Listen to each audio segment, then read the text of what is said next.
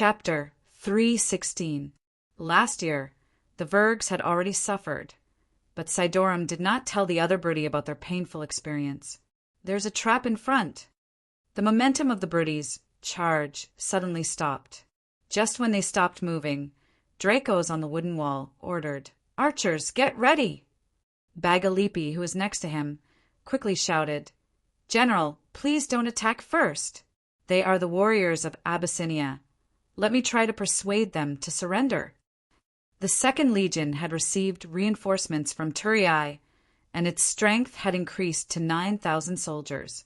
However, 1/3 of the soldiers stayed behind in Abyssinia to prevent any unrest. At the same time, Dracos invited Bagalipi to go to the fortress that was being built.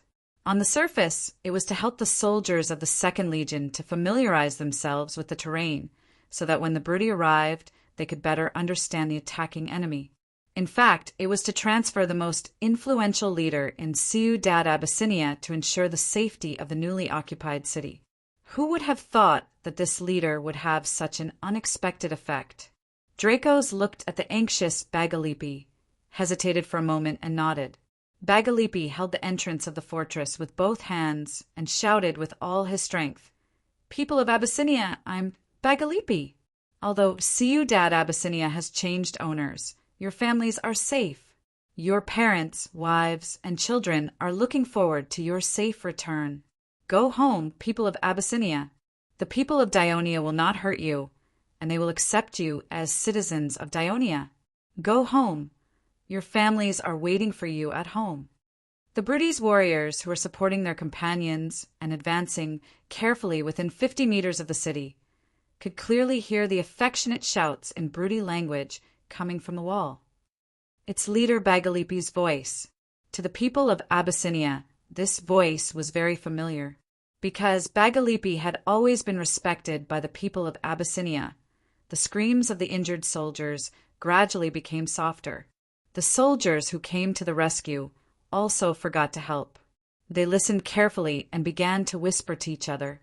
Nikaru, who was at the back, knew about the situation and flew into a rage. "Bagalipi, you damned old man. Why didn't I realize he was so vicious before? It was him. He must have betrayed us. That's why I let the Dionia occupy my city. I'll skin him alive, eat his flesh, kill his entire family." Nikaru could only curse. No matter how irascible he was, he knew that with the current condition of the soldiers, they could no longer fight. He could only order a temporary retreat. However, when the horn was blown, a small number of soldiers lingered around. Nikaru was anxious and angry.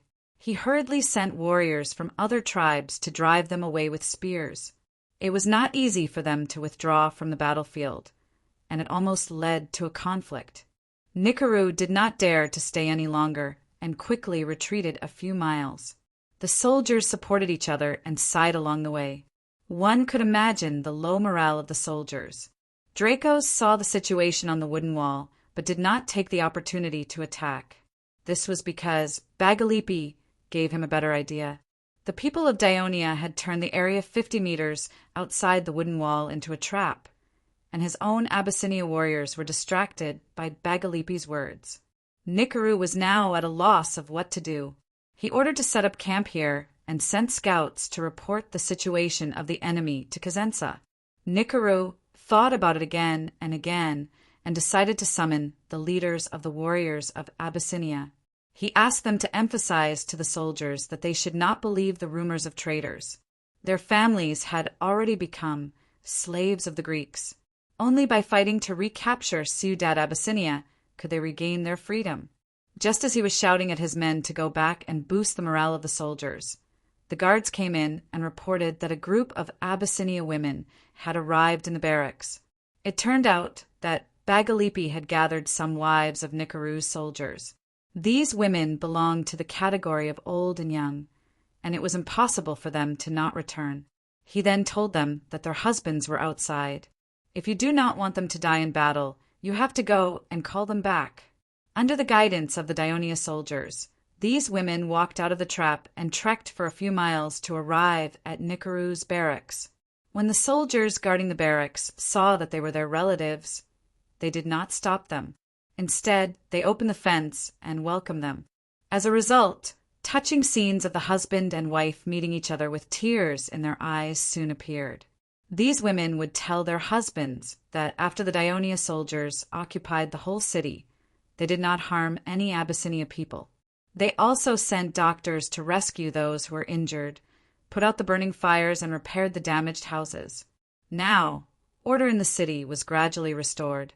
A small number of Abyssinia soldiers cried when they learned from the women that their families had died in battle. In one of the barracks, all the soldiers gathered in one place. The scene of joy and sorrow was lively and a little funny. But for Nikaru, who had just received the news, he was terrified. This was a conspiracy by the Daionia people. In a moment of desperation, Nikaru actually sent out his guards in an attempt to separate the women from the soldiers. He wanted to prevent the situation from escalating, but he did not expect that his action would intensify the conflict. Looking at the women who were forcibly dragged away, some who fell to the ground because they resisted, but the guards did not care and dragged them away. The Abyssinia soldiers were furious. They surrounded the guards who came from Nikaru's tribe and were made up of his most trusted tribesmen. These guards, who usually relied on Nikaru's power and tyrannical power, knelt and begged for mercy when they saw the situation was not good. However, the angry soldiers ignored their pleas and rushed forward to beat them up.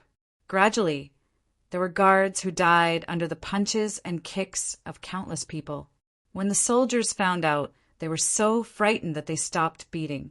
The guards' dying cries suddenly frightened some of the soldiers. The tyrannical power of Nikaru over the years began to envelop their hearts. We killed Nikaru's tribesmen. He will not forgive us. Why don't we take advantage of the fact that there are so many people now and capture him? Then we will go home. At this moment, a young Abyssinia shouted loudly and immediately became the direction of the confused soldiers. In for a penny, in for a pound, in for a pound. They gathered and rushed towards Nikaru's tent. Nikaru had already received the terrible news.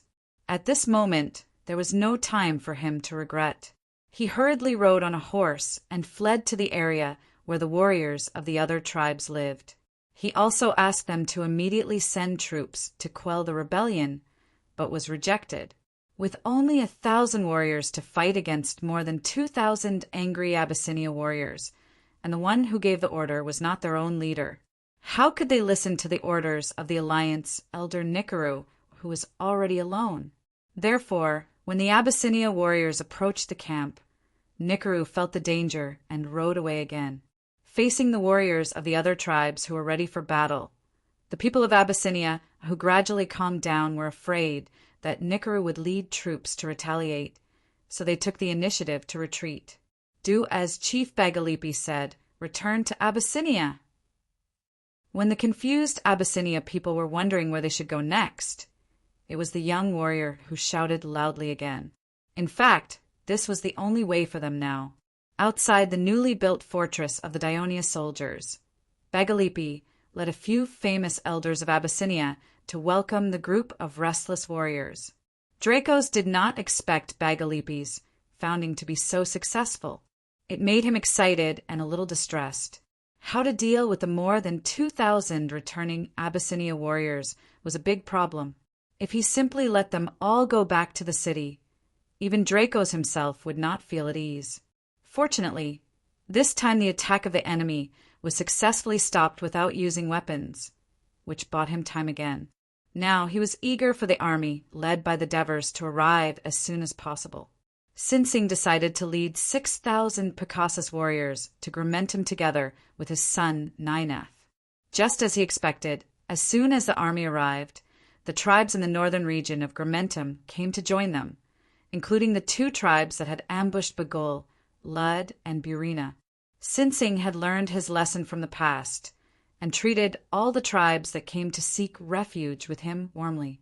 He quickly won over the hearts of the leaders of these panic-stricken small tribes, and also allowed his army to quickly swell to over 10,000 people.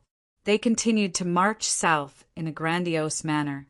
When the news reached the city hall of Grimentum, Bagul, who was rumored to be seriously injured, was sitting on a wooden chair looking slightly worried.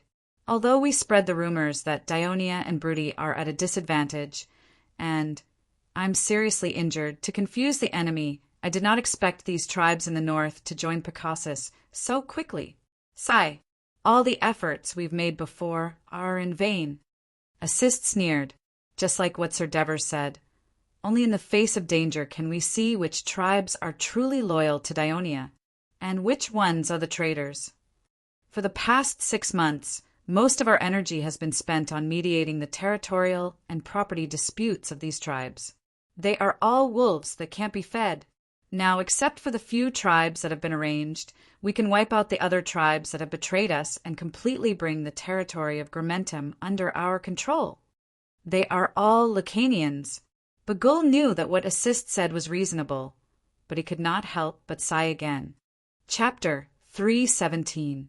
Bagul listened to his brother-in-law's words, and his expression gradually became firm. He said loudly, "You're right. I'm a Lucanian, but I'm also a citizen of Dionia. We can't let go of this great opportunity to unify Lucania. Big brother, there's a problem now."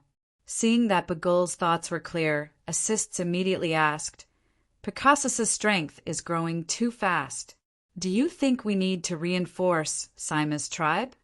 If we don't do anything, that cunning Sinsing will believe that we're in trouble." After Bagul got rid of his doubts, he was already fully focused on the upcoming battle. As the actual commander of the Legio III Grimentum, his decisiveness and determination were on display. Moreover, the tribes in the south have already received our notice in advance and are already prepared. Now, everything is ready, and we're just waiting for Legion Commander Hieronymus and Lazaro to arrive with their troops. I believe that Lazaro is eagerly looking forward to using a great victory to wash away the humiliation he suffered in the Isthmian tournament.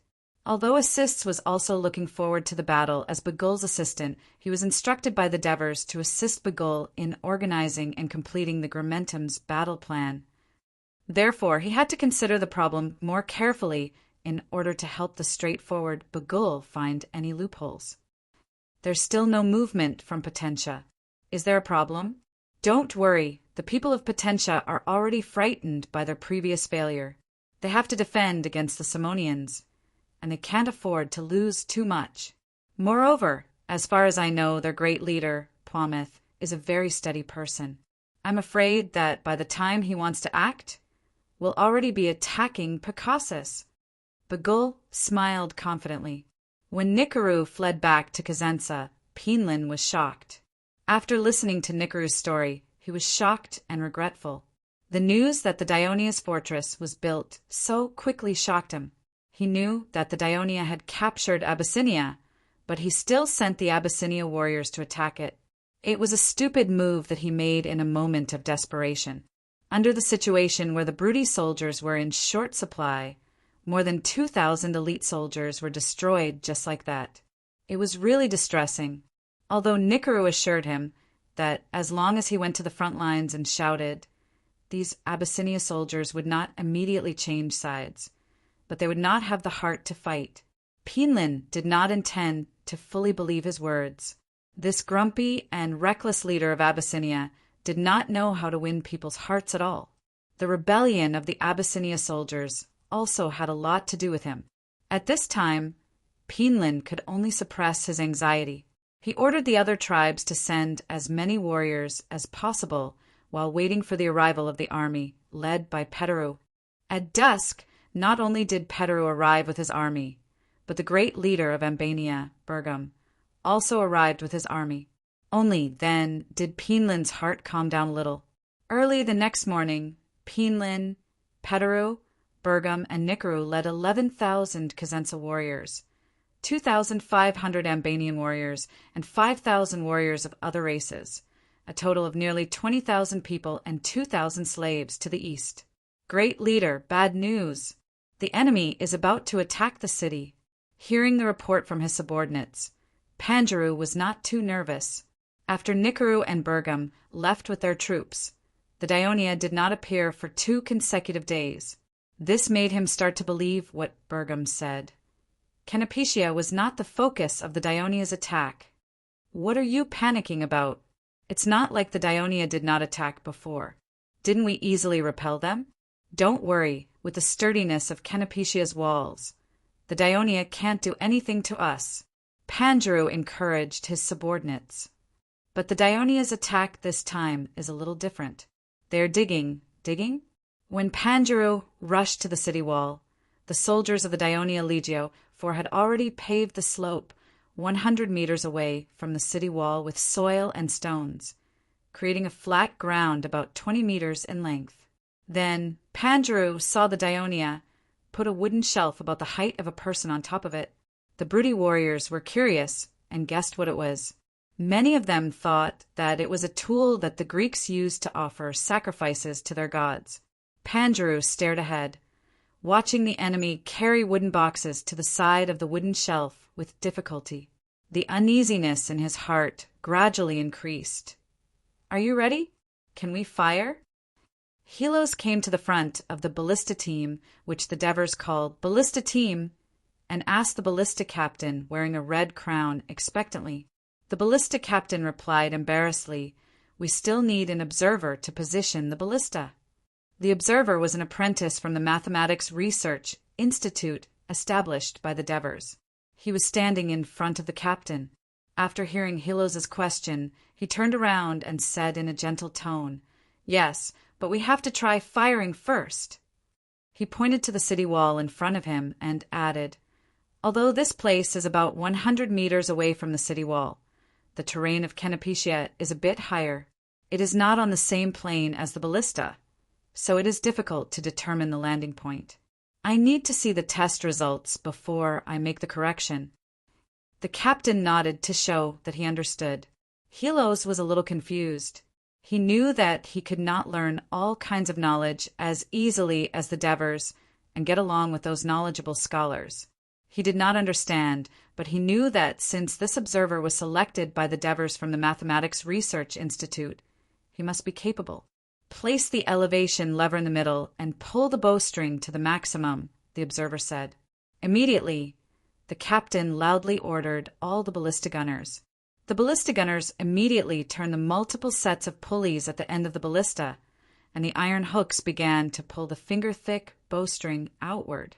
This was an improvement on the Syracuse ballista by Maticles after he achieved some results in the research of pulleys. It made it easier for the gunners to pull the bowstring. As the bowstring moved further and further back, it drove the two wooden ballista arms fixed to the iron main beam by the torsion spring group to move back as well. Not only did the two ballista gunners feel a little tired, but even the torsion spring group connected to the main beam made a creaking sound. The ballista arms even showed a slight bend. The bowstring was pulled to the last position of the guide rail, and the ballista gunners hurriedly stuck the rotating shaft of the pulley. "Prepare the ballista," the captain ordered. The ballista gunners took out a stone bullet the size of 2 fists from the wooden box next to them. The stone was made from Devers cement mixed with gravel, solidified in a circular mold and polished by slaves, so its shape was round and smooth. They placed it on the woven net bag in the middle of the bowstring. "Fire!" At the captain's command, the ballista gunners pressed down on the spring. 2 thick strands of ox tendon tightly twisted together to form a spring group, which drove the pulled ballista arm to spring back suddenly. The huge force generated by the torsion force drove the bowstring, and the bowstring drove the stone bullet forward on the smooth guide rail at lightning speed, and then passed through the circular hole in the middle of the main beam. Under the gaze of Helos, the stone bullet flew out, and in the blink of an eye, it became a small black dot in the air. In Pandru's vision, the small dot in the air rapidly grew larger. Amidst the screams of the soldiers, it flew over the city wall and fell into the city, smashing through the roof of a house, causing a cry of alarm. The soldiers were discussing what it was in a panic. Pandru's face was gloomy. There was no doubt that this was Dionia's new siege weapon, but why didn't they use it before, but only after Nicaru and Bergam left? Could it be that all this was planned in advance? The elevation angle is high. The shooting distance is about 300 meters. The gunner made a rough judgment after observing the trajectory of the stone bullet. He carefully looked at the comparison table of elevation angle, torsion force scale, and range, which was drawn by the Institute of Mathematics according to the newly researched parabolic equation, and then said, "Put the elevation bar forward, pull the bowstring to the maximum, and fire another shot." The captain gave the order, and while the ballista gunners were busy, the gunner said to helos, "According to our research, the middle and upper sections of the city wall are generally weaker. We should try to focus our ballista bombardment on this area of the city wall." Helos listened attentively and nodded. The stone bullet flew out again, and this time it accurately hit the city wall. With a loud bang, gravel flew everywhere, and the screams of the enemy could be clearly heard from 100 meters away. The gunner and the captain were obviously satisfied with the bombardment this time, so they continued to order, "All ballistic cannons fire according to the previous settings." More than a dozen stone bullets flew out one after another, exploding on the enemy's city wall. "Continue firing, don't stop." Helos was obviously also very satisfied with the power of the ballista, but he did not completely rely on this secret weapon. He had another plan. "Order the soldiers to start building the causeway." The orderly obeyed the order and left. Helos turned to Cypros, who had been following behind him, and said, "Lord Cypros, I hope that your men can also participate in the siege." "Don't be so polite, Commander Helos. Please give the order." Cypros said humbly. His eyes did not stray from the stone projectiles whistling through the air. The roar of the projectiles shocked him to the core. With the siege weapons invented by the Dionians and the 4-meter-high engineering towers being built in the camp, which city walls could withstand the attack of the Dionians. Even if the Greeks lost the battle, as long as they hid in the city, they would be able to withstand the attacks of the powerful enemies. Would this be the end of the era when the Greeks were defeated? Chapter 318. Everyone, Cosenza's army has entered the Brudi barracks 2 miles away.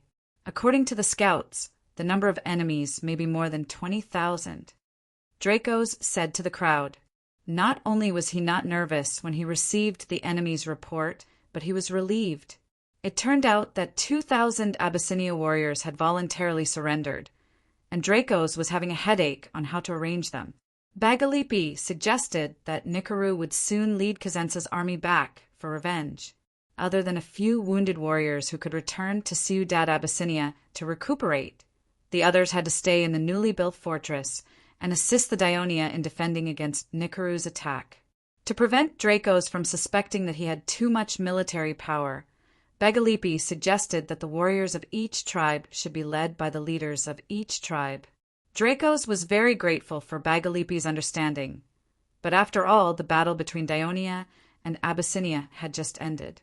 Some of the families of Abyssinia warriors had also died in the hands of Dionia soldiers.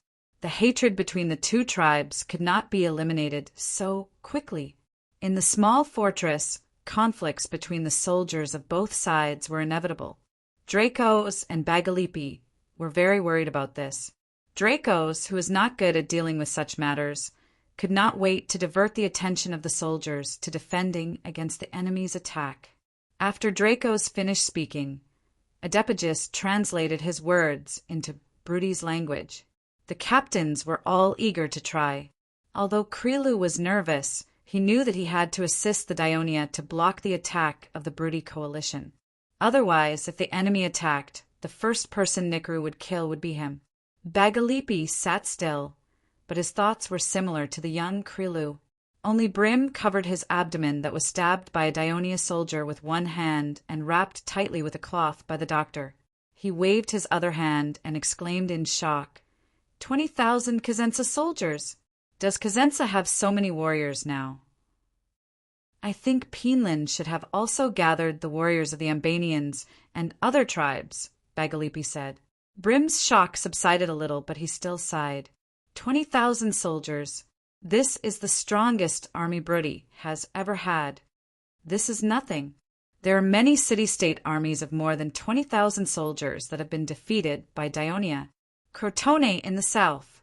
The Masapi and Pachetti across the bay. We're not afraid of having too many enemies, but we're afraid of having too few enemies. Trotaira stood up and said passionately, "This son-in-law of one arm, Antichorus, was only a squad leader when he first arrived in Turiai with the mercenaries. Now he was the leader of a battalion that commanded 1,000 people." His words were met with unanimous agreement from the other battalion leaders. Brim was unconvinced and wanted to say more, but Bagalipi held him down. Seeing this, the first battalion leader, Adrianx, looked at Drax and realized that the Legion leader did not seem to have any intention of saying anything. He knew his old friend's temperament well, so he came out to smooth things over. Although Cosenza's troops are large, we also have tens of thousands of soldiers, and we have the fortress as a barrier. According to Sir Devers, if the attacking side does not have a force several times that of the defending side, it will be very difficult to take down the fortress. Not to mention that the army led by Sir Devers will be arriving soon. Evidently, the fame of Sir Devers had made Brim lose the desire to refute. At this moment, when the hall regained its silence, Dracos began to speak. "Kspit, how's the training of the 2,000 newly arrived Dionia freedmen that I've assigned to you?" Kspit said with satisfaction. The freedmen sent by the Senate seem to have gone through strict selection. They've all gone through many military training sessions and are better at obeying orders. Archery and javelin throwing are their forte, and they can hold their ground for a while in close combat. I've already organized them into teams, and they're fully capable of playing a role in defending the city. That's good. Although Dracos was satisfied, there was not a trace of a smile on his face. He continued with a solemn expression. "Given that the newly built wooden walkways are narrow and can't accommodate too many soldiers, we'll fight when the enemy attacks. You'll lead the light infantry brigade and the 2,000 freedmen on the wooden walls and launch continuous long-range attacks against the attacking enemy. When the enemy approaches the bottom of the wall, you'll immediately command them to retreat to the bottom of the wall. Let the archers continue to shoot and kill the enemy, disrupting their rhythm of attack. Don't worry, Commander. Hades will protect my brigade. I'm afraid that before it's your turn to go into battle, the enemy will be repelled by my brothers," Kspit said confidently. Dracos was happy to see such fighting spirit in his subordinates, but he would not praise and encourage them like Sir Devers, or even joke around to liven up the atmosphere. He only nodded slightly and did not respond.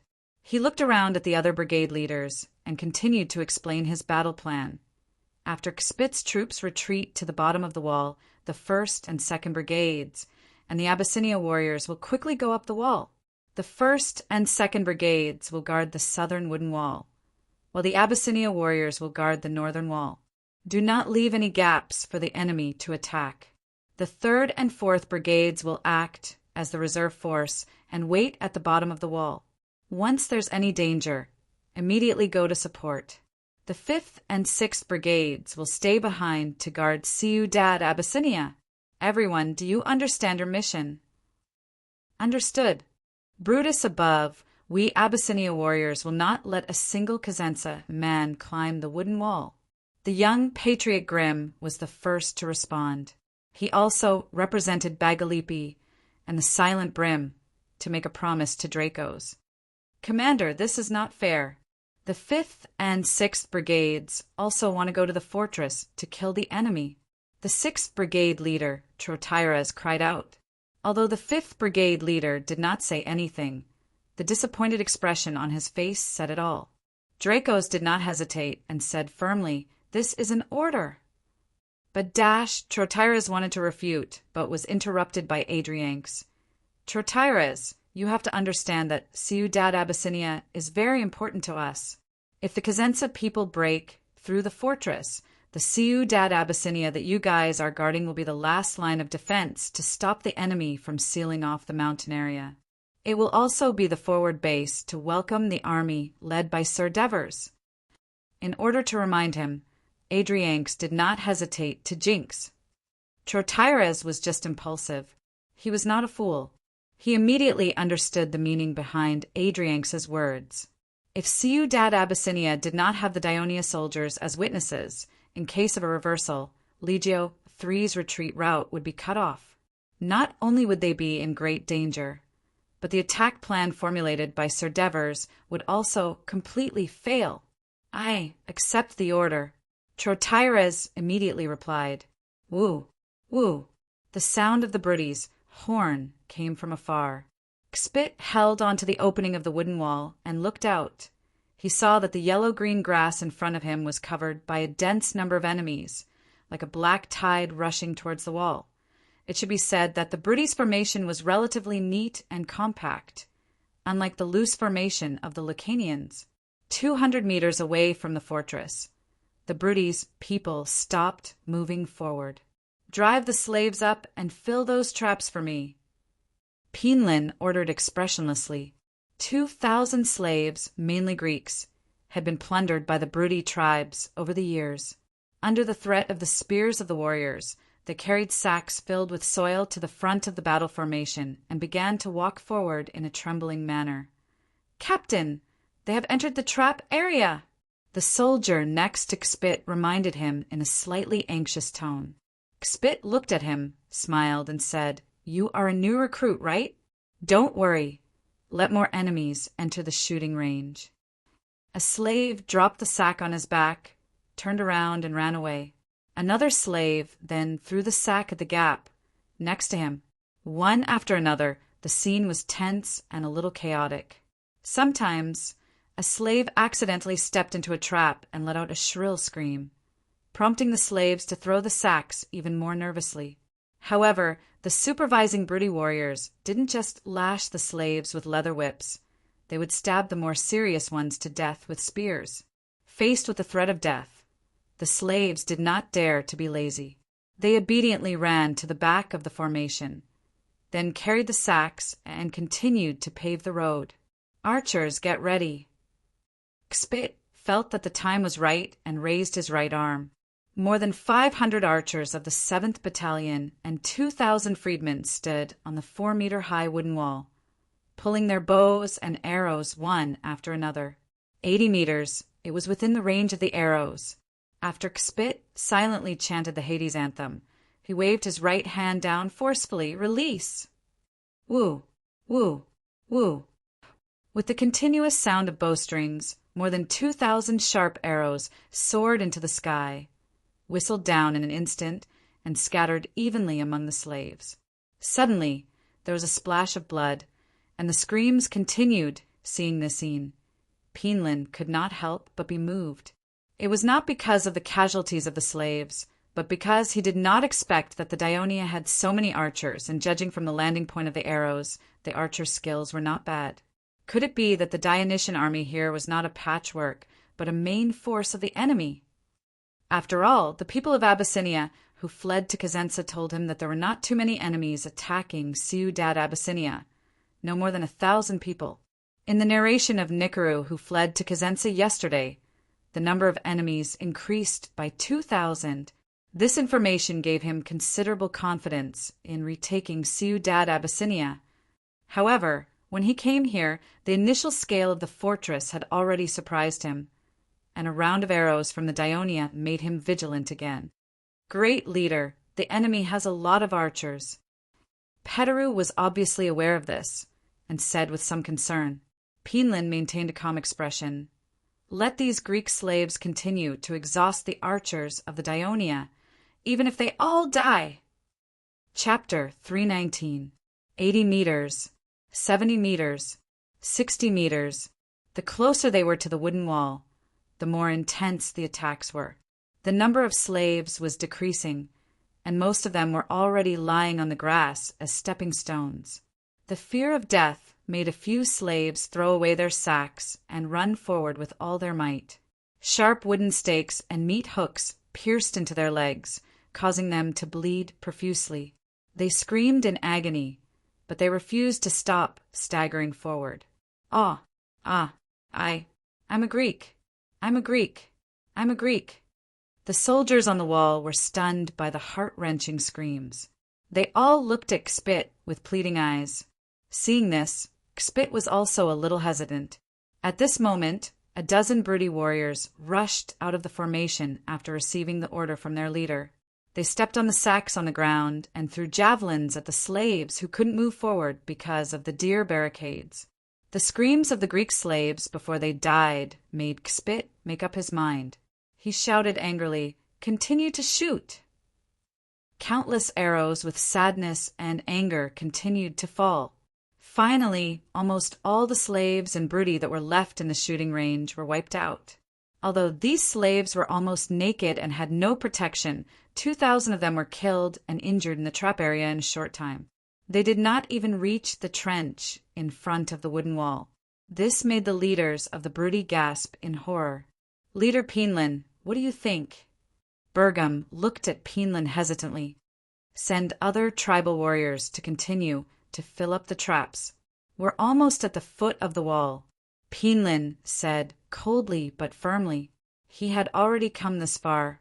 No matter what, he had to test the strength of the enemy. He wouldn't back down so easily.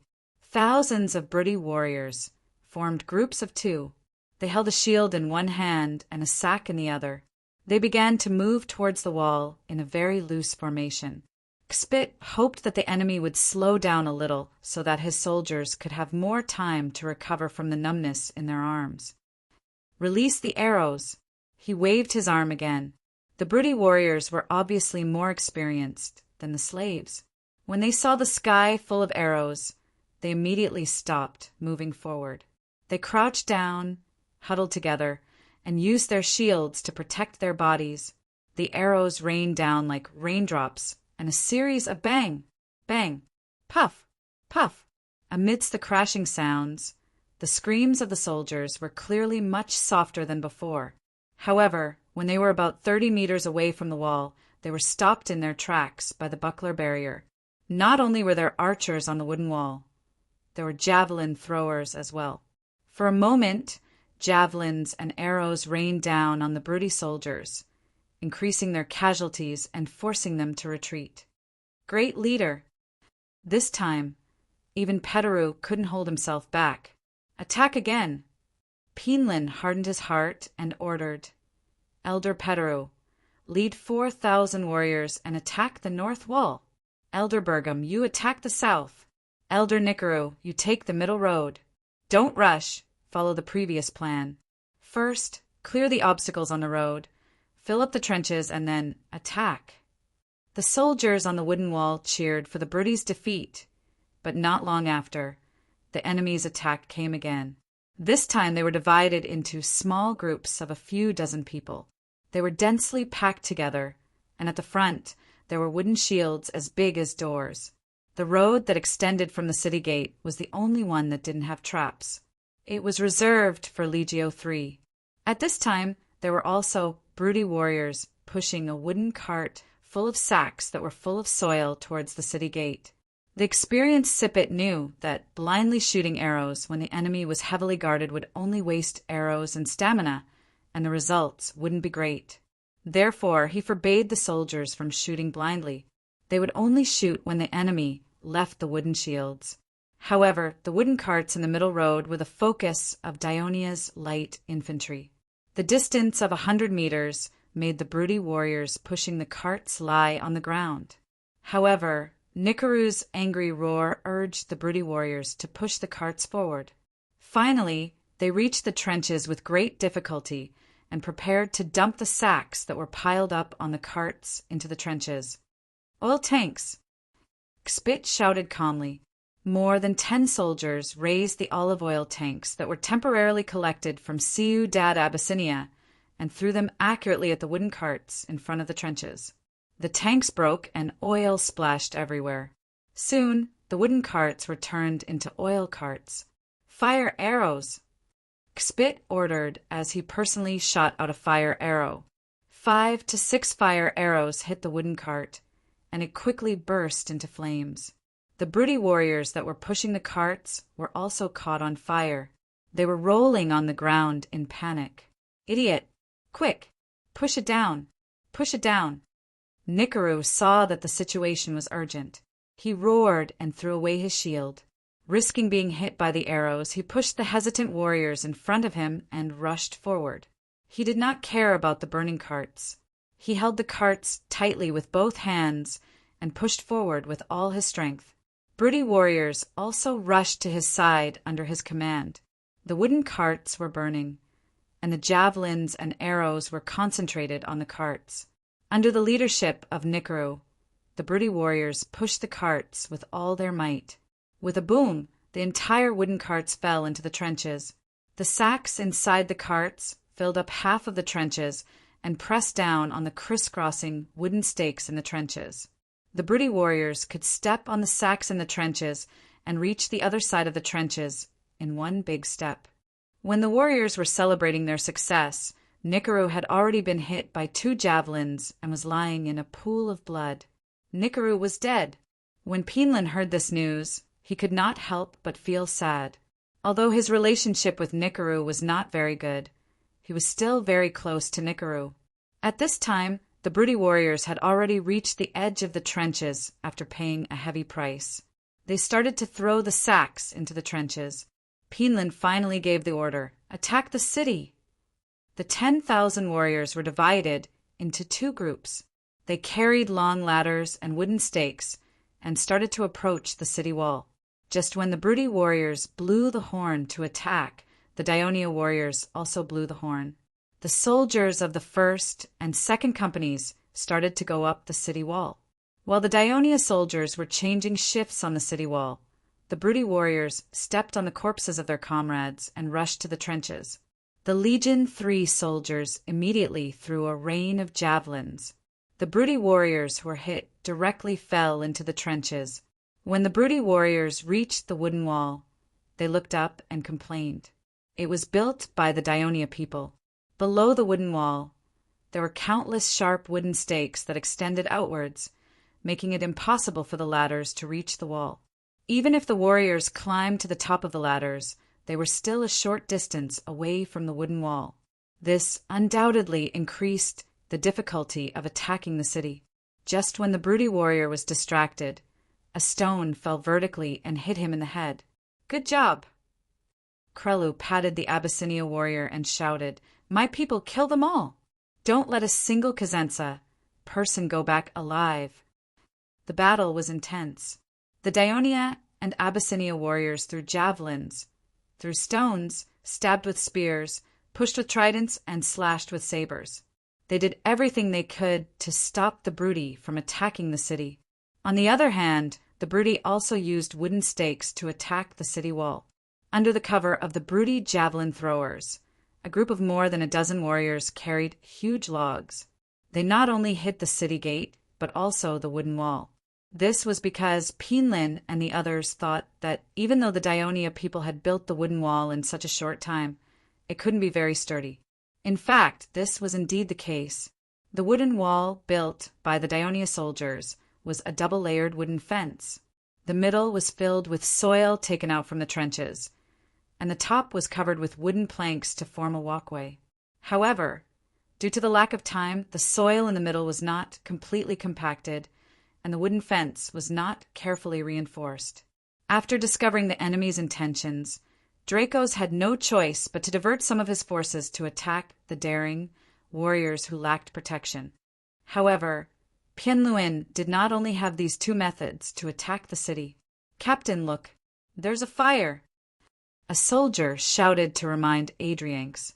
He hurriedly looked down and saw that the bottom of the wooden wall was already on fire.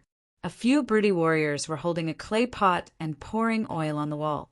The fire was getting bigger and bigger. "Quick, shoot that man!" While Adrianx ordered the soldiers to throw the javelins, he also shouted anxiously, "Quick, pour the sand down! Pour it down!" Due to the lack of time and resources, the wooden wall was not fireproof. For example, painting.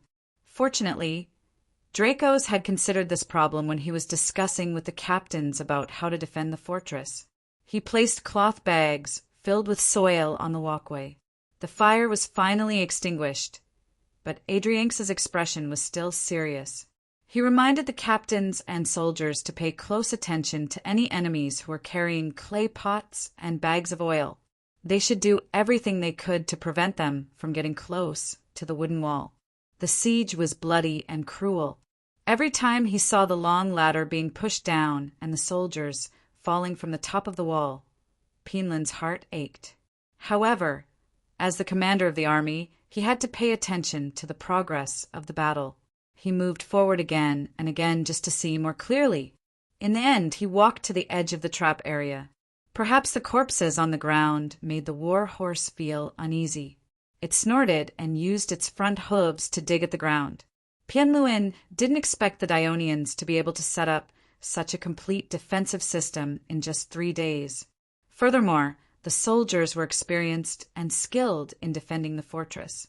Seeing the British warriors struggling and groaning under the wall, Pienland's confidence gradually weakened. Chapter 320. Fortunately, behind the wooden wall, there was a guard tower that was over a meter taller than the wall. Below the wall, the light infantry, led by Xpit, as well as the arrows and javelins fired by the freedmen as support. Thus, the southern section of the wooden wall was basically safe. Xpit shot an arrow, hitting the chest of the enemy who had broken through the wooden wall. The seemingly thick leather robe was completely penetrated, and the enemy collapsed to the ground. Xpit reached for the arrow out of habit, but found that the quiver was empty. "Quick, get a new quiver of arrows." Xpit shook his numb right hand and said to the guard beside him. After a while, the guard hurriedly ran back and handed him a quiver filled with 10 arrows. At the same time he said, "Captain, the quartermaster asked you to use them sparingly. He doesn't have many arrows left. How can they be used up so quickly?" Xpit said with slight dissatisfaction, "That's what I asked him. But he said that there are more than 2,000 archers in our light infantry and freedmen, and each of them has 20,000 arrows in their quiver. But almost all of the archers have used up their quiver." He also said that arrows are bought with money, and the price is not low. This time, because our 2nd Legion has a need for defensive operations, the enemy of Meresis gave us 30,000 arrows. Otherwise, they wouldn't have let us waste them like this. The guard felt wronged as he passed on the message. Although Xpit was also a little angry, the quartermaster of the supply team was now under Mercy's command. Whenever he thought of that stingy fatty, Xpit felt a headache coming on. He said loudly, "Brothers, there's nothing to worry about even if we run out of arrows. We still have reverse blades and spears, don't you think?" "Yes." The stalemate of the siege made Pienluen very anxious. He turned around to look at the soldiers resting in the rear. He hesitated whether or not he should send the last 5,000 soldiers into battle. However, the battlefield was too small and the wooden walls were too crowded. No matter how many people they sent, it would be useless. At this moment, he heard a rumbling sound behind him, followed by a wave of cheers. "The wooden wall has collapsed." The enemy's wall had collapsed. The warriors beside him cheered. Pienland turned around excitedly. There was a large gap in the center of the southern part of the wooden wall of the stronghold, and the Brute warriors were rushing in. "Don't panic. Do not panic." Brim comforted the panicking Abyssinia warriors loudly. Bagalipi was too old, and the warriors in his tribe were led by Bagalipi's nephew. Therefore, among the 3 leaders of Abyssinia, Brim was the oldest, the most senior, and the most prestigious.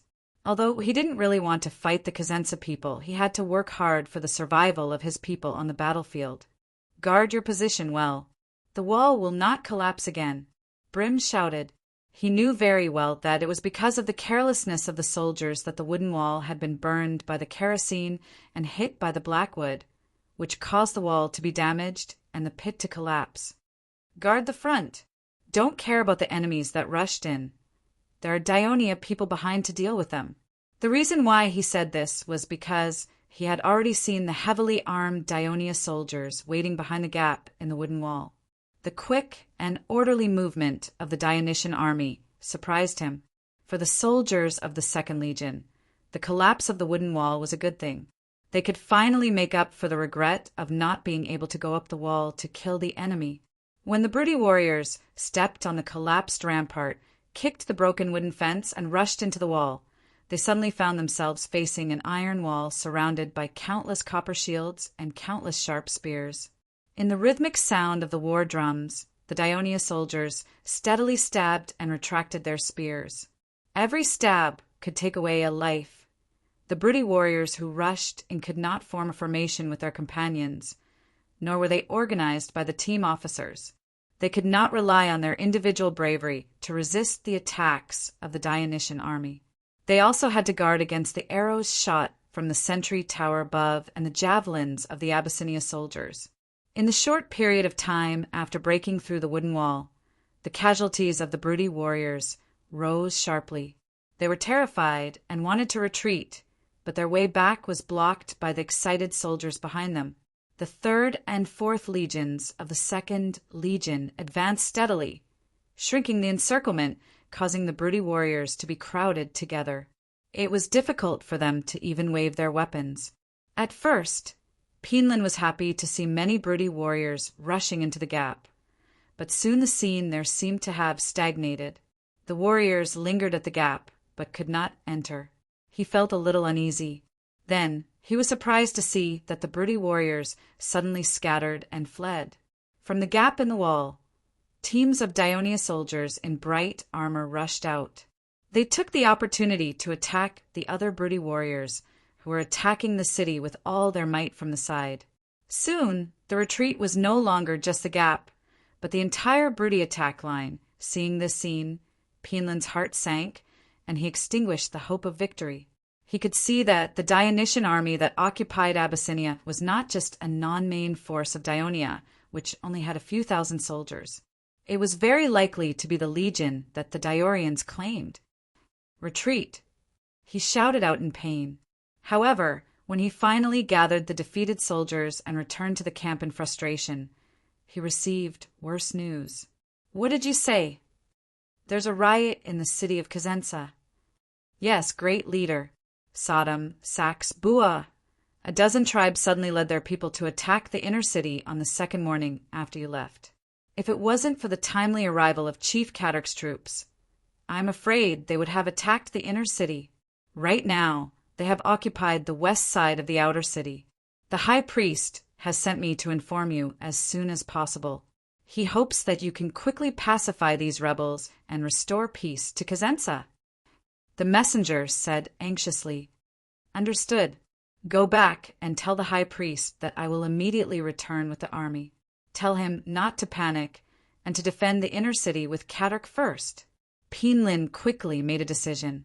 Back then, in order to monitor and rule these disobedient tribes, the Council of 7 Elders discussed and decided to force them to move to the outer city of Cosenza, which resulted in the current situation. This time, the rebellion was a wake-up call for Penlin.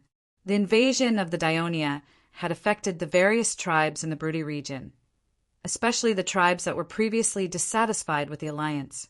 He had to act quickly to prevent the situation from worsening. He sent Petaru to carry out the order to break camp. Soon, Bergam barged into the main tent and shouted excitedly, Did I hear it wrong? Penlin, you want to return to Cosenza. Let the Daionia continue to build the fortress here, and we're leaving just like that. Elder Bergam, in this terrible situation, what else can we do? Continue to attack the fortress. Penlin was no longer as anxious as he was when he first heard the news. He asked calmly, There are probably 6,000 to 7,000 well-trained Daionia soldiers behind the wall, and more than 2,000 Abyssinia traders who have defected to them. In addition to that well-defended fortress, do you think we can take this fortress with just the few of us? You have to know that we have lost nearly 2,000 people in today's battle. 2,000 people. That's equivalent to more than half of the Anbalian warriors you brought. After listening to this, Bergam sat down dejectedly.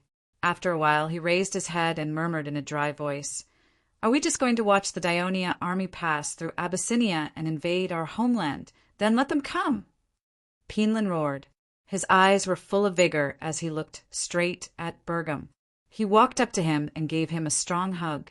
In a firm tone, he said, resolutely, "We want to go back and gather all the broody warriors.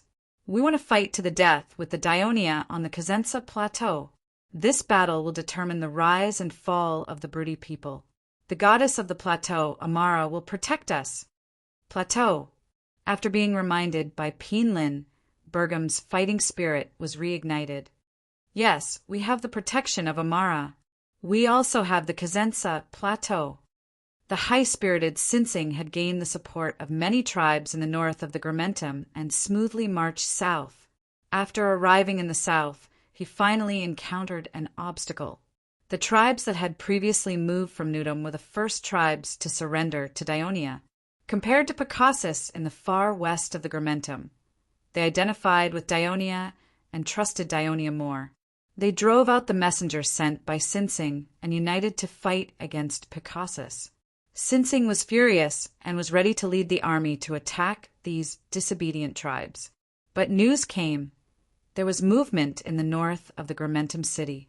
About 2,000 Daionia soldiers came out of the city. This made Sinsing worry that when he attacked the Lucania tribe in the south, he would suddenly be attacked by the Daionia from the flank, so he had to withdraw his troops. As soon as Picassus's troops withdrew, the Daionia people immediately retreated back into the city. This happened for 2 days in a row. Sinsing concluded that the Daionia people in the city were just putting on a show. They had neither the guts nor the intention to attack him. Therefore, he asked Nennet to take 2,000 soldiers to keep an eye on the Gramentum city while he led the army to prepare to conquer the southern tribes. At this time, Picassus sent a messenger to tell him bad news. 1,000 Hellenes had invaded Picassus's territory. They destroyed the farmland and burned the settlements. Picassus did not dare to attack rashly because of the limited number of troops in the city. He asked Sinsing to return urgently. Chapter 3:21. Sinsing thought angrily, "Elia, this small Greek nation that has always been oppressed by Picassus and almost destroyed actually dares to cause trouble in Picassus's territory. Could it be that after becoming a member of the Daionia alliance, these Greek cowards who only know how to hide in the city have the courage to do so? Doesn't it know that after provoking Picassus, no one can save it? He swore in his heart, after conquering the Gramentum, 'I must destroy Elia.' But dreams were dreams, and the problem of reality had to be solved. Although the battle on his side was at a critical moment, Picassus had to immediately go to the rescue. Although 1,000 Elia people could not break through the city of Picassus, letting them wreak havoc outside the city would shake the support of the tribesmen for Sinsing. Over the years, Sinsing had used various means to make his tribe have an absolute advantage over the other tribes in Picassus. But Picassus was not the only tribe. Even in his tribe, the elders and priests were not completely loyal to him. Last time, the tribe was already somewhat dissatisfied with the defeat in the Gramentum. This time he had to take immediate action against the invasion of Elia. Otherwise, if the warriors found out, their anger alone would give him a headache. He had no choice but to stop the attack that he was about to launch again. He sent Nennet to lead 3,000 men, 2,000 from Picassus and 1,000 from the other tribes, back to reinforce Picassus city. He wanted to wipe out all the invading enemies as soon as possible to vent the anger in his heart. At the same time, the delay of the attack meant that the pressure on the army's food supply had increased. He also sent a team of warriors to gather food from all over the place. The so-called gathering was actually burning, killing, and looting. This forced the neutral tribes to either escape into the mountains or join the tribes in the southern part of the Gramentum, which was Daionia's side. In Kenipatisha, the Daionia Legio IV's crossbow shells had been firing for most of the day, causing many cracks to appear on the city walls. The flying rubble even injured and killed some of the defending soldiers, causing the soldiers on the city walls to tremble in fear and low morale. Great leader Pandru had no choice but to make up his mind. Send out troops in the middle of the night to destroy these terrifying siege weapons. In fact, the ballista itself was not heavy. Helos, who had always been cautious, did not move it back to the barracks when darkness fell. Instead, he only built a barricade in front of the ballista group to lure the snake out of its hole. As a result, Kenapetia's assault troops were ambushed by the Legio Force soldiers around the ballista. After a round of fighting, they were almost wiped out. After losing a few hundred soldiers, Pandru no longer dared to act rashly. The next day, under the cover of the long-range fire of the ballista and light infantry, the soldiers and the Trine people built 3 causeways to the trench in front of the city. They then began to lay stone slabs on the causeways 100 meters outside the city. Then the Kenapetia warriors were surprised to see 3 wooden towers being slowly pushed onto the causeway that had been paved with stone slabs. These wooden towers were 5 meters high, and with the addition of the 1 meter high causeway, they were 2 meters higher than the stone walls. The width of the towers was the same, 2 meters above and 3 meters below. They were made of wood and covered with wet cowhide. At the bottom were huge wooden wheels, and at the top were wooden ramparts that could accommodate 3 to 4 archers. A drawbridge hung at the top, and a long wooden ladder was dragged behind it. When the siege tower approached the city wall, the drawbridge was lowered and placed on the top of the wall. The soldiers could climb the wooden ladder, pass through the tower and the drawbridge, and directly enter the wall, making the siege easier. The siege tower designed by the Dionia engineers and carpenters was relatively simple, and its function was also very simple. It could not be compared to the giant siege tower made by Syracuse. The only bright spot was that the safety of the labor was well considered. This was because there were 3 wooden poles protruding from the wheels on both sides of the siege tower. Above the wooden poles, there were wooden sheds that looked like eaves. The people pushing the tower stood outside the causeway, and they could stand and hold on to the wooden poles. The wooden sheds helped them block the arrows from the enemy, and they could focus on pushing the siege tower forward. When the towering siege tower slowly moved forward, the Kenapetian warriors were stunned. Although siege towers had long been used in the Mesopotamian plains, they had never appeared in the Greek world, which was a small country with few people and many city-states. The overlord of Syracuse, Dionysius, was the first to make a breakthrough in Greek siege technology. However, this had just happened and had not spread to the Brudi. They had never seen such a huge siege machine. Arrows, and javelins could not damage it at all, and the stones thrown could not reach far. Perhaps the siege weapons of Dionia, which could fire stone bombs, could destroy it, but the Kenapetians did not. The warriors could only watch as it approached the moat. Then the archers in heavy armor entered the siege tower, climbed the wooden ladder to the top of the tower, and began to shoot at the warriors on the city wall. Arrows flew back and forth from both sides. The Dionia archers, who were on high ground and protected by armor and wooden railings, clearly had the upper hand despite having fewer men. The Dionia soldiers took the opportunity to fill the moat with sand so that the siege tower could be pushed to the bottom of the city wall. The anxious Pandru ordered his men to stop the enemy's attempt, and at the same time he sent people to Cosenza to ask for reinforcements. He knew in his heart that if there were no reinforcements, Kenapetia would be breached in a matter of days. Although the bloody and cruel battle in the fortress happened yesterday, it felt like a long time ago. Early that morning, the 2nd Legion Commander Dracos, the 1st Battalion Commander Adrianx, and other officers waited outside Ciudad Abyssinia with smiles on their faces, welcoming the arrival of Archon Diolia, the Supreme Commander of the army, the Devers. Among the welcoming team were the original leaders of Ciudad Abyssinia, Bagalipi, Brim, the new leader Creru, and some nobles from the various tribes of Abyssinia. They were either nervous, excited, or agitated as they waited for the Supreme Commander of Dionia. To prevent any accidents, Dracos ordered the 5th and 6th Battalions in the city to deploy and be on high alert. Creru, is the Archon Devers of Dionia really younger than us? Bagalipi's young nephew, Rodum, could not help but ask Creru, who was beside him. In the past, their relationship could only be described as ordinary, but after yesterday's battle, the 2 youths quickly became friends.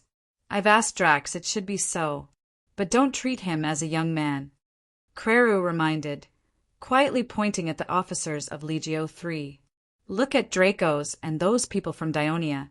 They usually look up to us, but now they look completely different. They don't look like they're welcoming a young man." "Of course I understand.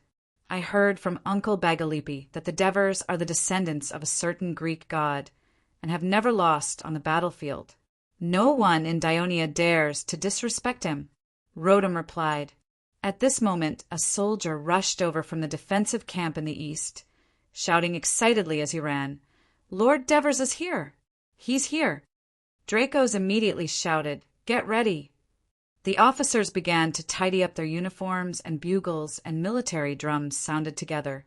After a while, the sound of orderly footsteps could be heard, and a long column soon appeared in front of everyone. The person at the front of the column was dressed in full military uniform, leather sandals, bronze shin armor, and linen breastplate. He was no different from an ordinary heavy infantry soldier, only his helmet was different. It was not the heavy Corinth helmet, but a new type of iron helmet. The crown was decorated with long red and purple feathers, very elegant. There was no protection on the front of the helmet, only the cheeks on the two sides were protected by chin guards, so people could see his face clearly. He had a wide forehead, thick eyebrows, a high nose, a moderate chin, and eyes that were not big but extremely spirited. He looked young but not childish, and there was a sense of majesty in his eyes. His strides were big and powerful, but his speed was not too fast. He seemed to be full of vigor and steady. "These are the Archon Devers of Dionia." The curious people of Abyssinia found the answer in the straight chests and respectful eyes of the generals and soldiers of Dionia. The Devers came in front of Dracos under hundreds of focused eyes. Dracos gave a neat military salute. "Sir Commander, all the soldiers of the 2nd Legion welcome your arrival." The Devers immediately returned the salute and said half-jokingly, "Well done, Drax, you put up a big scene. When did you learn to do this?" Dracos looked at Adrianx, a little embarrassed. The Devers understood and said with a smile, "It's Adrianx's idea, right? It seems that the Isthmian Games was not in vain, but such a ceremony should still be done after the war is over. During the war, everything should be simple." If someone else had said this, Adrianx would have thought that they were poking at his scars, and he would definitely be dissatisfied. But for the Devers' words, he carefully thought about it and agreed. "Sir, you are right. The war is not over yet. We must take it seriously." The Devers laughed heartily and went forward to give Adrianx a warm hug. "I was shocked when I heard the news on the way here. Adrianx, you only used 700 people to capture Ciudad Abyssinia. What a bold and decisive move. Amazing, amazing. You and your 1st Battalion can definitely get a star, and the people of Dionia will be happy to celebrate your victory." This was what Adrianx was happy to hear. All the grudges in his heart were gone, and he was so happy that he did not know how to respond. Chapter 3:22. Dracos chuckled. He was proud that the 2nd Legion was no longer the 1st Legion's follower. The Devers patted his shoulder and asked, "Where is the hero who crossed the Krati River?" "He was injured while crossing the river. He is receiving treatment from the doctors in the city." "He can't go out for the time being," Dracos answered. "He's injured. Is it serious?" The Devers asked with concern. "I heard from the doctors that a few of his ribs were broken on his left side. His lungs are injured and there are some external injuries. However, he will recover after some rest. Without him, we wouldn't have won today. We must take good care of him," the Devers urged. "Don't worry, sir. We will take good care of him." The Devers nodded. He was about to say something when he saw a large group of people walking in their direction. He immediately smiled and strode toward the oldest man from Abyssinia. "Are you Chief Bagalipi?" Bagalipi hurriedly bowed and was ready to salute Brudi. "Chief Bagalipi of the Perga tribe of Abyssinia greets Sir Consul Devers." The Devers quickly stopped him and said passionately, "Thank you. Without your help, Abyssinia would not have recovered its peace so quickly." The people of Dionia and Abyssinia should thank you. Because of your decisiveness and selflessness, they will not have another family member die in vain." The words of the Devers made the white-haired old man emotional. Many people in Abyssinia had called him a traitor these few days. One could imagine the grievance he felt. At this moment, the young man in front of him gave him the feeling that it was hard to meet a bosom friend. "Because of your achievements, I propose that the Senate of Dionia hold an emergency meeting. Through a majority vote, you'll become a member of the Senate of Dionia, just like Vespa and Hemont of Lucania. You'll become a respected elder of the entire alliance of Dionia. I wonder if you're willing to accept this?" After listening to Devers's words, the steady Bagalipi showed a shocked expression, but soon he answered without hesitation, as if he was afraid that Devers would go back on their words, because this was what he hoped for. "I do. Thank you, Senate, for your trust in me." Devers held his arms and laughed. "That's great. From now on, we are a family. Dracos, Adrianx," and the others congratulated Bagalipi. Bagalipi showed a rare smile. At this moment, he heard coughing behind him. Only then did he remember that he had overlooked something. He quickly turned around and said, "Sir Devers, let me introduce you. This is Leader Brim of Abyssinia." Before he finished speaking, Devers had already rushed to salute him. On the way, he had already learned about the situation of several leading figures of Abyssinia in detail. At this moment, he said enthusiastically, "It was with your help that Dracos and the others were able to defend the fortress. Similarly, the Senate of Dionia, in order to thank you for what you've done, invites you to join the Senate." After listening to Bagalipi's translation, Brim was a little stunned. Previously, when he saw Kazensa's army retreating from the fortress, he knew that Abyssinia would no longer belong to Brudi. However, he still found it a little hard to accept that it would suddenly belong to an alliance dominated by the Greeks. "Say something, are you happy?" Bagalipi gave him a look and pushed him. I'm very happy," Brim mumbled softly. Divers did not take it to heart. He laughed and said, "Elder Brim, rest well. We still need your help in the upcoming battle." Just as Brim responded, Krelu squeezed forward. Before he could speak, Devers looked at him and said loudly, "I know you, Krelu, the hero of Abyssinia. If it weren't for you, how could the warriors of Abyssinia return home so smoothly?" After listening to Bagalipi's translation, Krelu did not expect that the consul of Dionia, whom he had never met before, not only recognized him, but also knew about his deeds. He was both excited and proud. "Originally, I have proposed to the Senate to let you enter the Senate. However, you are too young and have never managed a tribe before.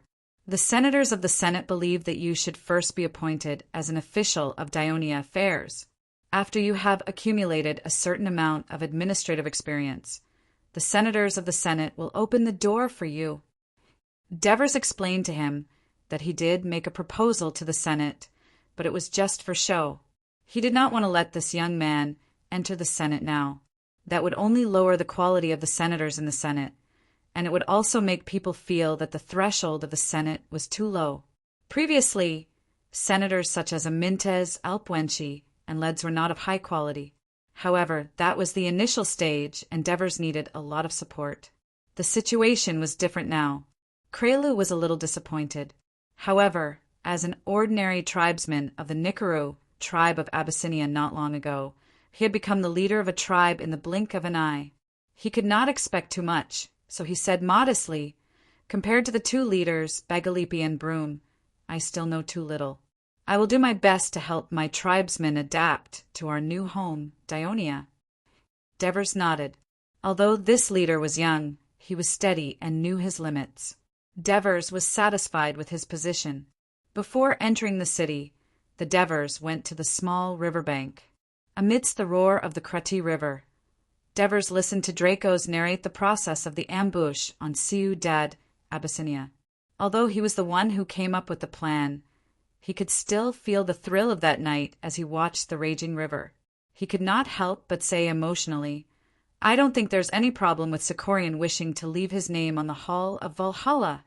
It is his bravery and fearlessness, and that of another brave man, that have allowed us to stand on this beach.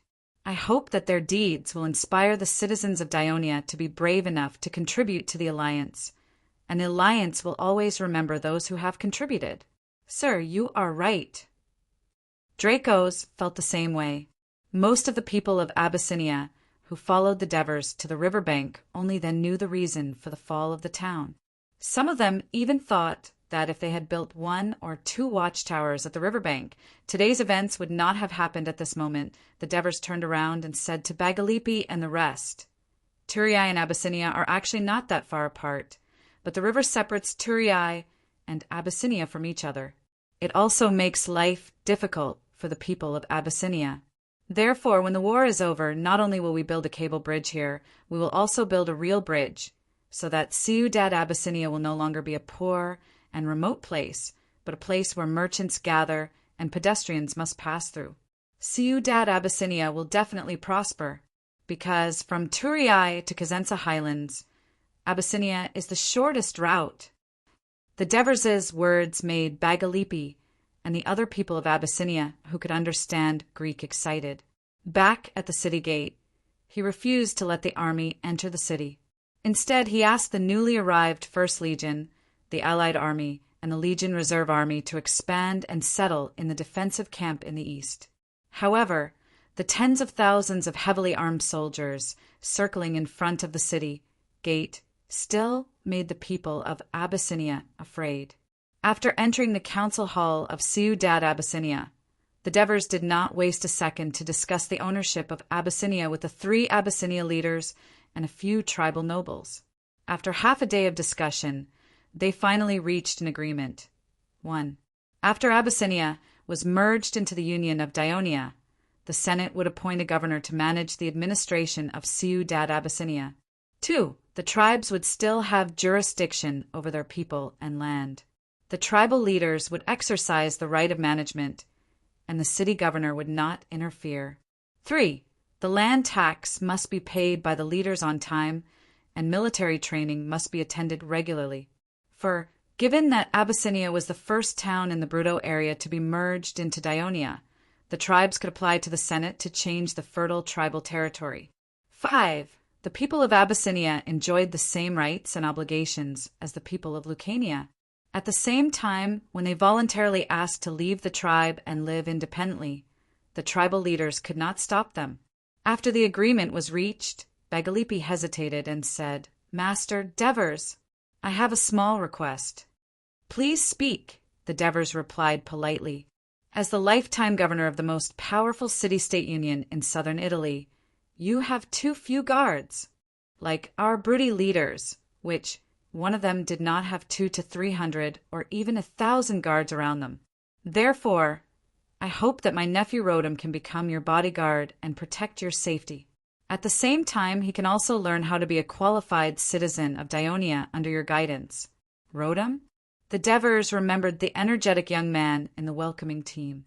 He was about to respond when the others in the hall realized the benefits of Bagalipi's proposal and shouted, Master Devers, my son also wants to be your guard. And my 2 sons. There are 5 in our tribe. The reason why the people in the hall were so enthusiastic was because of the tradition of Abyssinia. When Nikaru was tyrannical, almost every family had sent their children to be his guards. Now that they were conquered, it was inevitable that they would feel a sense of gain and loss. If they could have a closer relationship with the highest authority in Dionia, they would be happy to add more security to their families and tribes. Chapter 3:23. As a warrior who shared the same fame as Marcius, Marcius was content with his lot. He did not have much ambition and was loyal to his duty. Therefore, the Devers had always trusted him. Although the Praetorian guards were full, they were still responsible for guarding important places such as the Senate, the Temple of Hades, and the arena. The vacancies could be filled by the young people recommended by the leaders and tribal nobles in the hall. In order to integrate the people of Abyssinia into the Dionia alliance as soon as possible, the young elites of Abyssinia should be allowed to join the government of the Dionia alliance. They should understand the system of Dionia as soon as possible, learn the culture of Dionia, and get used to the life of Dionia. Then, like Bagalipi said, they should be assimilated into the people of Dionia and return to influence the people of Abyssinia. He needed to go back and discuss this matter with the Senate. However, he could agree to it for now and join the Praetorian Guards as volunteers of Abyssinia. After the Devers made up their minds, they immediately agreed to it. Soon, Ciudad Abyssinia gathered a guard of more than 60 people. The Devers appointed Rodham as the captain of the guard and announced that they would be responsible for keeping watch for him tonight. As soon as the order was issued, it was strongly opposed by Dracos, Capys, and the others. However, the Devers insisted and declared, "Now that Abyssinia is the Abyssinia of Dionia, the warriors of Abyssinia are also the soldiers of Dionia. What commander doesn't trust his soldiers?" In the end, the Devers, Dracos, and Capys reached an agreement. Marcius would lead the guards to guard outside the courtyard, while the warriors of Abyssinia would guard inside. When Rodham and the others received the news, they were greatly moved and swore not to let the Devers, who trusted them, be frightened. The people of Abyssinia, who were originally anxious, were relieved by this action of the Devers. Other than the high-ranking generals of the legion, the ones who were most afraid of accidents were the Bagalipi leaders and the tribal nobles. If something happened to the Devers, the 2,000 Dionia soldiers in the city, and the 10,000 soldiers outside the city would burn Ciudad Abyssinia to ashes. Therefore, they repeatedly reminded the tribesmen who were in charge of guarding the city tonight. The night passed peacefully. The next day, the Devers, who had a good night's sleep, and Capys, Dracos, the 3 leaders of Abyssinia, as well as the generals of Heraclea and Castellan's allies, discussed the matter of marching to the Cosenza highlands. Sinsing waited for the reinforcements to quickly defeat the Hellenes and return. In fact, he didn't have to wait too long before he saw Nineth fleeing back with hundreds of wounded soldiers. "What did you say?" "You were ambushed by the Dionia." Sinsing looked incredulous. How could there be Dionia's army outside the city of Picassus? Grimentum has always been under my surveillance. They didn't send a single troop. Nineth shook his head and said weakly, "Hellenes. I'm afraid they came from Hellenes. I saw it very clearly. Although they were all wearing Greek armor, most of their stature and hair color, even their roars, were Lucanian." After his son's reminder, Sinsing's train of thought suddenly opened. "You mean they came from Nudum? Why didn't our spies find them?" On the way back, Nineth had already thought about the matter clearly. He coughed and said anxiously, "They should have boarded the ship from Laos. Maybe they didn't go along the coast. Cough, cough. Instead, they took a detour. Our warships can't fight against the warships of Laos and Hellenes. We can only cruise around the port. Cough. It's good that we didn't get blocked. They have about 3,000 or 4,000 people. Father, what should we do now?" "Go back. We must return to Picassus immediately." Sinsing already had a bad feeling. "Can your body hold up?" Nineth nodded. "Cough. What about those tribes? Let them come with us. We need more warriors now.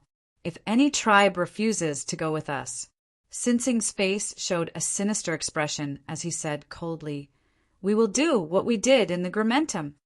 As soon as he finished speaking, a spy hurried in. "Report, great leader. A Dionysian army has appeared to the north of us. There are about 4,000 people. Report. The tribes in the south have gathered about 5,000 warriors and are coming towards our camp. Report, great leader. The Grimentum's army has left the city. It has been confirmed that their general is Bagul." Bad news came one after another, causing Sinsing to break out in a cold sweat. His whole body was soaked. When he heard the news, he was shocked. "You said that Bagul is not injured." "It seems so, great leader." Sinsing was dumbfounded. After a while he murmured, "A conspiracy. This is a conspiracy planned by the Dionia." He suddenly remembered something and said hurriedly, "Quick, call the leaders of Lud and Burina. If they don't want to come, we have to force them to come." As soon as the guard went out, one of the leaders of Picassus stumbled in. "Great leader, this is bad. Lud and Burina are leading a riot." Sinsing was so anxious that he spat a mouthful of blood on the ground. Dionia attacked the Picassus camp from the north, east, and south. The camp was in chaos and could not organize an effective defense, so it was easily breached. Ninath died in battle. Sinsing took a few of his tribesmen and fled to the mountains in the west. Most of the others surrendered. Commander Hieronymus, "What should we do with so many captives?" Bagul asked his superior. "According to the orders of Master Devers, all of them will be demoted to slaves of the city and brought back to Turiai as laborers for mining, repairing roads, and building temples." Hieronymus said to himself, not noticing the expression on Bagul's face, "Also, take out 1,000 Picassus captives and follow us to attack Picassus city to force the tribes in the city to surrender." Then he ordered Bagul continue to guard Grimentum city. At the same time, do not let down your surveillance of Potentia in the north. If there is any abnormality, immediately send a messenger to inform me. Yes, Agassiz, supervise the soldiers to speed up the cleaning of the battlefield. Otherwise, we won't be able to rest at night. Don't worry, Commander. I'll keep my eyes open like a shepherd watching over a flock of sheep. Whoever dares to slack off, I'll spank his butt. Agassiz laughed. Legio III carefully carried out the plan proposed by the Devers and perfected together to lure the enemy. Finally, there was a relatively perfect result. After Hieronymus finished assigning the tasks, he showed a rare, relaxed smile. "Big brother," Assists called out to Bagul, who was walking back with his head lowered. Master Devers once said, "Don't be too kind to the enemy who surrenders. If you are too kind, the enemy will forget the mistakes they have made and make the same mistake again. So, sometimes we also have to raise the wooden stick high and let the enemy remember the lesson with fear." Master called it the bread and stick method. Assists looked at Bagul, who was deep in thought, and said with a serious expression, "Our bill to appease the tribes in the north is good enough. Not only did we give them land, but we also selflessly allocated some cattle and sheep. But when we encountered danger, they did not stand with us to tide over the difficulties. Instead, they turned to the enemy and wanted to destroy us and divide more of our land. This time they were severely punished. I believe it will shock all the Lucania tribes in this land. When they make decisions related to us, they will think carefully. Should they choose to accept the bread or choose to accept the stick?" Bagul looked at the busy soldiers on the battlefield. They dismantled the enemy's camp, picked up the supplies on the ground, grabbed the abandoned weapons, and removed the armor from the corpses. They placed them on a fully loaded pack car, then lifted the enemy's corpses and threw them into the burning pile of corpses. The mountain wind blew, and ashes floated everywhere in the air. Bagul sighed and said, "I hope that after this battle, Lucania municipality can truly restore peace." Bagul spat out the depression in his heart. He slapped Assists on the shoulder and said loudly, "No matter what, we have finally solved the problem of Sinsing. We have to celebrate. Tonight, I will be a guest at your house. I have not tasted the lamb roasted by my sister for a long time. Let's not go home until we are drunk." A month later, the people of Sinsing who had escaped into the mountains were tired of hiding from the Dionia soldiers all day long. At the same time, they had to endure the hardships of life in the mountains and the increasingly crazy insults and scoldings of Sinsing. Finally, they could not help but kill Sinsing while he was asleep. They went down the mountains and surrendered to the city of Grimentum. This was a story for another time. When Pinlin led the army back to Cosenza, the rioting tribes had long fled. In the following time, he led Petaru and Feroturu to appease the people in the city and meet with the leaders of the other tribes in the city. Just as he was busy, Canopicia's messenger arrived at Cosenza. Chapter 324. In the exaggerated description of the messenger, one of the siege weapons could throw a round stone the size of a jar hundreds of meters away and accurately hit the city wall.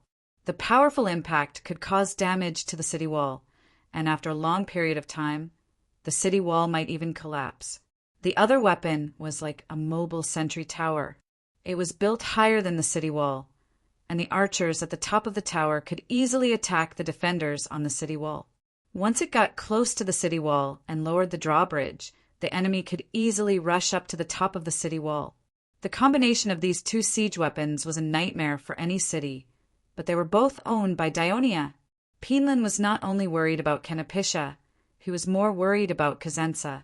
In his original plan, in the worst-case scenario, he could retreat to Cosenza and use the strong city wall to resist the attack of Daionia until the enemy ran out of food and retreated. However, the messenger's description had shaken his decision. He did not want to be trapped in the city and be bombarded by dozens of siege weapons by Daionia. Therefore, Canopiscia must be defended. Otherwise, if Daionia captured it, Cosenza would be attacked from both sides. But at this moment, the natural moat had been lost, and Daionia had a great advantage in strength. The Brutty alliance was in a difficult situation. It was too passive to rely on defense alone, and the possibility of failure was too high. Therefore, Pinlin was more inclined to take the risk and attack. As long as he could defeat the main force of Daionia, all the difficulties would be solved. He looked at Abyssinia, which had already surrendered, because it was the closest to the center of Daionia, Turiae. Daonia's main force would definitely attack from here. After thinking about it repeatedly, he finally made the final decision. Send 2,000 reinforcements to Canopiscia, and at the same time persuade Bergam to return to Anbalia. He also sent a messenger to Vig, hoping that the two elders of the alliance, Bergam and Sidorum, could bring as many warriors as possible to support the battle between the Brutty alliance and Daionia. The Devers stayed in Abyssinia for another 2 days in order to wait for the supplies to arrive and meet the needs of the battle. Although Abyssinia was very close to Turiae, transportation was rather difficult due to the limited road conditions. The Devers learned their lesson and ordered the soldiers to carry 5 days' worth of rations each. On the morning of the 3rd day, Devers led the 1st Army Corps, the 2nd Army Corps, the Mountain Reconnaissance Brigade, the Cavalry Brigade, the Heraclea Army Corps, the Castellan Army Corps, the Abyssinia Army Corps, the Army Reserve Corps, and 2,000 freedmen. Other than a small portion of the Army Reserve Corps stationed in Ciudad Abyssinia, there were about 24,000 people, including those who were sent to fight in Cosenza. They lined up in a long line and marched westward along the mountain path. When Pinlin received the report from the cavalry, it was already close to noon. The Daionia army had entered the Cosenza highlands, and they had seen the eye-catching flag of the Daionia consul. This news made Pinlin restless, and he immediately called for an emergency meeting. Other than Petteru, Froderu, Bergam, and Sidorum, who had just arrived last night, Pandru was still struggling to resist the enemy's attack in Nepetia, and Nikaru had died in battle. Only 5 of the 7 elders' council members were present, which inevitably made the people in the hall feel sad. I think the Daionia army will set up camp in this area when they arrive at Cosenza in the afternoon. Pinlin's finger drew a circle about 6 miles east of Cosenza's icon on the map, and he said excitedly, with Amara's blessing, we should take advantage of the discomfort they will feel after entering Cosenza and take the initiative to attack while they are setting up camp, forcing them to fight. Sidorum understood what Pinlin meant by discomfort. The area where Cosenza was located was high, so it was not a problem for outsiders to move normally. However, if they were to exercise strenuously for a long time, they would easily feel tired and have difficulty breathing. On the other hand, the Brutty warriors, especially the people of Cosenza, had adapted to this environment since they were young, and they would not have any abnormal movements. Moreover, he already knew the situation in Nepetia, so he did not have much hope of defending the city to the death. He and Bergam looked at each other solemnly and finally agreed. So they went back to gather their teams and nervously waited for the arrival of the Daionia army. However, only half an hour later, Pinlin urgently sent someone to summon them again. Elders, I have just received news that the Dionia army has stopped advancing near Punate River and has begun to set up camp. Penland said anxiously. Punate River. Sidorum and Bergam hurriedly looked at the map placed in the middle of the hall. Punate River was more like a stream than a river, and it eventually merged into the upper reaches of Krati River. The area it flowed through was relatively flat, and the key point was that it was almost in the middle of Abyssinia and Cosenza. We are so far away from Cosenza, and it's still so early. Are we going to rest already? Bergam muttered to himself in confusion. Those traitors of Abyssinia. God Amara will punish them.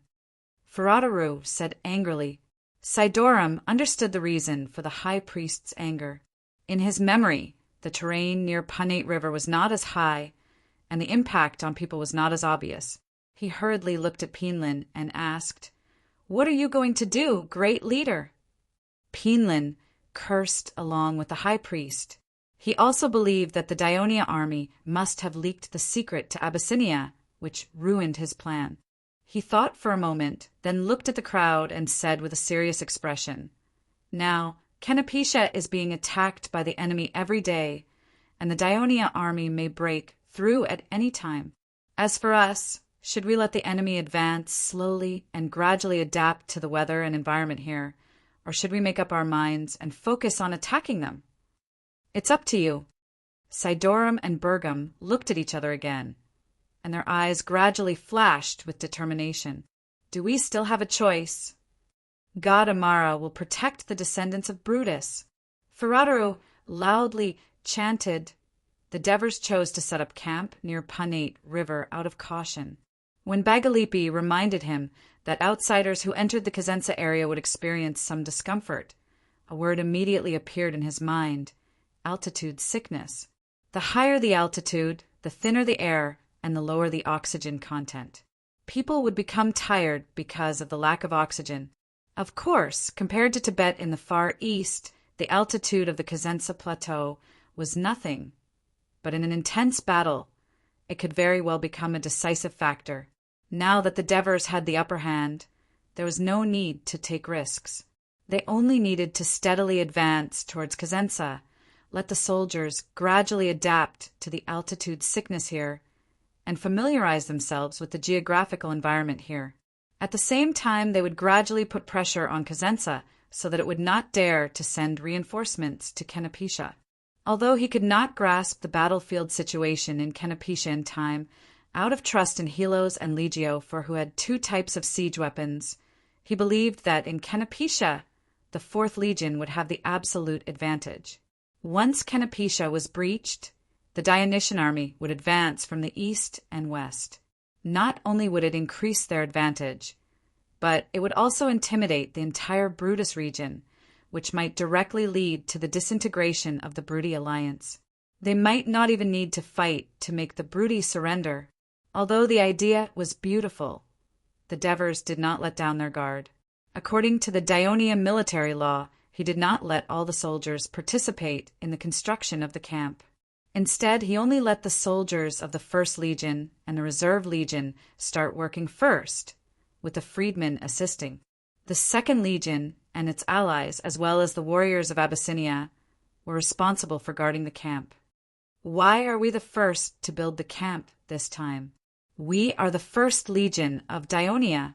Het-Barus stared at the soldiers of the 2nd Legion, who were sitting and resting in front of him. He complained while digging the soil. Maybe it's because the 2nd Legion just finished the battle with the Bruti alliance the day before yesterday, and the commander gave them a reward. Pershul's guest. Leotychides listened to the conversation of his teammates, and his thoughts ran wild. Although the Sparta people also paid more attention to the camp, it was not as important as Dionia to the extent that he thought it was paranoid. When the troops arrived at an important place, the first thing they would think about was how to build an extremely sturdy camp. There were even engineers to measure and check, and if they did not pass, they would be punished. Even though he had practiced many times in the new recruit training camp, and he had put it into practice in Tarentum, he still felt a little uncomfortable. If we, the First Legion, were to attack Abyssinia instead of the Second Legion, we would have done a better job. It's all because the commander is unfair. He gave this crucial task to the Second Legion, while we, the First Legion, are either climbing mountains or marching. I don't know how much we've walked these days, but the soles of my feet are blistered. Het Barus vented his frustration, and then someone slapped him on the head. Het Barus, stop talking nonsense and work hard. If we lose to Oliver's team because of you, Captain Martones will not let you off easily. Captain Sitarsis scolded. When Martones was mentioned, Het Barus did not dare to say anything else. Chapter 3:25. However, the captain was strict with his soldiers on two things. Firstly, during a battle, the soldiers were only allowed to advance and not retreat. Otherwise, he would kick the cowardly soldiers out of the battalion. Secondly, they were not allowed to lose to Oliver's 6th Battalion in any matter. This kind of battle spirit was a little funny, but in the army of Dionia, it was not uncommon to see such competition between companies, battalions, and legions. Moreover, the generals of all levels did not forbid such competition. Instead, they strongly encouraged it. Tug-of-war, rugby, soccer. These popular sports and competitions in the barracks were all team battles between teams, squads, and squads. It was a fierce competition for victory. Leotychides felt that it was precisely because the generals of all levels valued victory that these Dionia militia, who used to be farmers, fishermen, merchants, and so on, quickly developed a sense of honor for their units. That was why they fought bravely in battle. Persosis, I heard that the Lagos and Sparta are enemies. Have you fought with the Sparta before? Het Barus was a chatterbox. After a moment of silence, he started talking again. After the incident on the ship and the fierce battle with the Pachetti, his friendship with his teammates, especially with Het Barus, had become quite friendly. When Leotychides heard this, to hide the unnatural expression on his face, he did not raise his head. Instead, he bent down and continued to dig. He said softly, "Yes, I have fought." Het Barus' interest was piqued. He leaned closer and asked, "Do you think the Sparta are stronger or we are?" Leotychides did not expect him to ask this question. He was stunned. The other teammates seemed to be interested as well. They all gathered around, but Captain Sitarsis did not reprimand them. In fact, Het Barus asked the right person.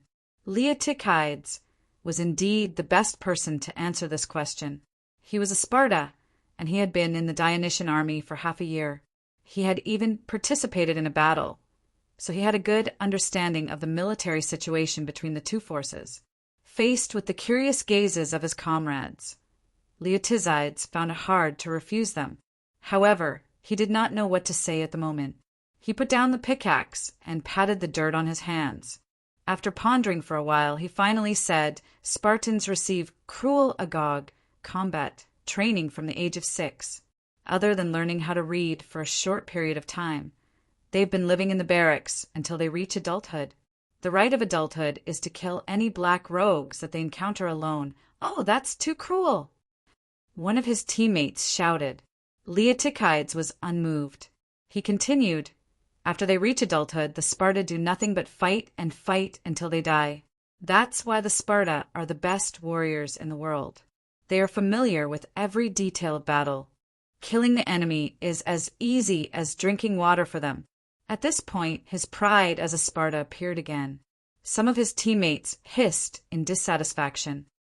"Persosis, how can you praise the Sparta like that? Are you really a Lagos?" Someone complained. Leotychides was shocked. He had been getting along well with his teammates recently, so he had slightly let his guard down. He quickly said, "However, the Sparta warriors are too few. The number of their young citizens is only slightly more than half of a legion of Dionia. Even if we include the Pythias, there are only more than 10,000 of them. The soldiers of Dionia are the best among all the city-states that I know of that don't fight for a living. Also, your military system is very unique and well-developed. I personally think that some of the systems are even better than those of Sparta. Most importantly, Dionia has a lot of soldiers. After defeating the Brudi, I'm afraid that the number of soldiers will continue to increase. I understand what you mean, Prososus. We can't defeat the Sparta warriors in a one-on-one fight. But in a real battle, the Sparta warriors can't defeat us because they have too few people, right? Hetberus interrupted. The Legion of Dionysia has always emphasized teamwork and teamwork. No matter how strong a Sparta warrior is, he can't defeat 4 to 5 soldiers of the Legion of Dionysia who work closely together. Pershals continued. That's right. It's like a running back in a football game. No matter how good he is, he can't score without the help of his teammates. Another teammate shouted. Leotychides knew him. He was a citizen, candidate of Dionia. He had violated the rules many times in the boot camp and was punished. During the battle against the Pacheti, one of the soldiers in Leotychides' team was seriously injured. That was why he was added to the team. However, he was now a qualified soldier of the Legion. This was the terrifying thing about the military system of Dionia. It could train the undisciplined Greeks into qualified soldiers in a short period of time through various methods such as training, sports, and competitions. The Sparta, who established their country on the basis of military force, had discovered a truth in their long campaigns. The strength of an individual was only secondary to the strength of a city-state's army. What was important was strict discipline, unconditional obedience, and persistent training. Most Greek city-states could neither understand nor implement this, but the newly established Dionia required this from the very beginning. It was said that this was the work of the Archon Devers who had been blessed by the gods. It seemed that compared to Dionia and Sparta, the truly terrifying one was this young man. Leotychides did not want his teammates to think that Sparta was weak, so he reminded them, Sparta may have few soldiers, but Sparta rarely fights alone. Don't forget, it's the leader of the Peloponnesus alliance, and now it's the overlord of Greece. Countless soldiers from its alliance fight for it. Most of the generals in Sparta are qualified commanders. Hey, I'm just comparing Sparta to our Dionia. If we're talking about allies, we have allies in Dionysia as well. Laos, Castron, Hypebaris said unhappily. And Heraclea, Southern Alliance, Crotone, Silatina, Trine, and Corona. Leotychides felt a little emotional. Many city-states in the eastern Mediterranean would turn pale at the mention of Sparta. Even big states like Athens and Corinth were afraid of Sparta soldiers. However, these Dionia soldiers were fearlessly discussing who was stronger between Dionia and Sparta. It was not that they were ignorant, but their repeated victories had given them confidence. Their shouts finally caught the attention of Parmenius, who was not far away. He was furious. Why are you gossiping instead of digging the trenches? Aren't you afraid of military law? His teammates quickly dispersed and went about their own business. Squad leader Sitarsis came over and said in a low voice, Prososus, you're right. But next time, remember to change the you to we. When Leotychides heard this, he could not help but feel embarrassed. Deep down, he had not truly integrated into Dionia and saw himself as a citizen of Dionia. While the soldiers of the First Legion were busy, the Devers were talking to Tryphias, the commander of the allied forces, in Heraclea. You want to invite our engineers to Heraclea to build bridges? Yes, Sir Devers. I've heard in Heraclea that Dionia's bridge building skills are very good. This time, I brought my troops here and passed through the 2 wooden bridges in Turiae and gained a deeper understanding. I'm sure you know that there are many rivers in Heraclea's territory. The main city of Heraclea is built on a delta surrounded by the Agri River and its tributaries. The rainy season in March and April every year is the most difficult season for us people in Heraclea. Tryphias sighed and said helplessly, when the river rises, the pontoon bridges are often washed away. We even have to sail out to sea every day and dock at the shore before we can rush to our farms. So we urgently need a few real, sturdy bridges, just like the wooden bridges on the Claudy River. After listening to Tryphias's request, the Devers gladly promised. Heraclea is an ally of Dionia, We're happy to provide such help. I heard that young Heraclea is a master of building bridges, but he also serves as a public official in Dionia's road management. We, Heraclea, are willing to donate 50 tons of wheat to Dionia to thank young Heraclea and his team for providing us with help in their spare time. Tryphias said sincerely. The Devers did not decline. Dionia was currently short of food, and Tryphias's offer was a timely help. This made the Devers look at him in a higher light. Although Heraclea had a dense water network and fertile land, 50 tons of wheat was by no means a small amount. This gift from Heraclea was definitely not just a reward for building the bridge, but also an expression of Heraclea's attitude. The Devers engraved this in their hearts. With this agreement, the conversation between the Devers and Tryphias became more intimate and casual. The Devers even happily said that he did not expect the Cosenza region to have such a good pasture that could be used to breed war horses. Just as the two of them were chatting happily, the messenger, Tormid, rushed over with a nervous look on his face. "Commander," Leds urgently reported, "Brudi's troops are marching here." "How many are there?" the Devers immediately asked. "According to the judgment of the scouts, there may be 20,000 of them." Chapter 3:26. The Devers did not intend to fight with the Brudi alliance at this time, so they chose to camp here. At the same time, he thought that the Brudi alliance would be more cautious after the failure of the siege the day before. They would have been more cautious and abandoned their geographical advantage. The possibility of them marching dozens of miles to challenge them was not high, but they did not expect the enemy to really come. Since they were here, let's fight. Both sides had equal strength. Although half of the soldiers in the Dionysian army might be a little tired from building the camp, this was not a reason to avoid the battle. The enemy came out in full force. The Devers suddenly stood up and asked, "How is the construction of the camp going?"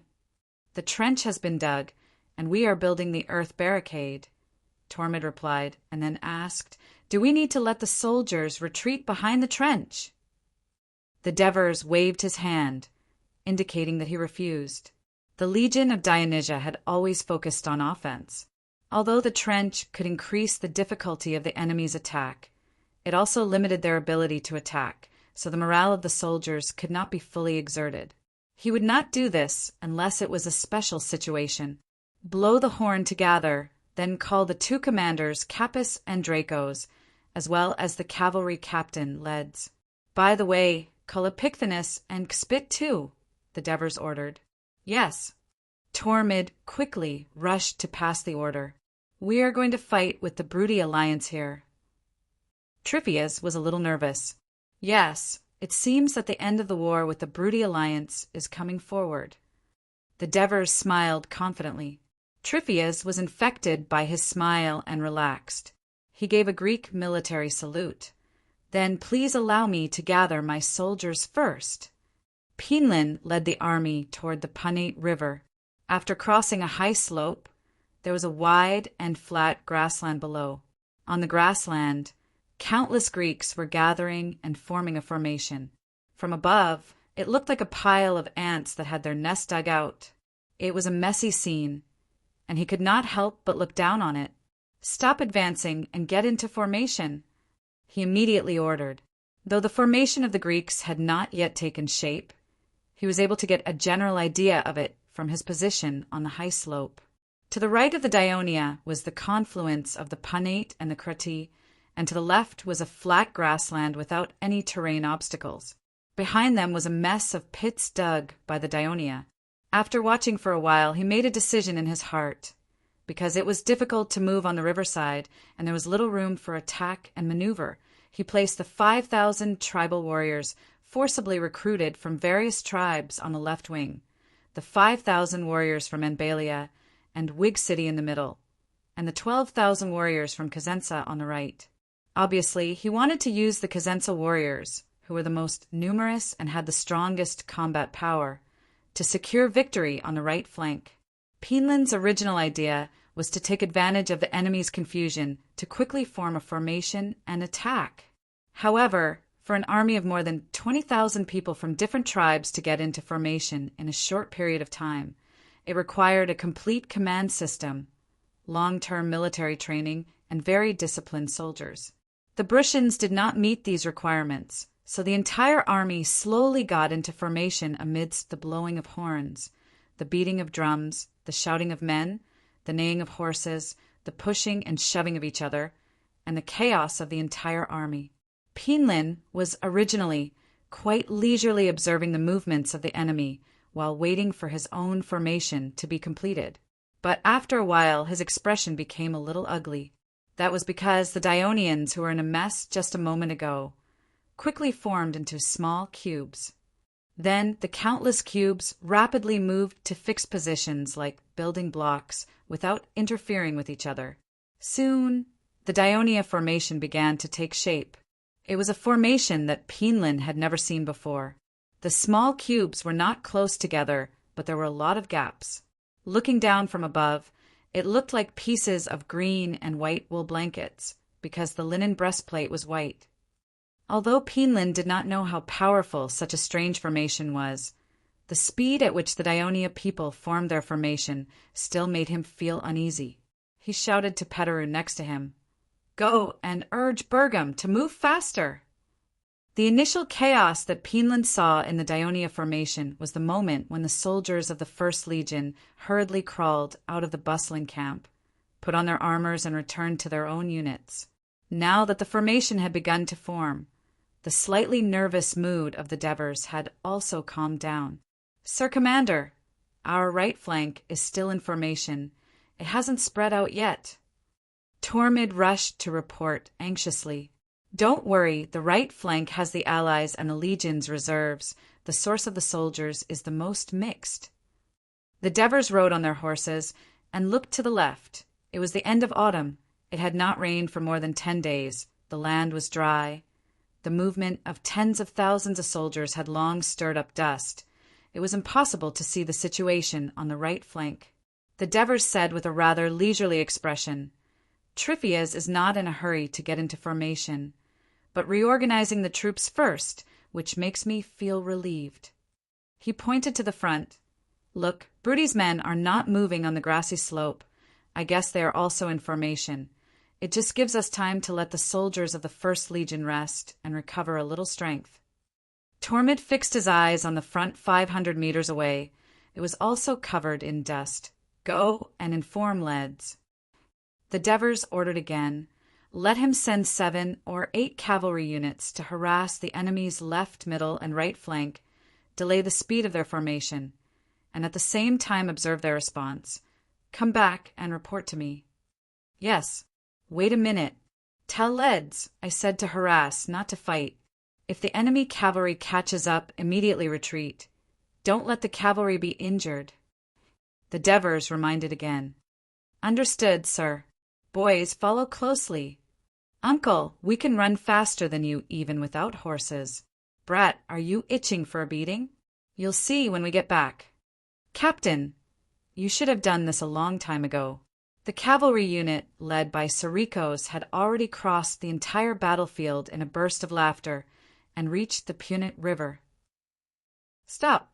Sarikos placed his spear horizontally, and the entire unit stopped moving forward. "Dismount." "Why, Captain?" "We are not in front of the enemy's formation yet." The cavalry shouted. "Obey the order." Sarikos roared. Although the cavalry was unwilling, they had to obey the military rules. But they shouted unhappily, "Captain, the other units have already thrown their javelins at the enemy. Do you want us to be deserters?" "Shut up." Our unit was ordered to harass the enemy's left flank, so we ran the longest distance. The horses are also a little tired, so let them rest for a while so that they can better complete their mission. I brought you out, so I will bring you back smoothly. All right, Captain, we will listen to you. But how long do we have to wait? Wait for my order. The cavaliers could only pat their agitated war horses lightly while observing the dusty battlefield in front of them. They watched as their comrades in the distance charged into the dust and retreated from time to time. The screams and cries of pain reached their ears, and it made their hearts itch. Time passed really slowly. Just when they were getting impatient, Sarikos shouted, "Get on the horses!" Like rain after a long drought, they were instantly energized. The 50 war horses began to trot, gradually forming a wedge as they moved forward. Sarikos was at the forefront, and he raised his spear and waved it forward twice. "Speed up!" There was a 30-meter, high grassy slope in front of them. Although it was not steep, they had to prevent the cavalry from slowing down when going up the slope and being attacked by the enemy. The war horses' 4 hooves moved quickly, and the cavalry held the horses' necks tightly and leaned forward to speed up the war horses' speed.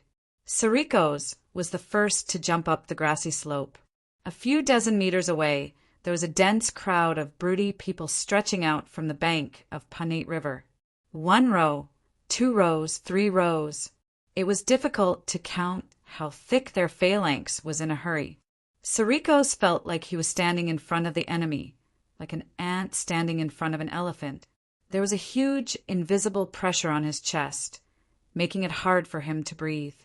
He took a deep breath, took out a short javelin, and squeezed his legs on the horse's belly, and the war horse accelerated again. The cavalry followed, closely behind. 50 meters, 40 meters, 30 meters.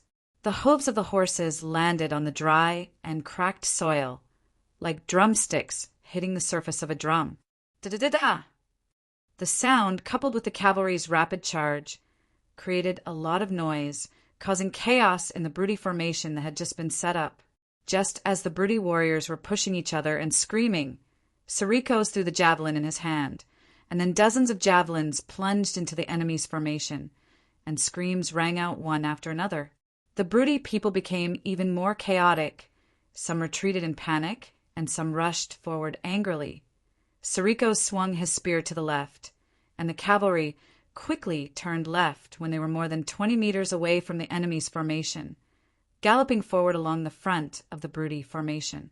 Everywhere they went was like a stone thrown into calm water, and the ripples would not calm down in a short time. At the same time, the enemy's panic and confusion were reflected in Sarikos' eyes. He felt that his mission had been completed, and decisively ordered, "Turn left!" As soon as the cavalry turned back, the broody cavalry arrived, and they chased after them. The Daionia light infantry arrived in time to provide support, and used javelins to scare away hundreds of broody cavalry. Chapter 3:27. The Devers placed the Allied forces and reserve forces on the right flank, the 1st Legion on the middle, and the 2nd Legion on the left flank. They wanted to use their strongest force to break through from the outside and finally achieve their goal of surrounding the enemy. With that in mind, the Devers said to Leds, "Thank you for your hard work. Cavalry Brigade! Let the brothers retreat to the rear and have a good rest." Leds hurriedly said, "Sir Devers, the enemy has 500 to 600 cavalry on the right flank. If we retreat to the rear, who will deal with them? They have their own people to deal with them. You cavalry have to give the enemy a fatal blow at the critical moment. Before that, let your men recover their strength and horsepower." The Devers explained, unmoved. Leds helplessly retreated. The Devers immediately asked Tormid to call Epicthenes and spit over. He said with a serious expression, "When the enemy attacks, I want you to lead the light infantry and freedmen to attack the enemy's right flank from a distance. At the same time, you have to repel the enemy's cavalry and light infantry. This is a difficult task. Can you do it? When we were in Persia, we fought with Persia's cavalry and archers many times and defeated them. Will the broody cavalry be stronger than the Persia cavalry?" Epicthenes said confidently, "The Hades will protect us." Xpit sincerely chanted. The Devers looked at the 2 men's determined eyes and gave them a solemn and powerful military salute. "I will wait for the news of your victory." After sending the 2 off, the Devers' deployment was fully in place. All that was left was to wait for the broodies' attack. At this moment, Marcius and Bagalipi's nephew, Rodum, came over and asked for instructions. "Sir, the Abyssinia leaders, Brim and Krelu, insist on seeing you." The Devers looked back at the two Abyssinia leaders who were blocked by the guards outside and were shouting. He immediately dismounted and strode over. Consul of Dionia, we Abyssinia strongly request to face the enemy at the front instead of hiding in the back like cowards. This is an insult to us soldiers. Brim shouted in agitation. Insult? After listening to Adepagis's translation, the Devers looked doubtfully at Tormid, who had followed him. I've patiently spoken to Brim leader many times, but he doesn't seem willing to accept the idea of being a reserve force. Tormid hurriedly explained. After hearing that, Diver's expression immediately turned serious. He said coldly, since the Abyssinian warriors are already Dionians, you must know that Dionian soldiers must obey the orders of their superiors unconditionally. If you can't do that, then please leave with your soldiers. Let us, the real Dionia soldiers, enjoy the glory of victory alone. That's all. After that, he threw another sentence to Adepagis. Translate it as it is. He then turned around and left.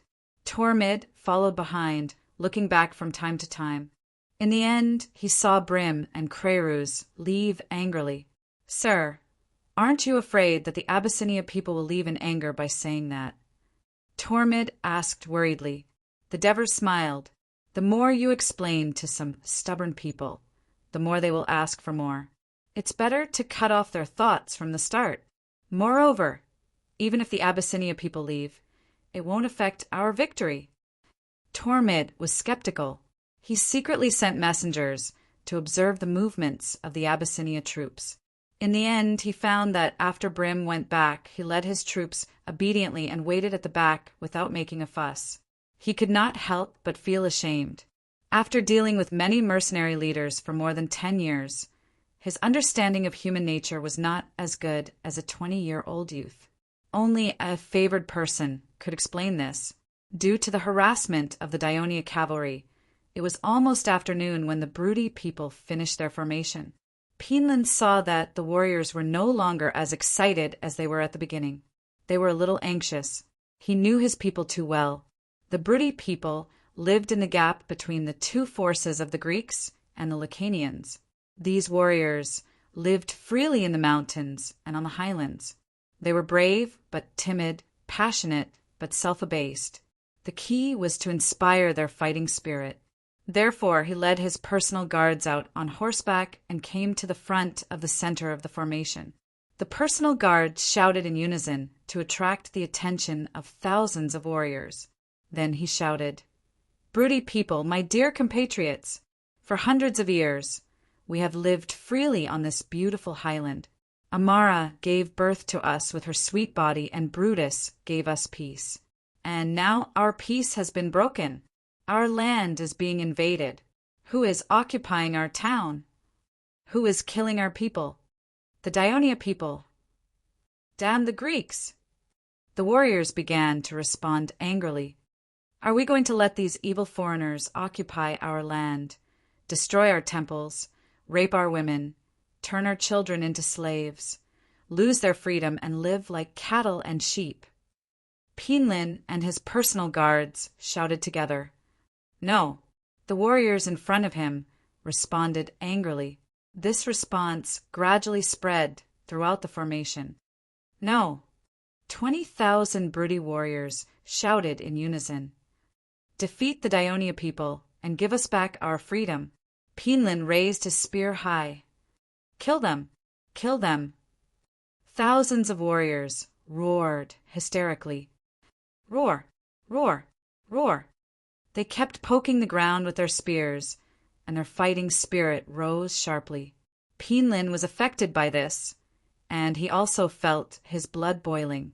Facing the warriors who couldn't hold back anymore, he pointed his spear forward and shouted, "Attack!" The trumpeter behind him blew the horn, and then horns sounded everywhere in the formation at the same time. Woo! The Battle of Punit to determine the ownership of the broody region began.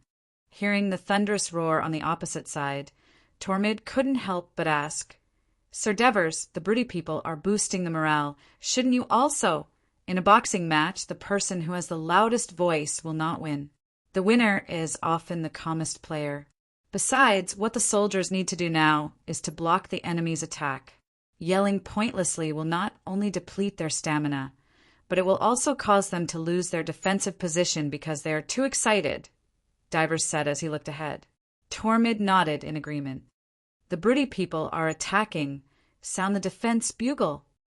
Hearing the sound of the horn on the opposite side, Devers began to order, and at the same time he quickly passed through the gaps of the small phalanx with his personal guards and came to the back of the formation. More than a dozen curved bronze horns blew a low command, and the soldiers who were sitting and resting immediately picked up their guns and shields, stood up, and moved their somewhat numb hands and feet.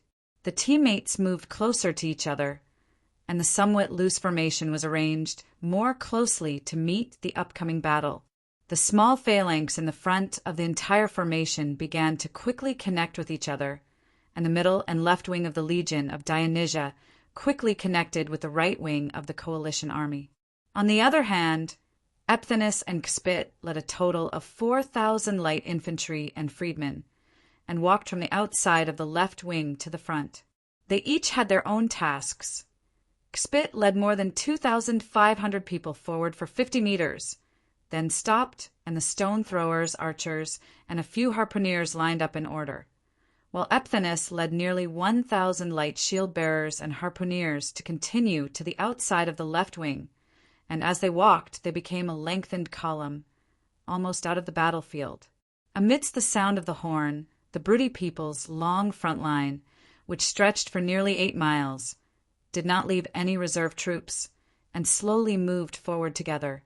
The Britty people evenly distributed their light infantry in the front of the formation, and the majority of the light infantry were archers.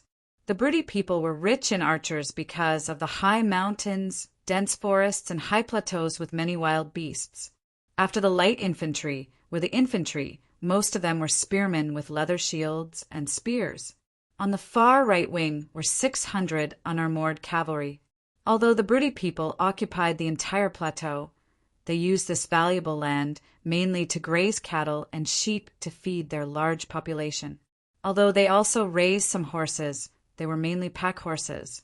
There were not many people who owned war horses, and they were mainly concentrated among the tribal nobles. 600 cavalry was almost the maximum number that the Britty people could gather.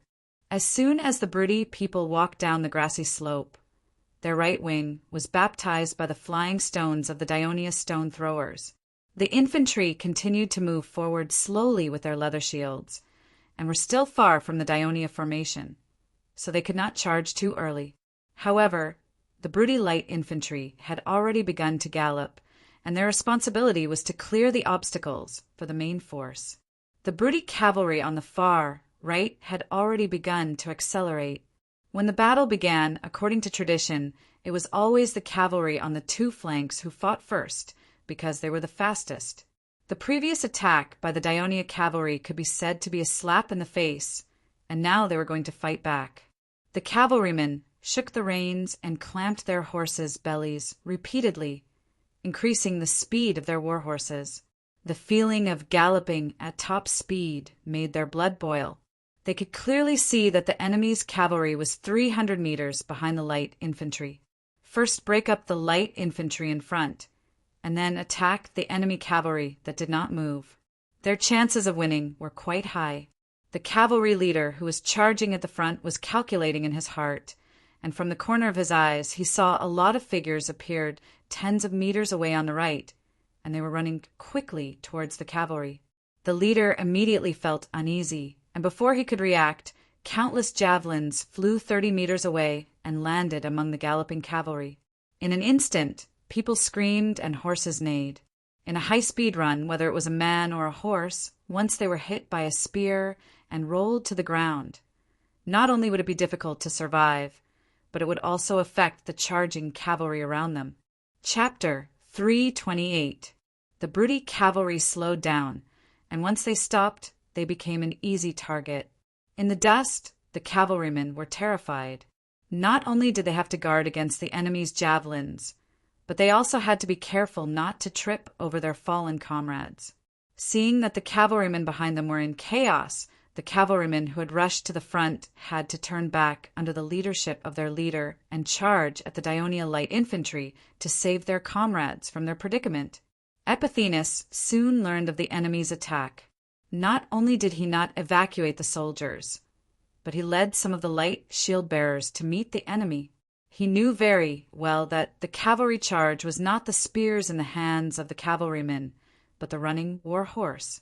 If it collided with the unprotected light infantry, it would either result in broken bones or serious injuries. In fact, a dense spear formation was the best way to stop the cavalry charge.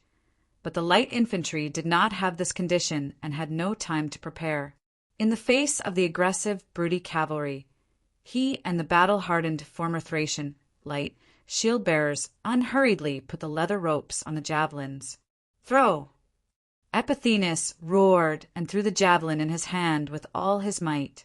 The javelin flew flat and straight, and in the blink of an eye, it pierced deep into the neck of the war horse in front of him.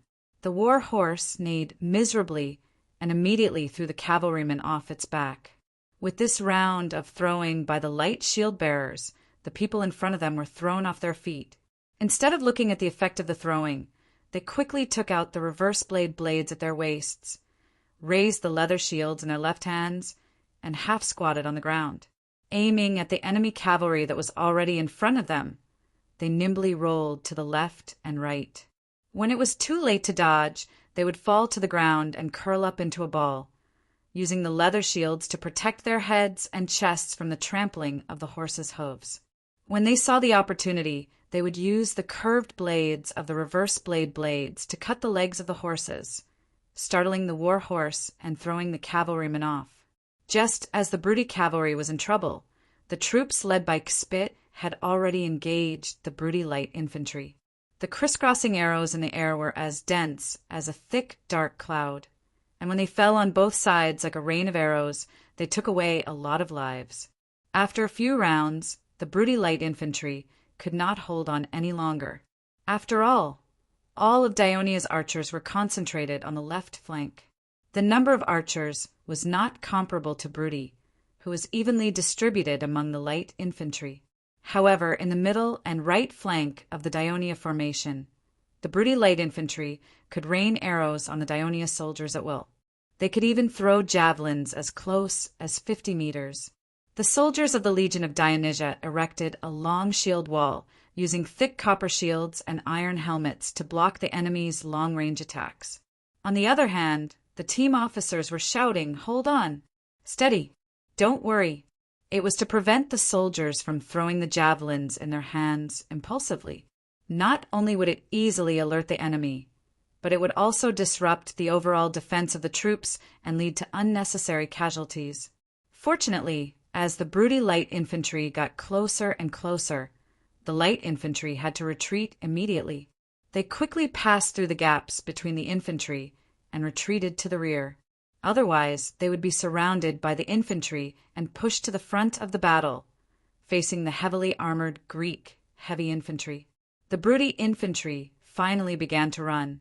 They roared as they charged towards the Dionian phalanx, who were ready for battle. Compared to the aggressive broody light infantry, the Daionia soldiers were as calm as a mountain. They held the javelins in their hands and kept their eyes on the distance from the enemy. The officers shouted, "Javelins!" Dark clouds floated out from the left, middle, and right flank of the 7 to 8 miles long formation. The charging broody light infantry was caught off guard, and the sharp tips of the javelins instantly took away the lives of hundreds and thousands of soldiers. However, the rain of javelins did not slow down the pace of the broody light infantry. They stepped over the bodies of their comrades and advanced faster. Many Daionia soldiers did not have the time to throw a second javelin before they slammed into the shield wall of the Daionia formation. Countless cracks appeared on the shield wall. The broody light infantry fearlessly rushed in, trying to widen the gap. The third and fourth rows of Daionia soldiers quickly raised their shields and used their javelins to force the enemy to retreat. For a moment, the shields of the soldiers on both sides collided. The spears clashed, the The dust filled the air, and the battle cries shook the sky, when the noon sun cast a shadow on the small sundial Onates, who was in charge of teaching Greek, announced that the morning class was over. When the children cheered, he said solemnly, "Children, when you go back, I hope you can memorize this poem by Hesiod. It's best if you can recite it. As for these new words that I teach, you must remember them. I will check them tomorrow. Do you remember them?" "Yes, teacher." The students answered in unison. "Especially you, Patroclus." Onates pointed at the child sitting in the distance and reminded him, "This time be more careful when you go back. I don't want to see you stand as a punishment tomorrow, understand?"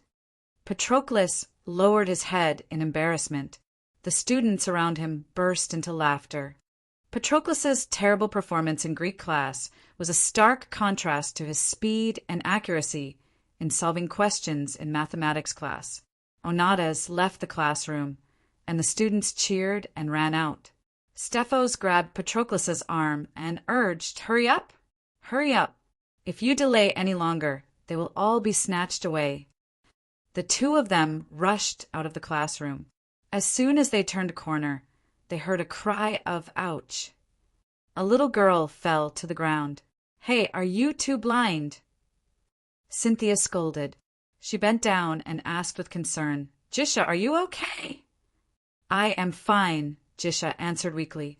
Cynthia pulled her up and turned to glare at the two boys. "Hurry up and apologize. Otherwise, don't even think of leaving." Although Cynthia was the youngest, the two boys, who were extremely active in class, seemed to be very afraid of her. They hurriedly nodded and bowed. "Sorry, Jisha, we're going. I am fine. Hurry up and go buy butter bread. If you are late, you will miss it." Jisha was not angry. Instead, she reminded them gently. The two boys were relieved and quickly ran away.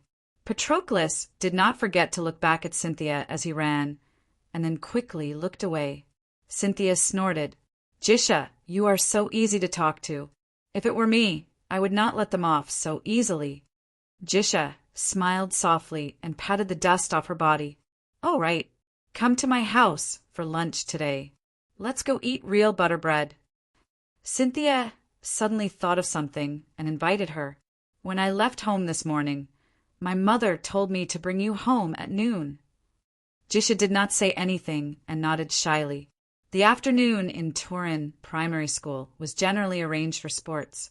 The boys would do simple military training and football, while the girls would run, jump, and play some games. Therefore, there was not much free time at noon. Except for the children in Turin who had time to go home for lunch, the children who lived far away could only eat in the neighborhood. Fortunately, as the school's influence expanded, the number of students, teachers, guards, and other personnel increased, and merchants and vendors saw business opportunity. They set up shops in the designated area outside the school, selling books, paper, stationery, clothes, food. The most famous one was the little restaurant built by the consul's wife, Christoia. She provided lunch to the students at a low price, and the students' favorite lunch was the restaurant's new butter bread. Every day, students and even teachers would line up to buy it, and the supply could not meet the demand. Cynthia and Jisha, as classmates in the same classroom, quickly became good friends.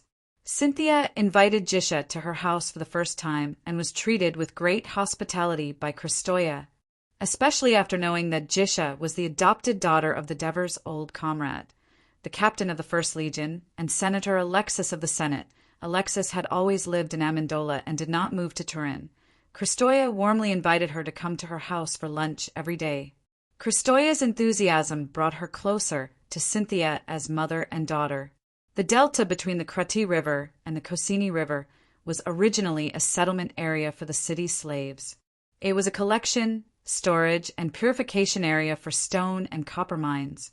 Not only was the security poor, the environment was terrible, and a lot of slag was dumped into the two rivers every day. After the Devers came to Turin, they saw the situation and discussed with Cunigurata and Marigi many times on how to manage this area. In the end, they moved the public slave settlement area to the north of the main city of Turin, next to the military camp. Not only was it far away from the residential areas of Turin, but it was also monitored by the military camp. If there was any abnormality, they could immediately send troops to suppress it. At the same time, they moved the stone mine to the market next to the port and the copper mine to the business park in Amendola at the beginning of the year, next to the Saraceno River, so that they could get enough skilled manpower and interact well with other mines. Most importantly, the Crati River and the Cosini River, which were related to the lives and health of thousands of people in Turin, were free of pollution. Then, the Devers planned this empty land as the cultural center of the entire Daionia Union. The Daionia School was established here, and the Daionia Academy, which represented the highest scientific and cultural level of the Union, was being built.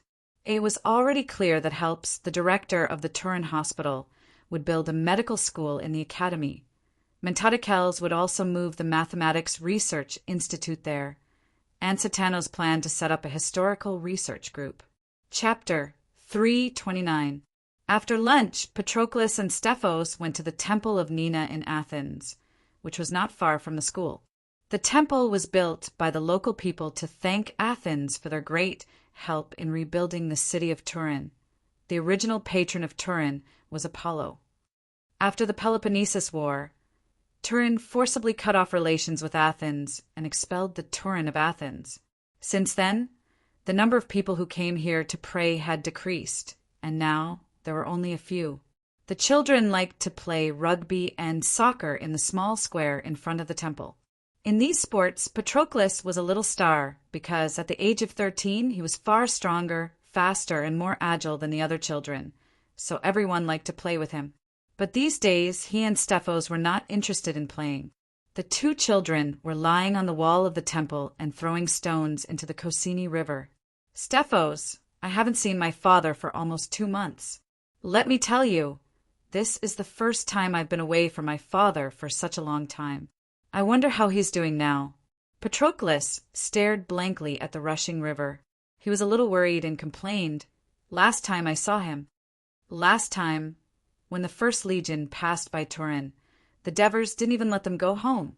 They left so fast. I tried to chase after them after class, but I couldn't catch up with them." Stephos laughed carelessly.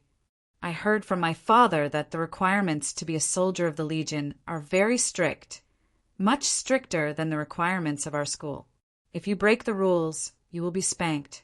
Your father is afraid of being spanked, so of course he doesn't dare to come to see you." Patroclus glared at him. "I don't think you are worried about your father." Stephos stopped throwing stones into the river and reminded him loudly, "I told you, Amyntas is not my biological father, but he is very good to me and my mother. He used to tell me stories about the battles he fought with the great Archon Devers in Persia," said Stephos, tilting his head to one side and thinking for a moment. "He is a hero. I like him very much. I believe that nothing will happen to him, because the battle commanded by the great Devers consul has never failed." His optimism infected Patroclus. "You're right. The Legion of Dionysia is invincible." At this time, a child ran into the temple excitedly. "Good news! Good news!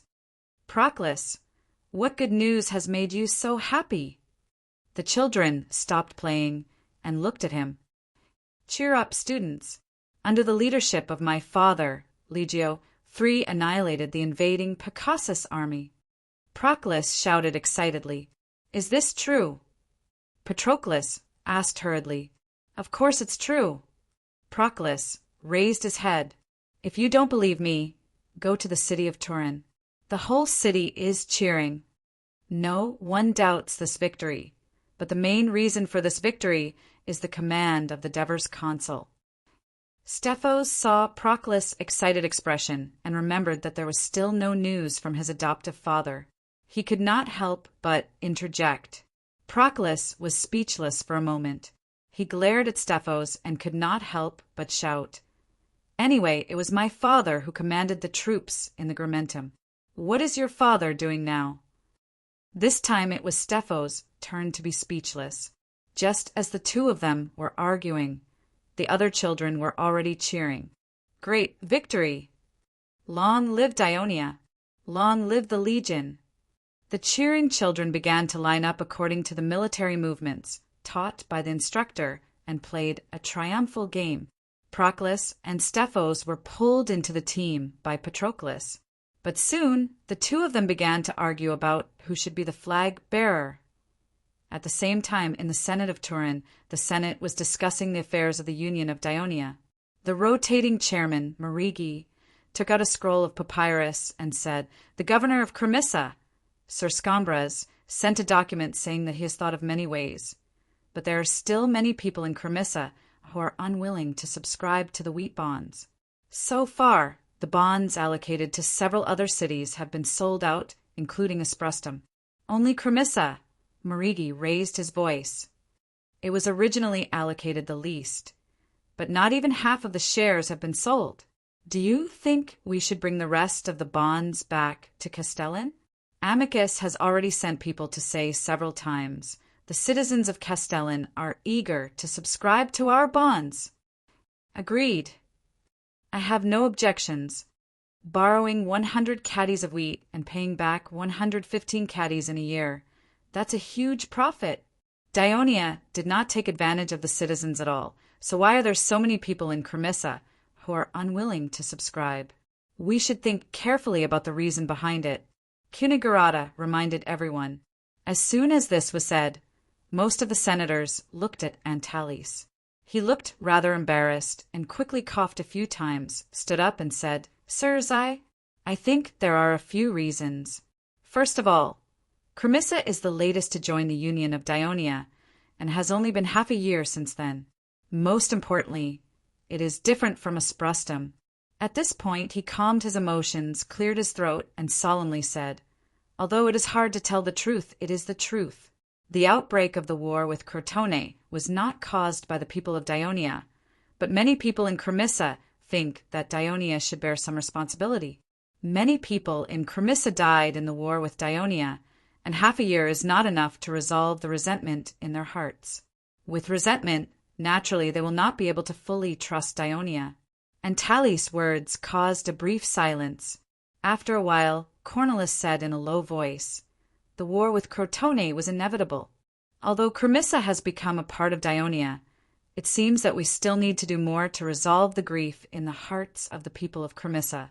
I also hope that Lord Antalis, Lord Euripides, and Lord Priades can provide more help, whether it is as a member of the Senate or as a citizen of Cremissa. This is what we should do."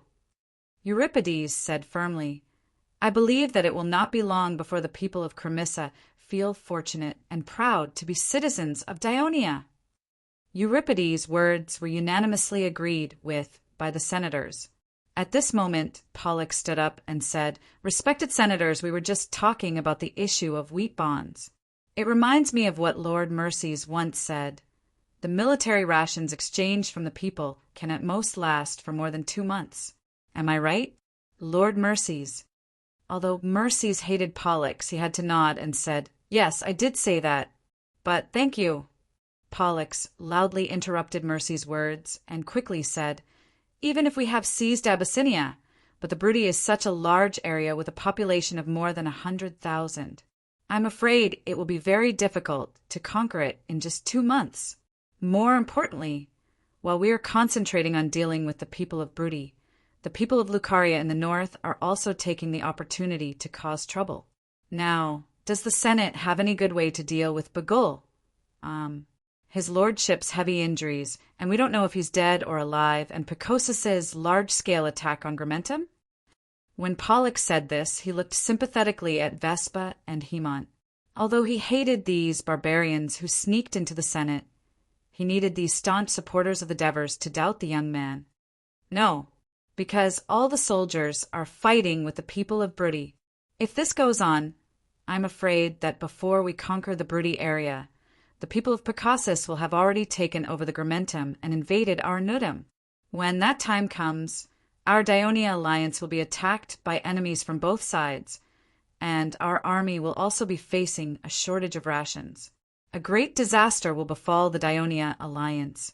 My lords, please think about it seriously. Such a terrible situation is very likely to happen." Polixus cried out in anguish. A few of the senators' expressions changed, and some were deep in thought.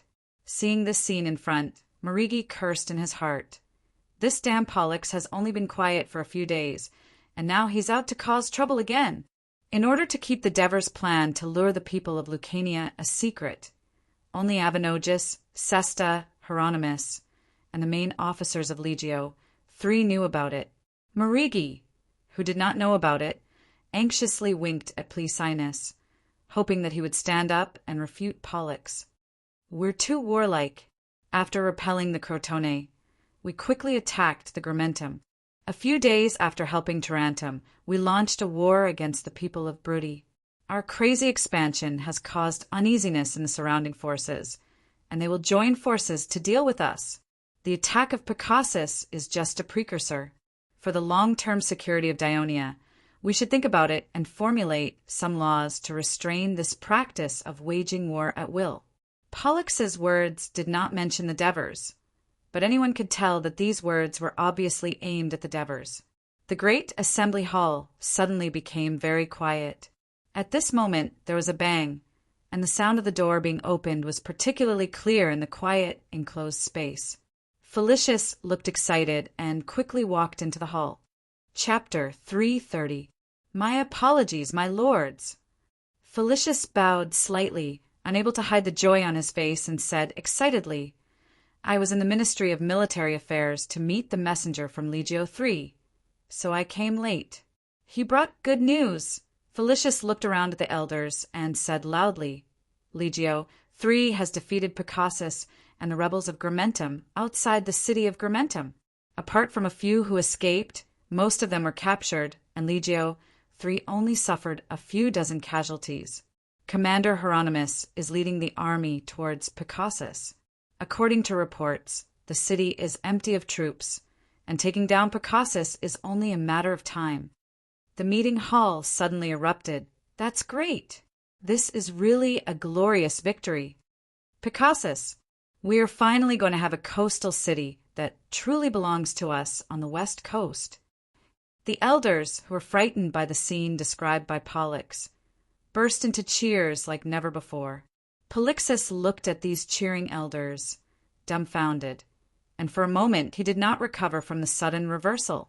After a long time he said, unwillingly, I didn't expect that Hieronymus could also create a great victory like Lord Devers. No. Felicius corrected him loudly. In fact, this victory was planned in advance by Lord Devers and Legio III, and they also received help from the 2 allies, Laus and Elia. Otherwise, how could they win so easily? Oh, Cunigarata, Cornelis, and the others had an expression as if it was only natural, and then they asked about the details of the battle with interest. Polixus did not say anything. The Battle of Punate River had lasted for more than an hour, and the battle line between the 2 sides had changed from the initial straight line to an arc-shaped crescent. On the right flank of the Dionysian army, the troops led by Tryphias were still in their original positions. The left wing of the Brudi tribe, consisting of a dozen Brudi warriors, could not effectively unite into a unified force to maintain the pressure on the right wing of the Dionia tribe. In the middle of Dionia, Vig and Baelia and some of Cosenza's warriors attacked fiercely. After a period of stalemate, the First Legion's phalanx began to gradually retreat, causing the entire middle road to cave in. The proud soldiers of the First Legion had indeed done their best, but the long period of constructing the camp had consumed too much of their stamina. After putting on their heavy armor, they were already a little exhausted and couldn't do as they wished. On the left flank of Dionia, the Second Legion and Cosenza's warriors were still engaged in a fierce battle. The soldiers of Cosenza had washed away the humiliation of their previous failure in attacking the city. Relying on the superhuman endurance they had honed from living in the highlands since young. In the words of later generations, Highlanders had a lot of red blood cells and high oxygen capacity. As well as their larger physiques than the Greeks, they maintained a high-intensity attack for a long period of time. The Second Legion maintained a balance of power by relying on their solid defense and full cooperation between the brigades. On the far left was the only place where Dionia had an absolute advantage. The light shield-bearers, led by Epitines, dealt heavy damage to the Brute cavalry from the very beginning. In the close combat, the Brute cavalry suffered a lot from the experienced light shield-bearers of Dionia. If this was not a battle of life and death for the Brute, the cavalry leader would have led the rest of the cavalry to flee. However, in order to prevent the light shield-bearers of Dionia from supporting other battlefields, he led his men to distance themselves from the light shield-bearers of Dionia. He used the cavalry's speed to wander around the periphery and launch surprise attacks on the Dionia light infantries that had separated themselves from the formation. However, the javelins and bows of the Dionia were not to be trifled with. The number of Brute cavalry was still decreasing little by little. On the other hand, the light infantry, led by Xpit, ran into some trouble. Although the Brute light infantry could not compare to Dionia in terms of both quantity and ability, the furious Brute light infantry gave up on long-range attacks after suffering from the enemy. Instead, they rushed forward and engaged Xpit's troops in close combat with javelins and daggers. Xpit could have retreated and widened the distance.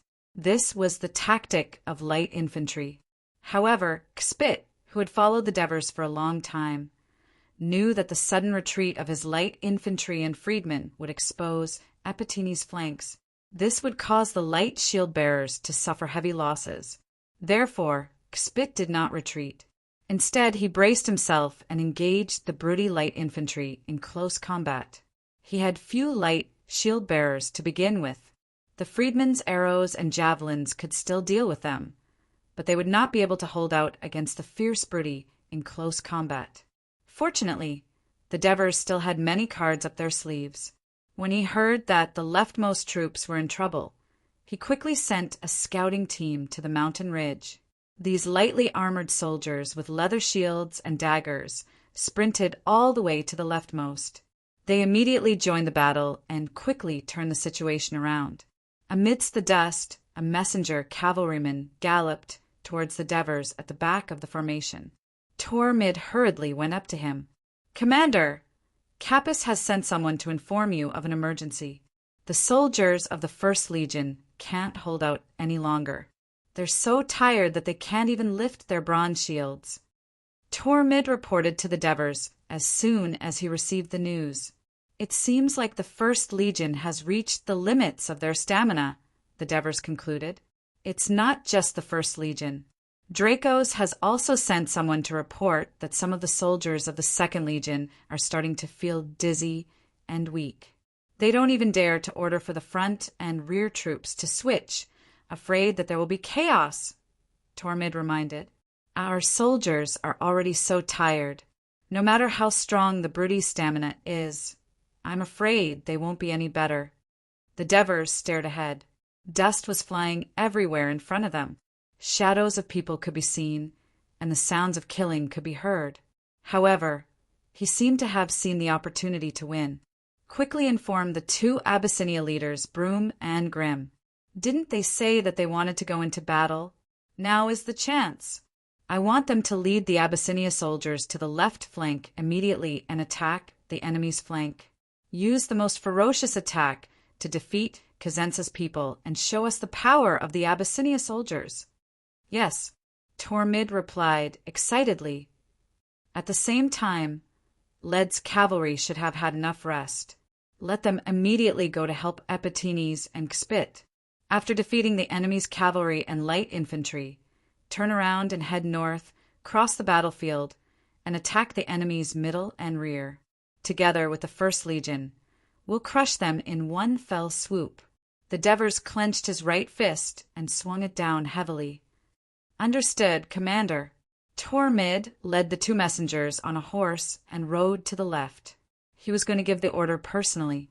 The Devers turned to look at the two troops that had not participated in the battle yet. They were just blurry shadows a few miles away and could not be seen at all. After a while, Tormid rushed back. "They've already moved out. Blow the horn to attack." The Devers immediately ordered. Beat, beat, beat. The loud horn drowned out the noise of the battle and spread throughout the entire formation. "It's the attack. Hold on, brothers. Our reserve troops are moving out. Xanthoparis heard the horn and perked up. Before the battle, the Devers had told the 2 legion commanders about his battle plan, and the 2 legion commanders had conveyed the Devers' tactical intentions to the captains, company captains, and platoon captains. Therefore, the 1st and 2nd legions could still hold on in such a passive situation because the officers were confident. Now the horn to attack had finally arrived. "Beat the drums! Beat the drums!" Xanthoparis shouted the order in a hoarse voice. The drums sounded, and the military flag pointed forward. Although the soldiers were physically tired, their spirits were lifted. All the captains of the 1st and 2nd legions were doing almost the same thing as Xanthoparis. When the horn reached Penland's ears, he was in the right wing of the Brudi legion, pushing forward with the soldiers. Although every step was difficult, the Cosenza soldiers were advancing. The Daionia soldiers are almost at their limit. This thought flashed through Penland's mind. Although he was a little tired, the desire for victory urged him to work harder. At this moment, the horn of Daionia shocked him. Could it be that the enemy had reinforcements? A sense of urgency surged in his heart. He could not understand the overall situation in the formation, so he could only speed up the attack to defeat the enemy in front of him. Descendants of Brutus, work harder. The enemy is almost at their limit. He shouted, and the guards around him followed suit, thus influencing the other soldiers. The Cosenza soldiers used their remaining strength to attack desperately. However, the defense of the 2nd Legion was also greatly enhanced. Instead, it was more difficult for the Brudi Legion to advance in the middle and right wing. Under the leadership of Broom and Krelu, more than 2,000 Abyssinia soldiers, who had been holding back for more than an hour and had nowhere to vent their energy, ran all the way. They went around the outside of the 2 armies, roared, and fiercely pounced on the rear of the right wing of the Brudi Legion. The deafening battle cries and rumbling footsteps caused the Cosenza soldiers to look back in panic. Then they saw countless Brudi soldiers, who were dressed similarly and had ferocious faces, waving their spears and killing them fiercely. "It's the Abyssinia. We're surrounded." The Cosenza soldiers turned to defend in panic. Chapter 331. Defeat came so quickly that Penland still could not believe it, because he felt that victory was so close to him. "Attack! Continue to attack! The enemy is about to lose!" He shouted hysterically, trying to stop the soldiers around him from escaping, but he was almost pushed down. "Great leader, run! If you don't leave now, you won't be able to." The guards forcefully pulled him back. "Commander, we have won this battle." Tormid came to report with a face full of joy. "The enemy is completely routed." This result was expected by Devers. He said calmly, "This battle is not over yet. It's not enough to just repel the enemy. We have to see what the final result is." Usually in a head-on battle, the losing side rarely lost more than 10% of its soldiers. After the enemy fled, if the pursuit was appropriate, it would often increase the casualty rate of the losing side. This was because the defeated soldiers had no fighting spirit and no intention to fight back.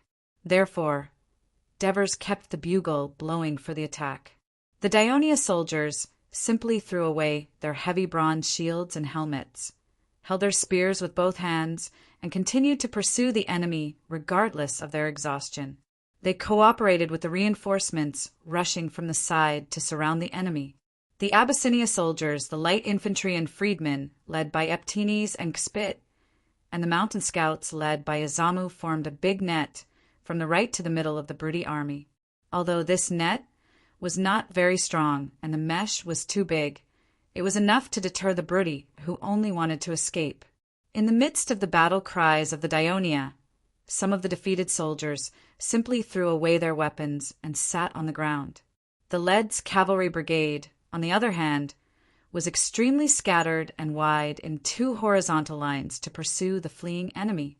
The cavalry at full horsepower was like a thick hedge, sweeping the dead leaves back and forth. Near dusk, the Daionia cavalry stopped their pursuit. when they returned from the Cosenza plateau that was full of defeated soldiers. All of them were covered in blood. It was a frightening sight. Later, the meddlesome soldiers gave them the nickname Blood Cavalry, which eventually became their official name. At this time, the battle was over. At the cost of 1,500 casualties, Daionia caused the British alliance to suffer nearly 5,000 casualties and more than 5,000 prisoners. Leads excitedly came to see Devers, only to be told that the commander had gone to the crematorium. Walking on the corpse-strewn battlefield, the joy of Devers' victory had long disappeared. The soldiers placed their fallen comrades neatly on the grass.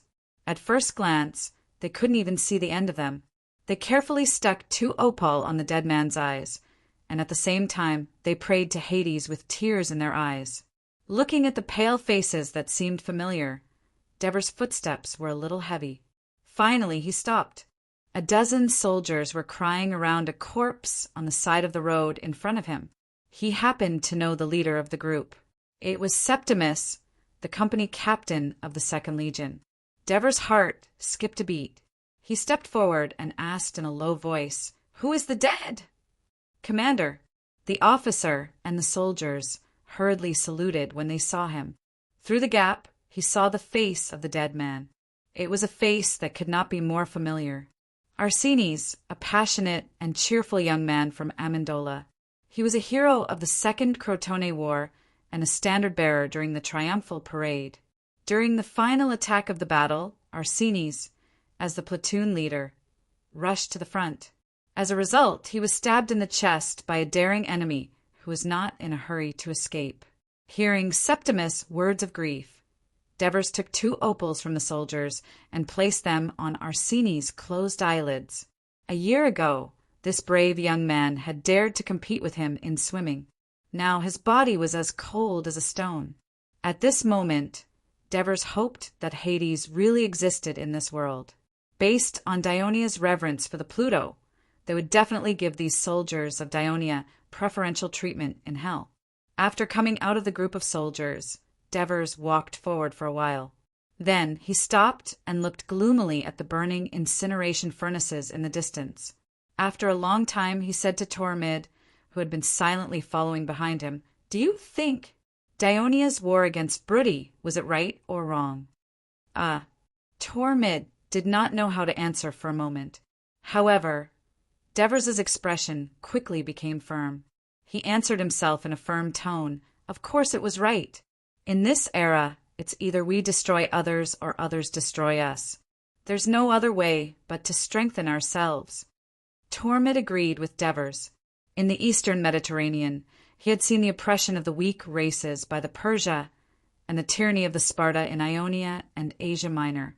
After coming to the western Mediterranean, he had also heard of the strength of Carthage and the tyranny of Syracuse. What he did not expect was that, at this moment, what Devers was worried about was a Latin city-state in central Italy that he had never heard of, Rome. "Commander, the brothers of the 1st Legion and the soldiers of the reserve team are seizing the time to rest. They're too tired. They almost fell asleep as soon as they fell to the ground. They didn't even have time to take off their breastplates," Capys said with some heartache. "In this battle, whether it's the 1st Legion, the 2nd Legion, or the other teams, they've all put in their best efforts. The battle was very difficult," Devers said with a sigh, but he still reminded Capys, "However, it's autumn now. I heard that the nights in the mountains are much colder than in Turiae. After the fierce battle, the brothers will fall asleep when they're sweating all over. Be careful not to catch a cold. Now our medical camp is overcrowded. I don't want any unnecessary increase in the number of injured and sick." Next to Devers was Antonio Rios. He was once again the military officer of the army in this expedition. Obviously, he was somewhat familiar with this position. At this time, he suggested, "I think we can let the auxiliary soldiers in the supply camp take out the blankets carried by the soldiers of the 1st Legion and cover themselves." Devers nodded in agreement. He looked at Dracos again. The commander of the 2nd Legion had his head slightly lowered, his hands behind his back, and his left leg was trembling slightly. Devers looked at him carefully and asked, "Can our camp be built by night?" "The brothers of the Second Legion are taking the prisoners to speed up the construction. At the same time, the Mountain Brigade, the soldiers of Abyssinia, and the allied forces led by Sir Trifies and Sir Gorkys, the general of Castellan, are also building the camp under the guidance of the engineers. It will definitely be built before night falls." Trifies and Gorkys nodded after Dracos mentioned their names. Devers expressed his gratitude to them and then asked, "How are the broody prisoners doing?" "We severely punished more than a dozen prisoners who dared to resist. With the Abyssinia as an example, they're quite obedient." Devers nodded. He paced back and forth a few steps and said in a low voice, "Don't torture them. If you find that the broody can't carry on working, allow them to stop and rest." "Oh, you know the specifics yourself." "Yes. What's with the injury on your right hand?" Dracos was only thinking about how to complete the task given by Devers and did not notice that Devers had walked behind him. He hurriedly retracted his hand, took 2 steps back, shook his head and said, "No, it's nothing. I was accidentally injured by a soldier's spear." He shook his head, and a bloody groove under his lower jaw was reflected in Devers's eyes. Devers, who was respected by Herpes as his teacher, knew that the wound was near the vital carotid artery. One could imagine the thrill of the situation and Dracos's luck at that time. At this moment, Devers's face darkened. "You rushed to the front again, didn't you? How many times have I told you? You are the commander of more than 7,000 soldiers, not an ordinary soldier. If you die in battle, do you know how much impact it will have on the entire battle? Dionia's military law is just child's play to you, isn't it? If you don't want to abide by it, then don't." Devers scolded Dracos. He hung his head and did not dare to say a word. In the eyes of outsiders, a young man scolding a strong man in his 30s like a father scolding a child was a somewhat comical scene. But the senior generals and important figures of Dionia around them all looked serious and tried to hold their breath. This showed the power of Devers. "Temporarily hand over the command of the Second Legion to Adrianx. You immediately go to Stesicordes, the head of the medical camp of the expeditionary troops and one of Herpes's right-hand men. Bandage your wound and go to the military judge to receive punishment." As soon as Devers finished speaking, Dracos repeatedly answered yes and ran away as if he had been pardoned. "Commander, actually during the last attack the soldiers were very tired." Dracos also wanted to use this method to encourage the soldiers. "Antonio!" and the other 4 explained on behalf of Dracos in a low voice. "You should all know Arsines. After the second victory against Crotone, he was the flag-bearer at the triumphal parade. Now he is a platoon leader of the Second Legion, a very promising young officer." Divers let out a long sigh. "I have just paid the crossing fee to Garin for him. Whatever the Legion commander does, the lower-ranked officers will follow suit. I don't want to see the positions of the Second Legion's officers always empty. This Dracos who does not care about his life in battle needs to be taught a lesson." Chapter 332. After Devers calmed himself down, he asked, "Capys, the First Legion, is responsible for taking care of the broody captives at night, right?" "Yes. Try to make them as comfortable as possible without letting them escape." Capys hesitated for a moment and said, "I'll try my best. You have to know, although they were enemies before, after this battle, it's certain that the broody will become one of us soon. In order to make this transition process smoother and not increase hatred, we have to work hard." Devers patiently explained to Capys. War had always been a continuation of politics. Devers' position determined that he had to look further and consider more comprehensively. Trifies and Gorkys, who were at the side, looked at each other. The continued growth of the Dionia alliance should be a good thing for Heraclea and Castellan. "In a while, I might send someone to help you appease these broody captives. However, I'm not sure if he's willing to help." Devers rubbed his chin and muttered. Capys was curious about the person Devers was talking about, but he didn't ask. "How's the situation at the medical camp?" Devers thought of another question. There are too many wounded. Stesicodes and the others are so busy that they don't have time to rest. Now it's Epithenes who is sending light infantry and freedmen to help the medical camp carry the wounded," Antonios said worriedly. "In other words, no one is taking care of the Brute soldiers." Devers' eyes widened. He immediately thought of the seriousness of the problem. Antonios, go find Stesicodes immediately and tell him that it's my order. He has to send 1 or 2 doctors, no matter what. At the same time, let the First Legion send 1,000 infantrymen as support. First, do simple debridement, bandaging, and other treatment for the wounded Brute soldiers. All right. Antonius quickly turned around and left. Also, Talmud, I'll write 2 letters immediately. Get the messenger to bring the letters back to Talii as soon as possible. Hand them over to Herpes and Merces. I want them to send as many doctors and nurses as possible, as well as more medicinal ingredients, medical supplies, and food after the generals had completed their assigned tasks. Devers finally had the time to face Tryphies and Gorkys alone. "Sirs, I'm so sorry. I didn't expect so many things to happen after we won this battle. Sorry to keep you waiting." "It's nothing." Tryphies praised seriously. "You've given me a chance to witness the extraordinary management ability of the consul of Dionia. Moreover, I really didn't expect that there would be so many things to deal with after a battle. The treatment of the wounded, the handling of the captives, the construction of the camp, the arrangement of the sentries. I really learned a lot of military knowledge." Tryphias' words came from the bottom of his heart, and Gorkys, who was next to him, felt the same. Indeed, the battles of the Greek city-states in this era were mostly near the territory of the alliance. The requirements for logistics were not high, so they did not pay much attention to it. Only strong states like Athens, Sparta, and Syracuse, because they needed to fight outside for a long time, would have higher requirements for military logistics. Even so, from time to time, there would be situations where the soldiers were short of food and pay. Devers felt that the logistics of the Dionysian army was still relatively rough and imperfect. But in the eyes of Tryphias and the others, it was already a very complicated arrangement. Therefore, Devers just smiled and said, "This battle is all thanks to the full support of Heraclea and Castellan.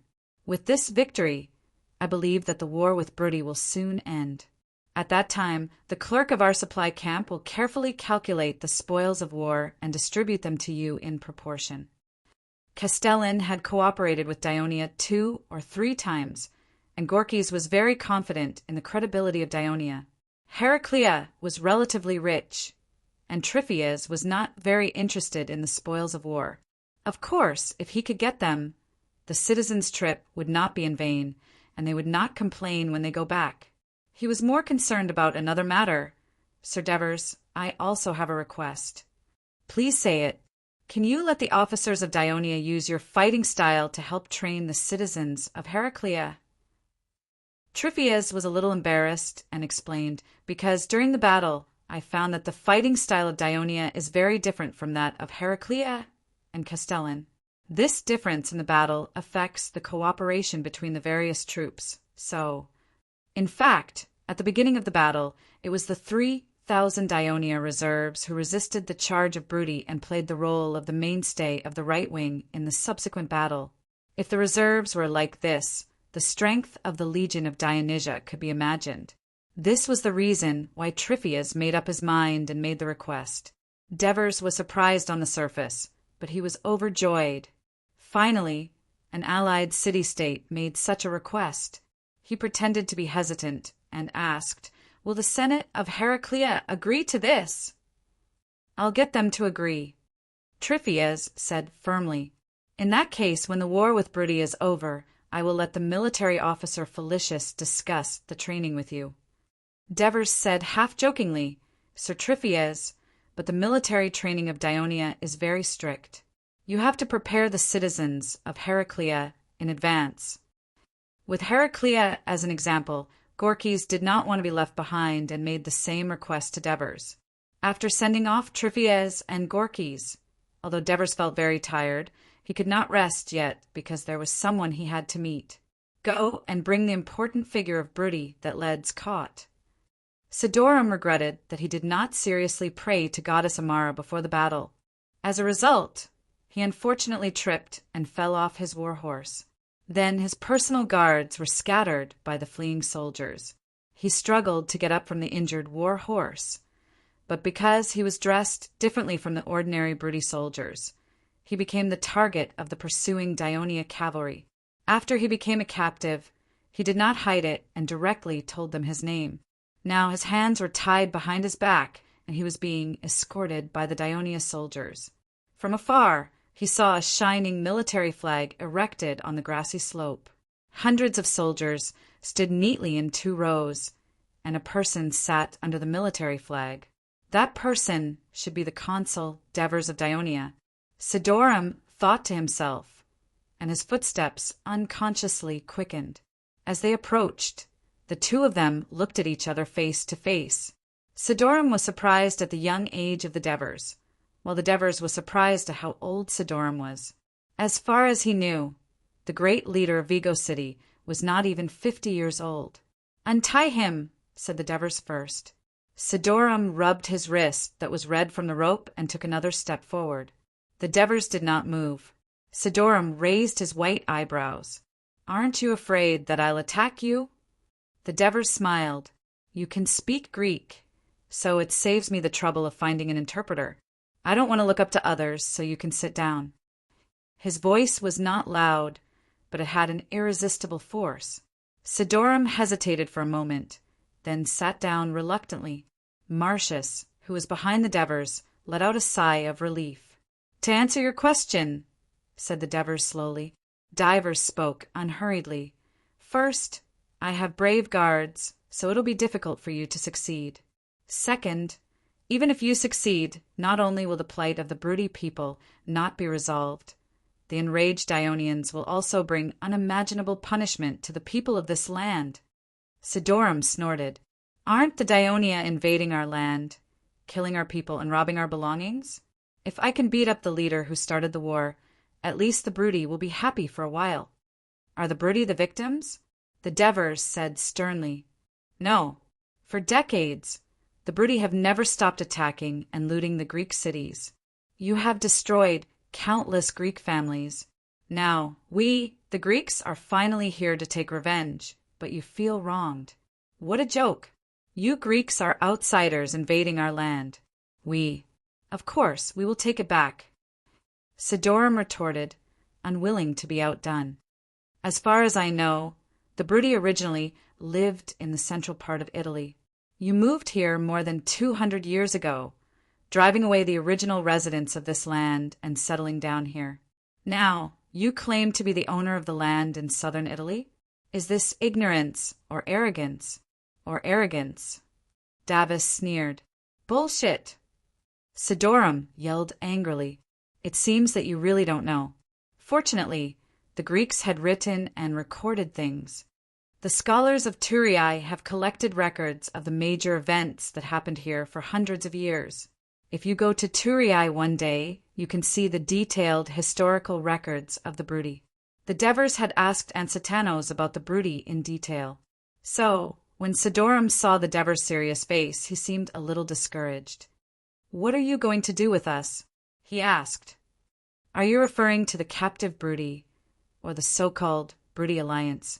"Of course it's us who were unfortunately captured," Sidorum said. "Although we lost the battle, as long as Pinlin and the others defend the city with all their strength, it will be difficult for you to break through the sturdy city of Cosenza, no matter how many soldiers you have. In the end, you can only retreat after running out of food." Chapter 333. He stretched out his hand and stopped Sidorum, who was about to speak again. "In this battle, the Broody suffered 5,000 casualties. With the help of the Abyssinia warriors, we have confirmed that most of them were Cosenza's people. At the same time, we also captured more than 5,000 people, and most of them were Cosenza's people. During the battle, Pinlin placed the main Cosenza warriors in the middle and right flank. The center of Dionia's counterattack was also on the enemy's right flank and middle, which led to this result. The other casualties and captives were also Vigor and Ambalia. In other words, the Brudi Alliance's important power to maintain your rule and suppress other small tribes has been greatly weakened. As far as I know, the Cosenza people have forcibly placed many small tribes in the outer city of Cosenza. As long as I make the Bassinians promise these tribes freedom and even more benefits, the Bassinians will not be able to stop them. Do you think these tribes will take the opportunity to resist and help us capture Cosenza? When Devers said this, Sidorum's body trembled. He lowered his head and did not speak. 2 days ago, there was a riot in Cosenza. The words of this Dionia consul could really become a reality. In addition, after I lead the army to Cosenza, I will not attack the city immediately. I heard that Ambalia city is extremely simple. I only need to send 3,000 to 4,000 people, and I may be able to capture it easily. And Vigor city. When Devers mentioned the word Vigor, Sidorum trembled again. How many warriors did you take from there? Do you think if I send 10,000 soldiers to Vigor, and with the help of Laos, can we capture Vigor city? Sidorum clenched his fists and gritted his teeth. His expression was painful, but he still did not say a word. After we capture Ambalia and Vigor, we will attack Cosenza. Oh, by the way, you must be wondering why I didn't attack Canopetia. Devers paused and continued, because Canopetia will soon be captured by Dionia Legio IV. You don't believe me? I think Canopetia must have asked for reinforcements from Cosenza, because Canopetia's stone walls cannot withstand our ballistae and siege towers. Ballistae? Sidorum finally raised his head in confusion. Devers generously briefed him on the new siege weapons developed by Dionia. Sidorum's expression turned ugly. In his memory, Pinlin did not take the initiative to tell him about Canopetia, but he knew that Cosenza sent 2,000 reinforcements to Canopetia. He even objected to this to Pinlin, but Pinlin made a firm decision. This was completely unlike his usual style of doing things. According to various signs, he felt that what Devers said was most likely true. Pinlin already knew that Canopetia could not be defended, but he was afraid that Brudi's people would panic, so he chose to hide it and bet everything on this battle. Sidorum's heart turned cold, and he squeezed out a sentence while trembling. Does Dionia want to kill all the people of Brudi? Kill all? No, we Dionia are not that cruel. Devers said seriously, In my eyes there is no difference between Brudi, Lucanians, and Greeks. Sidorum stared at him in disbelief. You might ask, if this is the case, why attack Brudi? Devers sighed, pulled up a weed with his right hand, and twirled it around his finger. For 100 years, Brudi and Greeks have regarded each other as enemies, killing each other endlessly. If the Brudi tribal alliance is established, the conflict with the Greeks will only intensify. Dionia had no choice but to attack first, not to destroy Brudi, but to bring Brudi into Dionia alliance and become a part of it. The Mediterranean Sea is big enough for us Greeks and Brudi to explore, plant, and graze. Why should we fight to the death for such a small piece of barren land? Sidorum was silent for a long time, and tentatively whispered in a low voice, You want the tribes of Brudi to become Dionia's alliance. Dionia has paid a huge price and sacrificed so many lives just to make Brudi an ally. Devers's expression changed, and his voice suddenly became heavier. The people of Dionia will not agree, and neither will the Senate. Do you want us to be like the Lucanians in Nudum? Sidorum said bitterly, Vigo city was not far from Nudum, so he knew the situation there. Brudi will be incorporated into Dionia. Brudi will become Dionia citizens, and the tribal leaders will still be in charge of their own tribes. But the managers of towns such as Vigo, Cosenza, Nepetia, and Ambalia will be appointed by Dionia's Senate. Abyssinia has agreed to join Dionia alliance, and Bagalipi and Brim will also become members of Dionia's Senate. You can go to Brim for further information. Devers' words made Sidorum's heart waver a little, but he still asked unwillingly, Can't we manage our own towns? The Brudi are not used to being commanded by outsiders. I'm afraid there will be trouble." Devers said firmly, "All the territories of Dionia must be governed by the Senate, and this will never change. However, if you join the Senate, one day you will also be elected by the Senate as the governor of Cosenza, or even the governor of the entire Brudi region." Dyphus's flattery lessened Sidorum's resistance. He thought for a while and said helplessly, "I'm just the leader of Vigor City. It's okay. You just need to decide the ownership of Ego City." Devers saw him still looking down and hesitating, so he said, "Go and think about it. Don't rush to make a decision." Sidorum answered in a hurry and was about to leave absent-mindedly. "Please wait. There's one more thing I need your help with." Devers's words made Sidorum panic. He staggered a few steps and almost fell. "Please go and comfort the captured Brudi warriors. Tell them, as long as they do what we ask, the soldiers of Dionia will not hurt them, and they will be able to go home safely after some time. However, if they gather to cause trouble and try to escape, our soldiers will not be lenient. Moreover, when the Brudi belong to Dionia in the future, their families will also be punished." Devers said sternly, "I'll go and tell them." Sidorum looked gloomy, and the wrinkles on his face deepened. After the conversation with Devers, he seemed to have aged a few years. Looking at the unsteady Sidorum being escorted away by the soldiers, Marcius asked, "Sir, will this old man surrender?" Devers smiled. "Him agreeing to my request just now is a good start. However, if he doesn't hurry up, we won't need him when the time comes." The siege of Canopiscia had reached its most critical moment.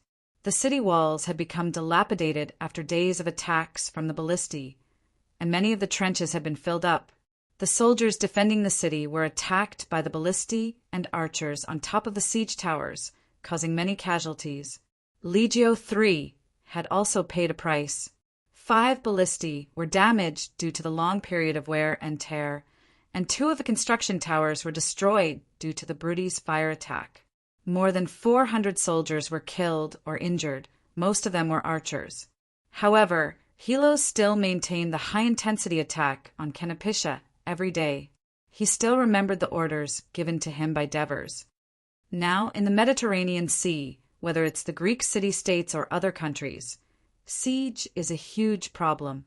I hope that after you go to Canopiscia, don't be afraid of the difficulties and casualties of the soldiers.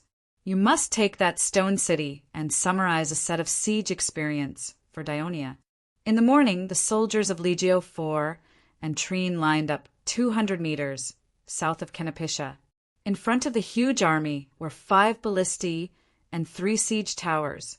The requirements to build ballistae were very high, and the key components were very delicate, especially the spring set. The Mathematics Research Institute spent a lot of time and money to build 10 ballistae, and it was not something that could be repaired by engineers in a few days.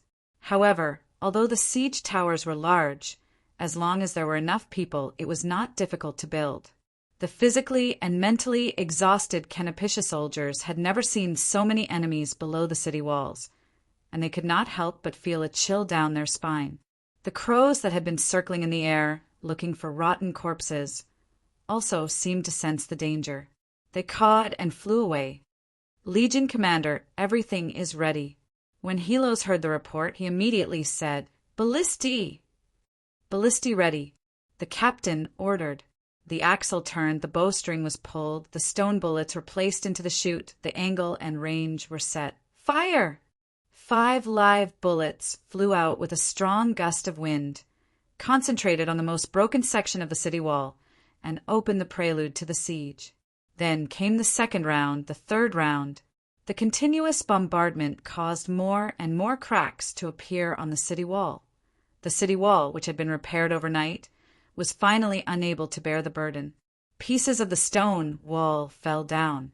Finally, in the rumbling sound of crashing, the entire stone wall collapsed, and a cloud of dust rose in an instant. The Dionia soldiers cheered thunderously, while the Canopiscia soldiers sighed, and their faces were ashen. "Attack! When the morale of the soldiers was high, Helos gave a timely order. Chapter 334. Pangeru's expression was grim as he looked at the incoming enemies. The fear on the faces of the soldiers around him worried him. He suddenly drew his sword and shouted, "Warriors of Canopetia, you have successfully held off the powerful enemies for nearly a month. Now the biggest test has come. Think of your parents, wives, and children. They are behind us and need our protection. Show your courage. Under the protection of Brutus, we will defeat these cowardly enemies. We, the warriors of the Brudi, will never be slaves. The great leader is right. We cannot lose. We will never be slaves. We will fight the Greeks." The morale of the Canopetia soldiers was boosted by Pangeru's encouragement.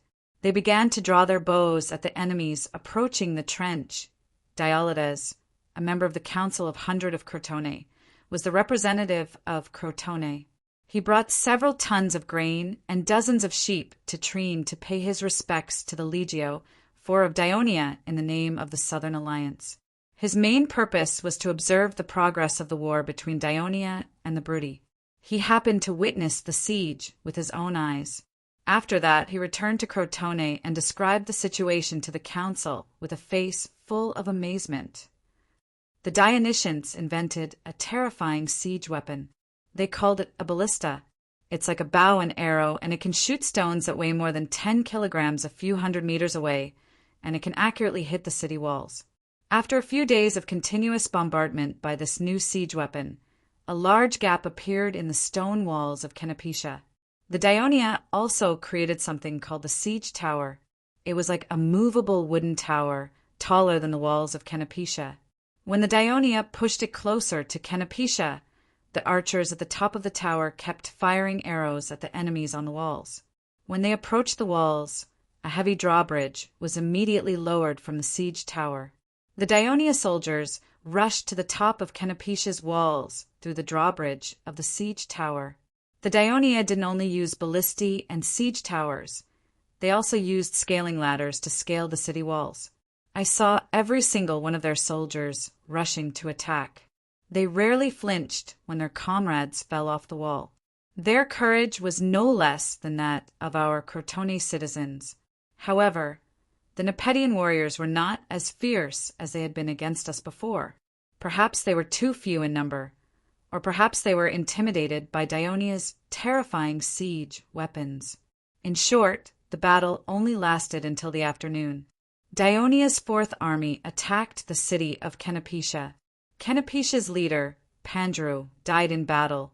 When Diolides finished speaking, the council fell silent. He had just received news that Dionia had conquered Ciudad Abyssinia not long ago, and now Nepetia had fallen. Since when did the Brudi, who gave Crotone such a headache, become so weak? Or had the Dionia army become stronger, and the Crotone citizens could not compare to them? The people of Crotone were at a loss. When they saw the outbreak of war, they hoped that Dionia would be defeated in front of the Brudi, so that Crotone could take advantage of them. But now, it seemed that this was just Crotone's fantasy. The strength that Dionia had shown terrified the people present. This is a good thing. General Sesprotus stood up and said loudly, "The nightmare that has been troubling the people of Crotone and the other cities for hundreds of years is finally going to end. The people of Crotone will be very happy when they know about this." Sesprotus's words made those who had other ideas realize that even if they wanted to hinder Dionia, their suggestions would not be able to pass the council. At this time, Chief General Lucius stood up and said, as a member of the Southern Alliance, "We should be happy for Dionia's victory. Although Dionia did not invite Crotone to participate in the war, we're still part of the Southern Alliance. Crotone should unite with other allies to give enough military supplies to Dionia to show our support for Dionia." On the day of the Legio IV's attack, the army led by the Devers still stayed in the camp on the bank of Punate River. The soldiers were busy sending the sick and wounded back to Ciudad Abyssinia, while the supply camp transported the rations that Turiae transported to Ciudad Abyssinia back to the camp. The Devers were staring at the map of the Brudi Mountains in the military tent, thinking about their next move. At this time, Tormid came in and said, "Sir, there are a lot of broody people outside the camp. The leader is called Hegesidas and wants to see you." The Devers immediately said, "Quick, let him in." It turned out that the previous riot in Cosenza was instigated by Hegesidas. As Pierre's army returned from attacking the fortress, these rebellious tribes, knowing that they were no match for the enemy, fled the city of Cosenza in a panic. At that time, Pinlin was busy dealing with the army of Dionia and did not have the energy to annihilate them. However, these tribes did not bring much food with them. They went into the mountains and suffered a lot. Not only did they suffer a lot, their food was almost exhausted in more than 2 days. Therefore, these tribes began to complain to Hegesidas and looked at him more and more unfriendly. At this time, the tribesmen who went out to gather information brought back a shocking piece of news. The broody alliance and Dionia had a big battle at the Punate River. In the end, the broody alliance suffered a crushing defeat. The huge army that Pinlin led from Cosenza was left with very few survivors. This news immediately changed the attitude of these tribes towards Hegesidas. Hegesidas made a prompt decision and led these tribes to seek refuge from the Dionysian army.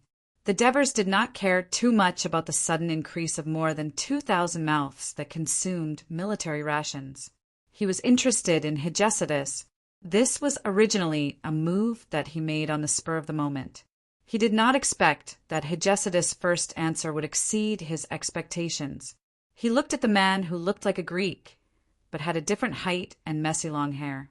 He asked curiously, "How did you convince them?" "Sir Archon, Hegesidas knew that his opportunity had come." He explained in detail, before the establishment of the broody alliance, the Cosenza alliance, led by Pierron, had been forcefully annexing the surrounding weak tribes. Ever since the establishment of the broody alliance, in order to not arouse the resentment of the great chiefs such as Vig and Abyssinia, Pinlin proposed to establish an organization called the Alliance of Chiefs to gather all the chiefs who surrendered voluntarily or were forced to surrender. It was said that they would be in charge of managing and deciding the affairs of the alliance. In fact, these chiefs had no power at all. The affairs of the alliance were decided by the alliance's elders' council, which was made up of several great chiefs and high priests. The people of these tribes were completely separated and forced to form their own families. They were directly managed by the alliance. Of course, they had to pay taxes to the alliance every year. The tribal chiefs lost all their power, so of course they would not be willing. The warriors in the tribe were not used to it either. "Sir, you should know that every tribe of these indigenous people basically has the same bloodline. After hundreds of years of reproduction, they are all related by blood. Usually, they will help each other if they have any difficulties. Now that they are suddenly separated from the tribe and have to live independently, the lives of many warriors are worse than before. Moreover, in the city of Cosenza, they are easily bullied by the warriors of the big tribes. Therefore, whether it is the chiefs or the warriors, of course, they will be dissatisfied." Devers listened attentively and nodded from time to time. He felt that, in fact, this set of measures of the broody alliance was a step further than the original system of the Lucaria alliance. They were preparing to completely dismantle the old tribal system and centralize the power in the upper echelons of the alliance. If they really succeeded, they would become a great enemy of Dionia. "Sir, in order to protect the Shilu tribe, you did not hesitate to start a war with the broody alliance." Hepsitis flattered Devers a little and continued, "In order to fight, the broody alliance had to suspend the punishment of the tribes that surrendered later. Therefore, after I sneaked into Cosenza, I told them, 'Dionia will defeat the broody alliance and restore the rights and freedom of your tribes.'" At this point, Hepsitis looked at Devers carefully. He was a little worried that his decision would be criticized by Devers. "You did the right thing." Devers praised him. From the bottom of his heart, he also hoped that he could do the same as the broody alliance, take away the power of each tribe and put all the broody directly under the rule of Dionia. However, the rational him knew that the result of such a reckless action would only intensify the conflict between the Greeks and the broody. It would destroy the stability of the region, and it would not be worth it for Dionia. As an organization of the same race, the Broody Alliance was far more powerful than the other tribes. Even so, these small tribes only paid lip service to them and even rioted. If the Greeks, who had always held a grudge against the Broody Alliance, implemented this centralization of power, it would not have a good result. Therefore, after conquering the Broody Alliance, Devers still decided to implement the same strategy as in Lucania.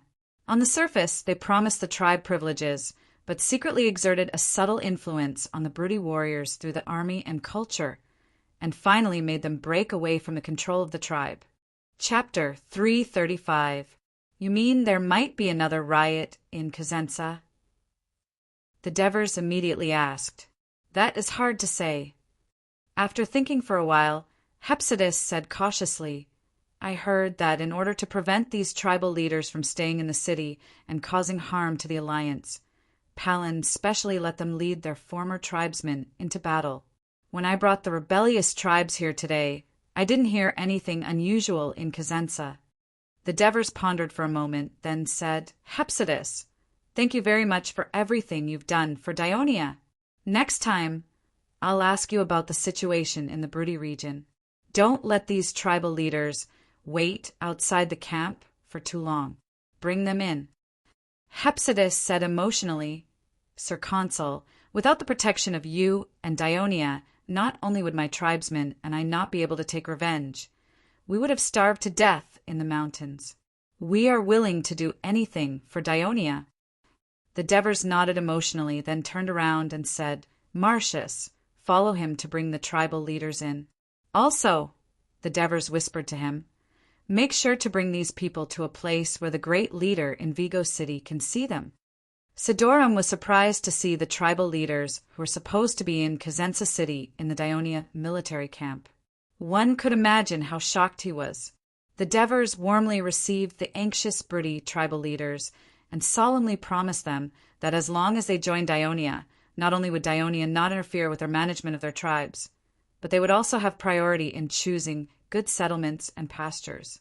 The Devers even opened the map of Dionia and told them that not only could they choose the Broody region, but they could also choose the other empty lands of the Dionia alliance. The tribal leaders were reassured and happily set up tents next to the Dionia military camp, ready to help Dionia overthrow the Broody tribal alliance that oppressed them. Only then could they get the land promised by Dionia as soon as possible. After sending them off, Divers came up with a new idea. He called Capys over and asked him to divide the 5,000 captives into 200 companies according to their tribes. The captives would then elect their own company captains, adjutants, and so on. He also asked Capys to give the newly elected company captains some prestige among the captives under their jurisdiction, as long as the captives did not run away or resist. For example, they would be given the right to distribute food, the right to distribute labor, and the right to punish their subordinates. In the Devers plan, Turiae would be the center of the city-state alliance of Dionia in the future. The Broody region, which was very close to Turiae, should become a core area of Dionia. However, the Devers were very clear that the biggest difference between the Broody and the Lucanians was that there were no large tribes in Lucania municipality within the territory of Dionia. According to the current development of the situation, there were likely to be several large Broody tribes when they conquered the Broody region. They would be an unstable factor when Dionia ruled the Broody region in the future, and it would also increase the difficulty of governance in the Broody region. The main strategy of the Devers was to dismember it and make it bigger and smaller. The method of these 5,000 captives was to prepare in advance, just as the Devers had begun to prepare for the conquest of the Broody region. The city of Cosenza was not as normal as Hepsidus had said. Instead, it was full of treacherous changes. Cadarc, the leader of Cosenza, originally had the same strength as Petaru's tribe. However, ever since Petaru became the son-in-law of Pinlin, the situation changed. In the process of incorporating and annexing small tribes, the Petaru tribe, which had the support of Piran, gained many benefits. The tribe's strength expanded rapidly. Not only did it quickly become the second largest tribe in Cosenza and even the entire Brudi region, but under the guidance of Pinlin, Petteru also entered the highest authority of the newly established Brudi Tribal Alliance, the 7-member Elders' Council. In this regard, Kaderk was angry and dissatisfied with the unfairness of Petteru. However, the strength of Petteru and Petteru's tribe forced him to put on a smiling face and listen obediently. For example, this time, Pinlin led the largest army in the history of the Brudi to fight against the Daionia, but he was asked to stay behind to guard the city of Cosenza. He had no choice but to accept it. Even if he became the temporary master of Cosenza, Kaderk did not have absolute power because he knew that the high priest Ferodo, whom he secretly mocked as Perrin's dog, was watching him closely. If he made a move, Ferodo could make half of the 2,000 warriors under his command disobey his command. Of course, the other half were his tribesmen. With the army out, the city of Cosenza was mostly empty. Naturally, there was less work to be done. Kaderk was bored and stayed in the Alliance meeting hall in the inner city for half a day until the guards came to report that the Brudi Alliance had been defeated and the defeated soldiers were gradually entering the city. Although they had discussed the possibility of defeat before the battle, Kaderk was still shocked when he heard the news. He quickly rushed to the east gate of the outer city. The scene in front of him was unbelievable. Outside the gate, there was a crowd of exhausted and disheveled, defeated soldiers. They had lost their helmets, shields, and spears. Some of them were even naked and covered in mud. They were scrambling to enter the city. At the slightest movement, they panicked and pushed each other crazily. Some of them were even pushed down the moat, screaming in pain. Once they entered the city, they immediately lay down on the ground and soon fell asleep. Kaderk had been on the battlefield for a long time and had suffered some defeats, but he had never seen such a scene. He could not help but be shocked. He immediately mobilized his troops to maintain order at the gate and rescue the wounded soldiers. Not long after, he saw Pinlin. The great leader of Cosenza was no longer in high spirits. His eyes were lifeless, and his expression was dull. He hugged the neck of the horse tightly. The war horse was obviously exhausted. It moved forward little by little, and every step was difficult. Suddenly, it knelt on all fours, and Pinlin, who was caught off guard, fell to the ground. The accompanying guards quickly went up to help him up. Pinlin, who had been on the back of the horse for more than an hour, was also physically and mentally exhausted. He could barely stand with the help of the guards. When he saw Kaderk, he said weakly, be careful of the enemy's ambush." Then he was carried into the city by the guards. Seeing Pinlin in such a sorry state, Kaderk's anxious heart was inexplicably filled with a sense of schadenfreude. This feeling reached its peak when he saw Petteru.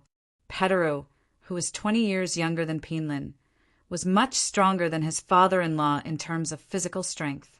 However, in terms of mental strength, he was obviously frightened by the ferocious pursuit of the Daionia cavalry. When he entered the city, he lost his mind and shouted uncontrollably in front of the defeated soldiers, "The enemy will come after us! The enemy will come after us! Quickly close the gate! Quickly close the gate!" It almost caused a huge mess. Kaderk spent a lot of effort to restore order.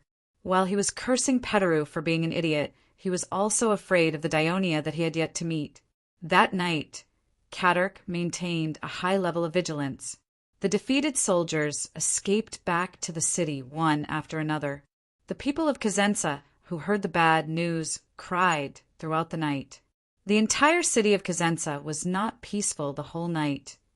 Early the next morning, there were still many defeated soldiers who escaped back to the city. In the inner city's meeting hall, Pinlin, who had recovered his energy and temporarily walked out of the shadow of yesterday's defeat, had a grave expression on his face. Up until now, the warriors belonging to him and the Petteru tribe that escaped back were only about 2,000. There were 700 warriors from Anbalia, about 1,000 warriors from Vigo, and the majority of warriors from other small tribes that returned were more than 4,000 people. What did this mean? It meant that the first and second largest tribes of the Brudi tribe about 8,000 people were either killed or captured by Daionia. Such a huge number not only made him and Petteru feel extremely pained, but at the same time it also gave the people under their command a reason to attack them, threatening their rule in the tribe. More importantly, the alliance of the Brudi tribes was likely to disintegrate because Pinlin, who had lost his power, also lost his influence and rallying power in the alliance.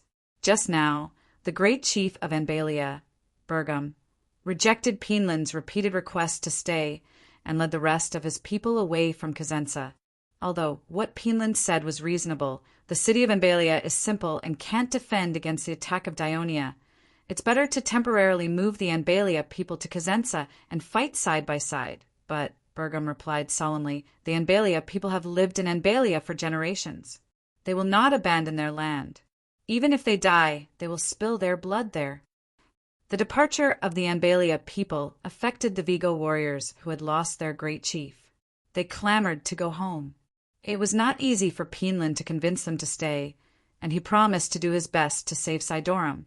The problem with the Vigo warriors was only a small problem. The biggest problem was that after Pinlin returned to Cosenza last night, he quickly fell asleep due to the double blow of his mental and physical strength.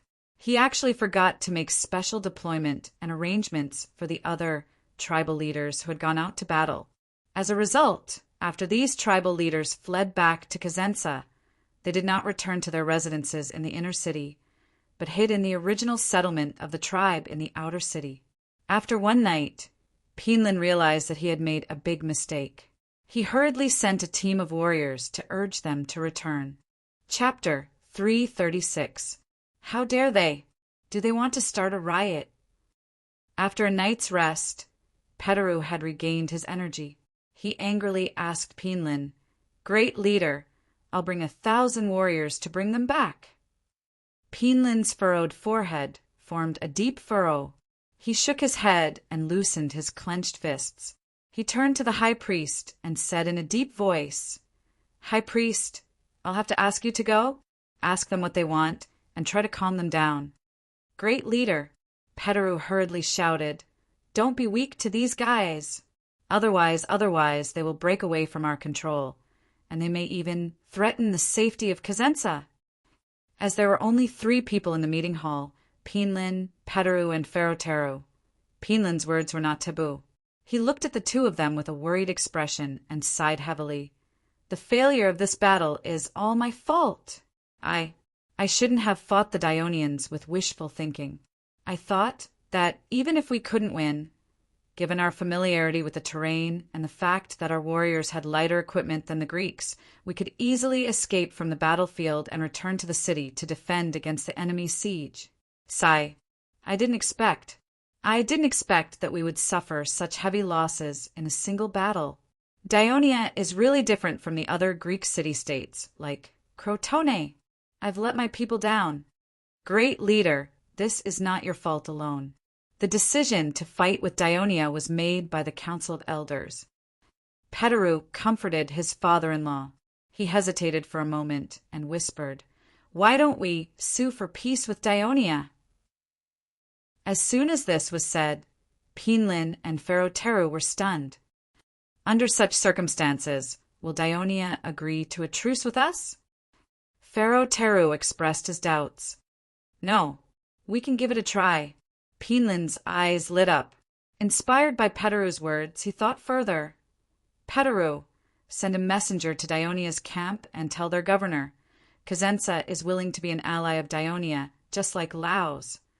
If we can make peace, Cosenza will temporarily become a subsidiary of Daionia, and we can let the captured soldiers return. We still have time to slowly recover our strength. If we can't, we have to negotiate with them patiently.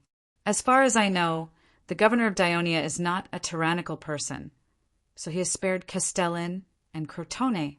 So why can't he loosen the noose around Cosenza's neck? At the very least, it will buy us some time to deal with those people outside the city. Right now, Cosenza can't afford another riot." Cosenza's messenger rushed to Daonia's camp. When the Devers heard the messenger's intention, they immediately pointed out that Cosenza could only be fully integrated into the Daionia alliance. There was no other way. He flatly refused the messenger's request to talk in detail. How could he give Cosenza a chance to breathe when he had the absolute advantage? On the third day after the battle, the entire Daionia army broke camp and marched westward. The cavalry spread out 6 to 7 miles to scout the surroundings. The First Legion was the vanguard, armed with armor and weapons. The Second Legion was on both sides of the middle of the army, protecting the supply camp, medical camp, and engineering camp in the middle. Under the supervision of the Daionia soldiers, the half-starved Brute prisoners carried the supplies, pushed the carts, and took care of the livestock. The Legion's reserves and the Allies served as the rear guard. The entire army marched in a mighty manner. Even on the vast plateau, it was still impossible to see the end of the army. 3 hours later, the Devers saw the big city in front of them, Cosenza. At this time, the cavalry captain Leds rushed from the front of the army excitedly. "Sir Commander, Legio IV is rushing towards us." "That's great." The Devers were overjoyed. They excitedly squeezed the horse's abdomen. The war horse raised its hooves and galloped forward. The guards followed closely. Then the cavalry gathered around to prevent any accidents. The Legio IV Captain Helos also rushed from the south after receiving the news. When he saw the Devers, he immediately reined in his war horse and saluted. "Sir Commander, Legio IV has conquered Canapiscia. We are here on orders. Thank you for your hard work." The Devers solemnly returned the salute. The Helos in front of them was no longer the ordinary mercenary that they first met in Persia. The long period of leading troops and handling government affairs had made him more dignified and less humble. He was now a qualified captain of the Legion of Dionysia. "Sir, I'm late. The defense of Canapiscia is very tenacious. Not only did they delay our Legio IV for a long time, they also made us pay with the lives of more than 700 of our brothers." Helo's expression was slightly sorrowful. The gentleness in his bones had not changed much. "The main reason why Legio IV took so long to conquer Canapiscia is because of my strategic plan. It's not your fault. The sacrifice of the soldiers was worth it because you have truly taken a well-defended city head-on. This will be the most valuable military asset of Daionia." The Devers encouraged him. Furthermore, Legio IV came at the right time. With that, he pointed forward in high spirits. "Let's go. Bring me to the warriors of Legio IV." The Devers and Helos took the lead and galloped forward. Behind them were 200 guards wearing red capes, including 100 warriors from Abyssinia. Rodum held the reins in one hand and raised the glorious flag that Marcius had given him with the other.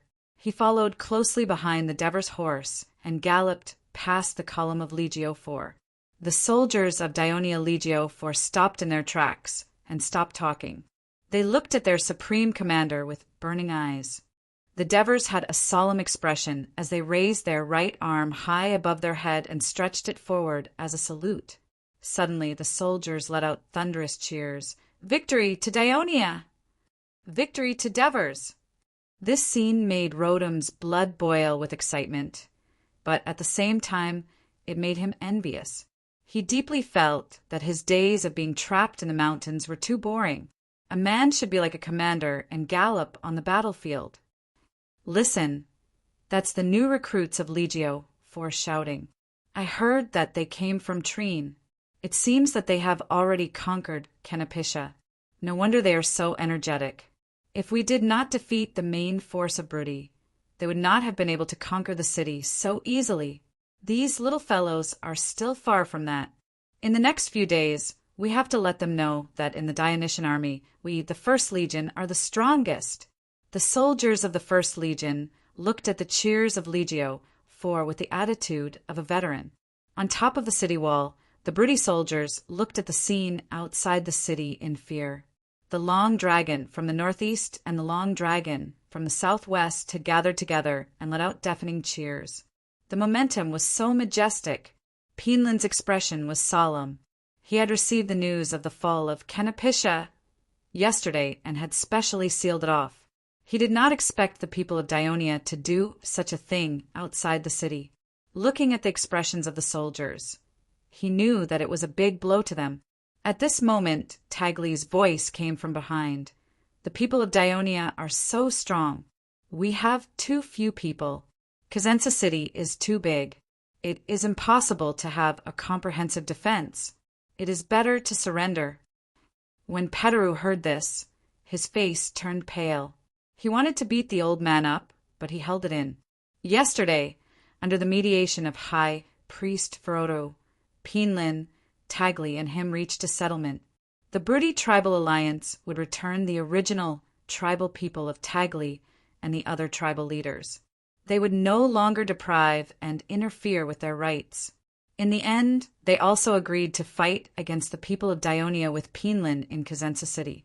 There was only one issue that was still being debated. Tagli and the others wanted to abolish the Council of Elders and delegate the authority to deal with the affairs of the alliance to the tribal leaders. For Pinlin, agreeing to their request meant that the highly centralized Brudi tribal alliance, which he had been working hard to pursue, would become a loose alliance of tribes. This was something he could not tolerate. Therefore, he used Bergham's absence and Sidorum's disappearance as an excuse to postpone this important issue. This caused dissatisfaction among the other tribal leaders.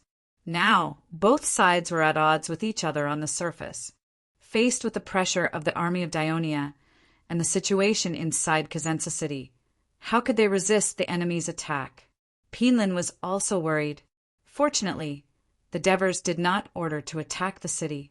Instead, they began to build a camp. Relying on the absolute advantage of 30,000 troops, he directly ordered the construction to start a mile away from the city, preparing to besiege Cosenza. The captives were taken to dig trenches. The 1st, 2nd, Legio IV, Legion Reserve, Allied Army. The Devers had enough labor to build a huge barracks and enough manpower to stay alert. Just as the Devers were about to ride around Cosenza City to investigate in detail, Capus came to report. Sidorum asked to see him. "You've decided? Let Vig join Dionia." The Devers suppressed the joy in their hearts and looked at Sidorum calmly. "Yes, the consul of Dionia." When Sidorum saw the arrival of Dionia Legio IV, he immediately realized that what the Devers told him before was the truth. Dionia did have a strong siege ability. Therefore, he finally stopped hesitating and made up his mind. After relieving the troubles of many days, he felt much more relaxed. Chapter 3:37. After the last battle, many of my people must have escaped into Cosenza City. They might even be standing on top of the city walls now. Sidorum said carefully, logically speaking, I should go to the bottom of the city now and ask them to surrender, or even persuade Pinlin and the others to give up resistance. However, a wolf king without a pack of wolves will not only not frighten people, but will also become the target of hunters. The people of Cosenza will say that I surrendered to Dionia because I am afraid of death. My people will most likely be determined to fight back in order to wash away their shame. Therefore, Sidorum paused and looked at the Devers earnestly. I hope to go back to Vig City first and persuade the leaders and people of Vig City to come and join the siege of Cosenza. I believe that it will be more helpful for Dionia to take down Cosenza. The Devers stared at him for a moment and smiled. How long will it take to get to Vig City from here? It will take more than half a day to walk, and less than 3 hours to ride a horse. Then you will ride a horse and set off immediately. I hope to meet the leaders of Vig City in the camp tomorrow, the Devers said firmly and decisively. Sidorum was shocked and quickly bowed. As you wish, my lord. Marcius, here. Take some guards and send leader Sidorum safely to the outskirts of Vig City. I believe that after seeing you, Avenogis will not stop leader Sidorum from entering the city. At the same time, tell the governor of Laos to bring his army and Vig's army here tomorrow. Understood. Marcius was a little hesitant. My lord, but here you dash. Don't worry, there are other guards and Abyssinia warriors led by Rodum. I will not have any problems. Yes. After Sidorum left, Tormid quickly asked, Commander, aren't you worried that he's lying? The Devers looked at Sidorum's back as he left with a complicated expression. Sidorum is a smart man. There's one thing he didn't mention on purpose. After being reminded by the Devers, Tormid suddenly realized. Those Whig prisoners in the camp! This is the hostage he left behind.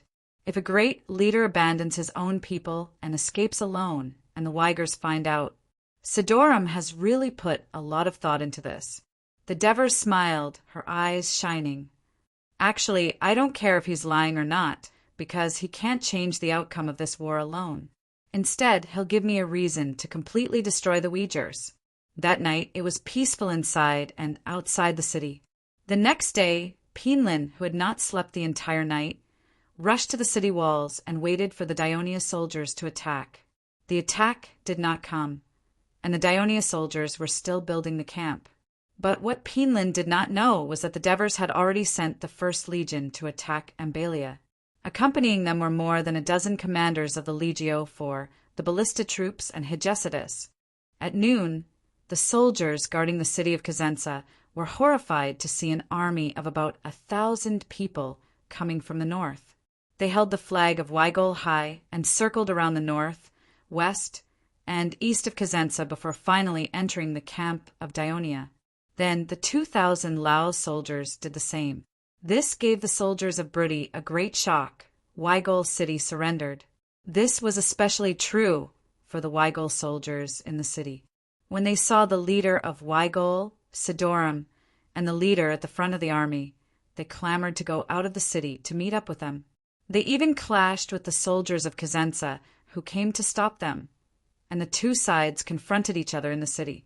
Penlin was in a dilemma.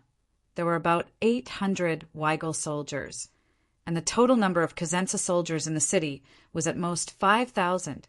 Outside the city, there was an army of Dionia eyeing them covetously. He could not transfer all of them to deal with the Weigol, and the other leaders, led by Targli, refused to participate in the encirclement of the Weigol with the reason that Brudi cannot kill each other. At this time, a new situation appeared outside the city.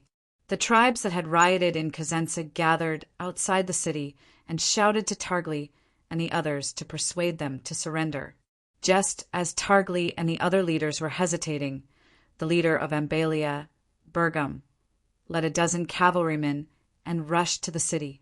Even Ambalia had surrendered, and this fact was a heavy blow to the Brudi soldiers in the city. In fact, it was reasonable for Ambalia, who had very few people in the city, to surrender. When the 7,000 people of the First Legion appeared outside Ambalia, and when the Ballisti fired a few stone shells to break the wooden fence, and when Hegesidas surrendered, the series of actions made Bergum, who had less than 1,000 soldiers, quickly make the right choice. Ambalia's surrender made all the Brudi in Cosenza panic even more. In this way, Cosenza was completely surrounded and isolated. Targli and the other leaders finally made up their minds and opened the city to surrender. The Dionia soldiers cheered and rushed into Cosenza. Penlin, Petaru, and Kodark had to retreat to the inner city with their own tribal warriors. The city was in chaos. Petaru stumbled into the meeting hall. "Leader," he shouted anxiously. "Leader, damn that Kodark." Kodark opened the city gate and surrendered to the Dionia. Should we? Penlin, who was sitting on the wooden chair, did not panic at all. He looked at his son-in-law calmly and said with difficulty, "Surrender to the Dionia." Petaru finally got the answer he wanted. Without hesitation, he said yes and hurried out. "Petaru." Penlin stopped him and said earnestly, "As a leader of the Brudi, you are still too impatient. Next time, think before you do anything and—" Penlin's voice became a little low. He took a breath and said, "Take care of Una." Petaru heard this and felt a little uneasy. "Father," Paionluin waved his hand. "Hurry up and go. Too many of our people have died." Penlin reluctantly watched Petaru's figure disappear outside the hall. He turned around tiredly. The flag of the Brudi Tribal Alliance was hanging on the wall behind him. A snow-capped mountain stood on the green grassland, representing the land where thousands of Brudi were raised and the god Umla who protected them. Pinlin stepped forward and touched the flag that he had put so much effort into. His mind was full of thoughts. A unified Brudi tribal alliance was about to rise on this land, but Daionia. He resentfully repeated the name, his heart full of regret. Of course, he did not know that in the history of his previous life, Brudi became a powerful kingdom a few decades later. Not only did the Greek cities in Greece tremble under its army, but the Lucanians were also afraid of it. Crotone, Tourage, and other Greek cities were weakened by Syracuse's repeated invasions. They had no choice but to invite King Alexander of Epirus to lead an army of tens of thousands to cross the sea to southern Italy in an attempt to destroy Brudi in one fell swoop. In the end, near the Platte River, where Daionia and the Brudi allied army fought, the Brudi army almost completely wiped out the Greek allied army led by Alexander. Since then, the Greek cities in southern Italy could only hide behind the tall walls and live without leaving any records in history until the arrival of the Rome. At this time, Pinlin took down the flag of the Brudi alliance and slowly wrapped it around his body. Then he pulled out the short sword at his waist, the day before Pinlin committed suicide and the Devers occupied all of Brudi. The Legio III, led by Hieronymus, arrived at the city of Picassus. The people of Picassus, who had no soldiers to defend, opened the city gates and surrendered. When the leader of Potentia, Priamut, heard this news, he finally made up his mind and sent an envoy to Tourage, requesting to join the Daionia alliance. A month later, Metapontum and Galagusso joined the Daionia alliance one after another. At this time, the alliance of Daionia city-states occupied more than half of the land in southern Italy and Lucania, truly becoming the overlord of southern Italy. Note, according to historical data not confirmed, the Brudi were vassals of the Lucanians for a few decades. In the end, they united and established a unified kingdom, becoming independent. At this time, the Greek cities in southern Italy were greatly weakened by the invasion of Dionysius of Syracuse, which facilitated the expansion of the Brudi forces in southern Italy. If the readers look at the map of this period, they will see that the territory of the Brudi occupied almost the entire Calabria region, except for the Greek cities along the coast. In this book, the existence of Daionia interrupted the rise of the Brudi. Of course, it also interrupted the rise of the Lucanians before. I believe that it will do the same in the later chapters. Chapter 338. When the news of Daonia's conquest of Brudi reached Syracuse, Dionysius was accompanied by Macias to inspect the construction of the defensive fortress of Syracuse. Seeing that the project was nearing completion, he was in a good mood when he suddenly heard the news. His face immediately became gloomy, and he blurted out, "Damn Carthage, they ruined my plan!" In the early spring of 397 BC, Carthage Sophie Hilmurco led an army of 100,000 from Carthage. After a small-scale battle with the navy of Syracuse at sea, they successfully landed in Sicily. They quickly bought over the traders and easily captured the city of Alux in the west of Sicily. Then they attacked Moscha and succeeded. Syracuse's army was forced to withdraw from the siege of Segesta. Hilmurco did not take advantage of the victory to pursue. Instead, he destroyed the city of Moscha and built a new city near its seaside. He named it Lilibo. When Carthage's army stopped advancing, the cautious Dionysius stationed his troops in the city of Syracuse. Not long after Hilmurco laid the foundation of the new city of Lilibo. When February came, he led his army to continue to attack eastward. This time he did not follow the attack route of Syracuse last year. Instead, he took a boat around to the northeast corner of Sicily and easily took down the defenseless Messina. The fall of Messina was a big stimulus to Lygum on the other side of the strait. This Greek city-state, which relied on its favorable geographical location and prosperous port trade, had been secretly communicating with Carthage for many years to prevent Syracuse from coveting the Strait of Messina. Suddenly, the friendly foreign city-state bared its poisonous fangs and captured Lygum's sister city-state, Messina. Why was it a sister city-state? Because Messina was first established by the joint colonization of Cumae and Chalcis. It was originally called Zancle, and later changed its name to Messina because of the arrival of Messenian settlers.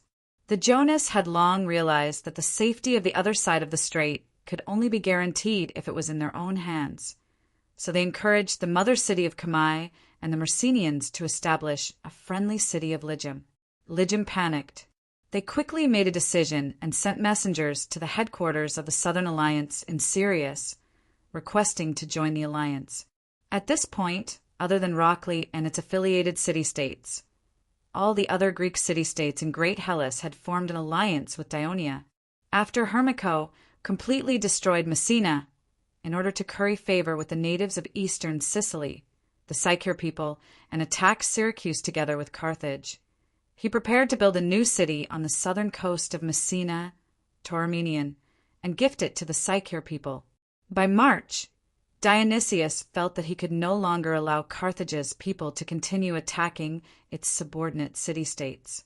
If he did not do something, the alliance states would likely fall to Carthage's side. So he mobilized both land and sea armies and advanced north to the Catania plains. In the waters near Catania, a naval battle broke out between Syracuse and Carthage. Originally, the Greek warships outnumbered Carthage's people and had an advantage in terms of equipment. However, Dionysius's favoritism and his brother Leptinus's mistake as the commander of the navy caused the navy of Syracuse to suffer heavy losses. The Greek army on land watched the naval battle from the shore, but when they saw the miserable state of the navy, their morale began to waver. Fortunately, the land army, led by Hermico, did not arrive on the battlefield in time, because Mount Etna, to the southwest of Tauromenion, suddenly erupted. High-temperature lava spewed down, destroying the road to the south. Black volcanic ash covered the sky, forcing Carthage's army to take a detour. The Syracuse army sang the praises of Hephaestus along the way in awe, and hurriedly returned to the city of Syracuse. Catania and Leontini fell into Carthage's hands one after another. Hermico finally led his army to Syracuse with the aftermath of the naval battle.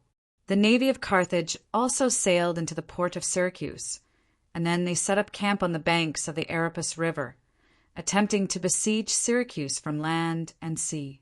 At this time, Dionysius hurriedly sent messengers to Campania in Italy, Corinth in Greece, and the Hegemon of Sparta in order to seek emergency assistance. Although Greece was the closest place to Syracuse, Dionysius intentionally or unintentionally ignored this region and did not ask for help from the hegemon of southern Italy, Dionia. It was also impossible for Dionia to send troops without an invitation. That would make the Sicilians suspect that they had ulterior motives. Moreover, Dionia also needed time to rest, consolidate, and reorganize after going through frequent wars and rapid expansion. Therefore, when the Greek city-states in Sicily were facing the danger of falling, the people of Dionia and the Greeks of southern Italy watched from the sidelines with complicated feelings. Greek reinforcements from all over the country arrived. Especially the young general of Sparta, Phoebides, led 30 warships and 500 Sparta warriors. At this time, the citizens of Syracuse started a riot under the instigation of someone with ulterior motives. They wanted to oust Dionysius from his position. Phoebides led the Greek coalition army from all over the country to stop the riot, but they complained to Phoebides that it was because of Dionysius's poor command that Syracuse was in trouble, and the citizens lost their loved ones. At the same time, they recounted Dionysius's brutal rule in the country and begged their ally Sparta to help them get rid of the shackles of this tyrant. Phoebides remembered Agesilaus' warning and told them with a straight face, Sparta's mission in Syracuse was to help Dionysius fight against Carthage, and not to help Syracuse overthrow Dionysius. He hoped that the rioting citizens could calm down and work together to drive away Carthage's soldiers who had already surrounded the city. At the same time, he also made Dionysius promise that from now on he would not retaliate against the citizens who participated in the riot, and that his rule would be more lenient in the future. With the full support of Sparta, Dionysius temporarily got through a difficult situation. After Carthage's, people outside the city settled down, they began to destroy all the facilities outside Syracuse. Not only did they destroy farmland, villages, but they also blasphemed the gods. Not only did they destroy the temple of Zeus on the Popeye Islands, but they also robbed the temples of the goddesses Demeter and Persephone. This blasphemous behavior angered the people of Syracuse, and both sides had many small-scale land and sea battles outside the city and in the big port, with both sides winning and losing. The war continued until the arrival of summer, and as the temperature rose, the situation began to favor the people of Syracuse, because the number of mosquitoes in the swamp near the Asper River increased, and the Carthage soldiers who were bitten were tortured by the plague, and the number of deaths increased. At this time, under the pressure of internal and external troubles, Dionysius also stimulated his wisdom and came up with a clever attack plan. March in the dark, use the tactic of diversion to move the enemy, and attack the weak side of the enemy's fortress at the same time with the navy and the army. Because of the plague, Carthage's morale was low, and they could not fight back in the face of the attack of Syracuse.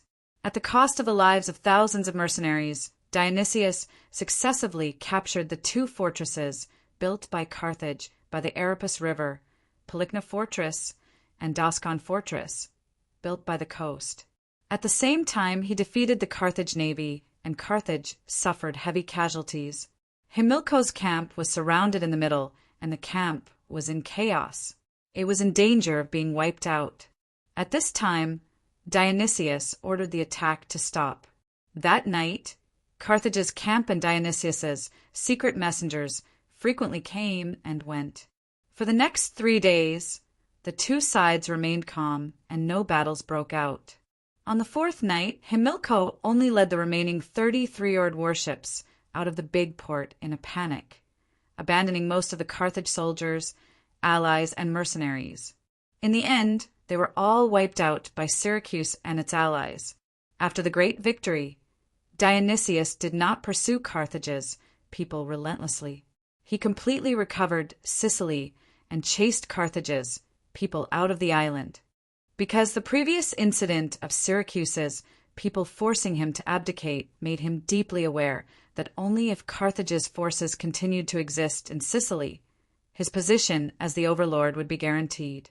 Therefore, not only did he release Himilco's remaining troops, but he also did not continue to sweep through Carthage's colonial towns in Sicily. Instead, he began to focus on the Psyche's forces in the inland areas of Sicily. This was because the Psyches had become Carthage's accomplices in this war and caused a lot of trouble for Syracuse. This made him feel that it was not enough to unify the Greek city-states on the island. He had to expand Syracuse's influence in the Psyches residential areas and completely turn eastern Sicily into an iron plate. Syracuse's army began to conquer the Psyches towns, such as Moguntia, Cephaloidion, Hina, and many others. It also forced more Psyches forces to sign subordinate agreements with it. They also surrounded the only coastal city that Himilco had built for the Psyches, Tauromirion. However, they could not take it down immediately. In the 2nd year, 396 BC, Syracuse's power had already expanded to the northeast of Sicily. On the ruins of Carthage's destruction, Dionysius rebuilt Messina. The new Messina was made up of the colonists from Syracuse's allies, Lochley and Medma. This was mainly to win over his allies in Great Greece. At the same time, there were also a few hundred Messenians who had just been driven out of their native areas by Sparta. These new residents were no longer related to the Legem.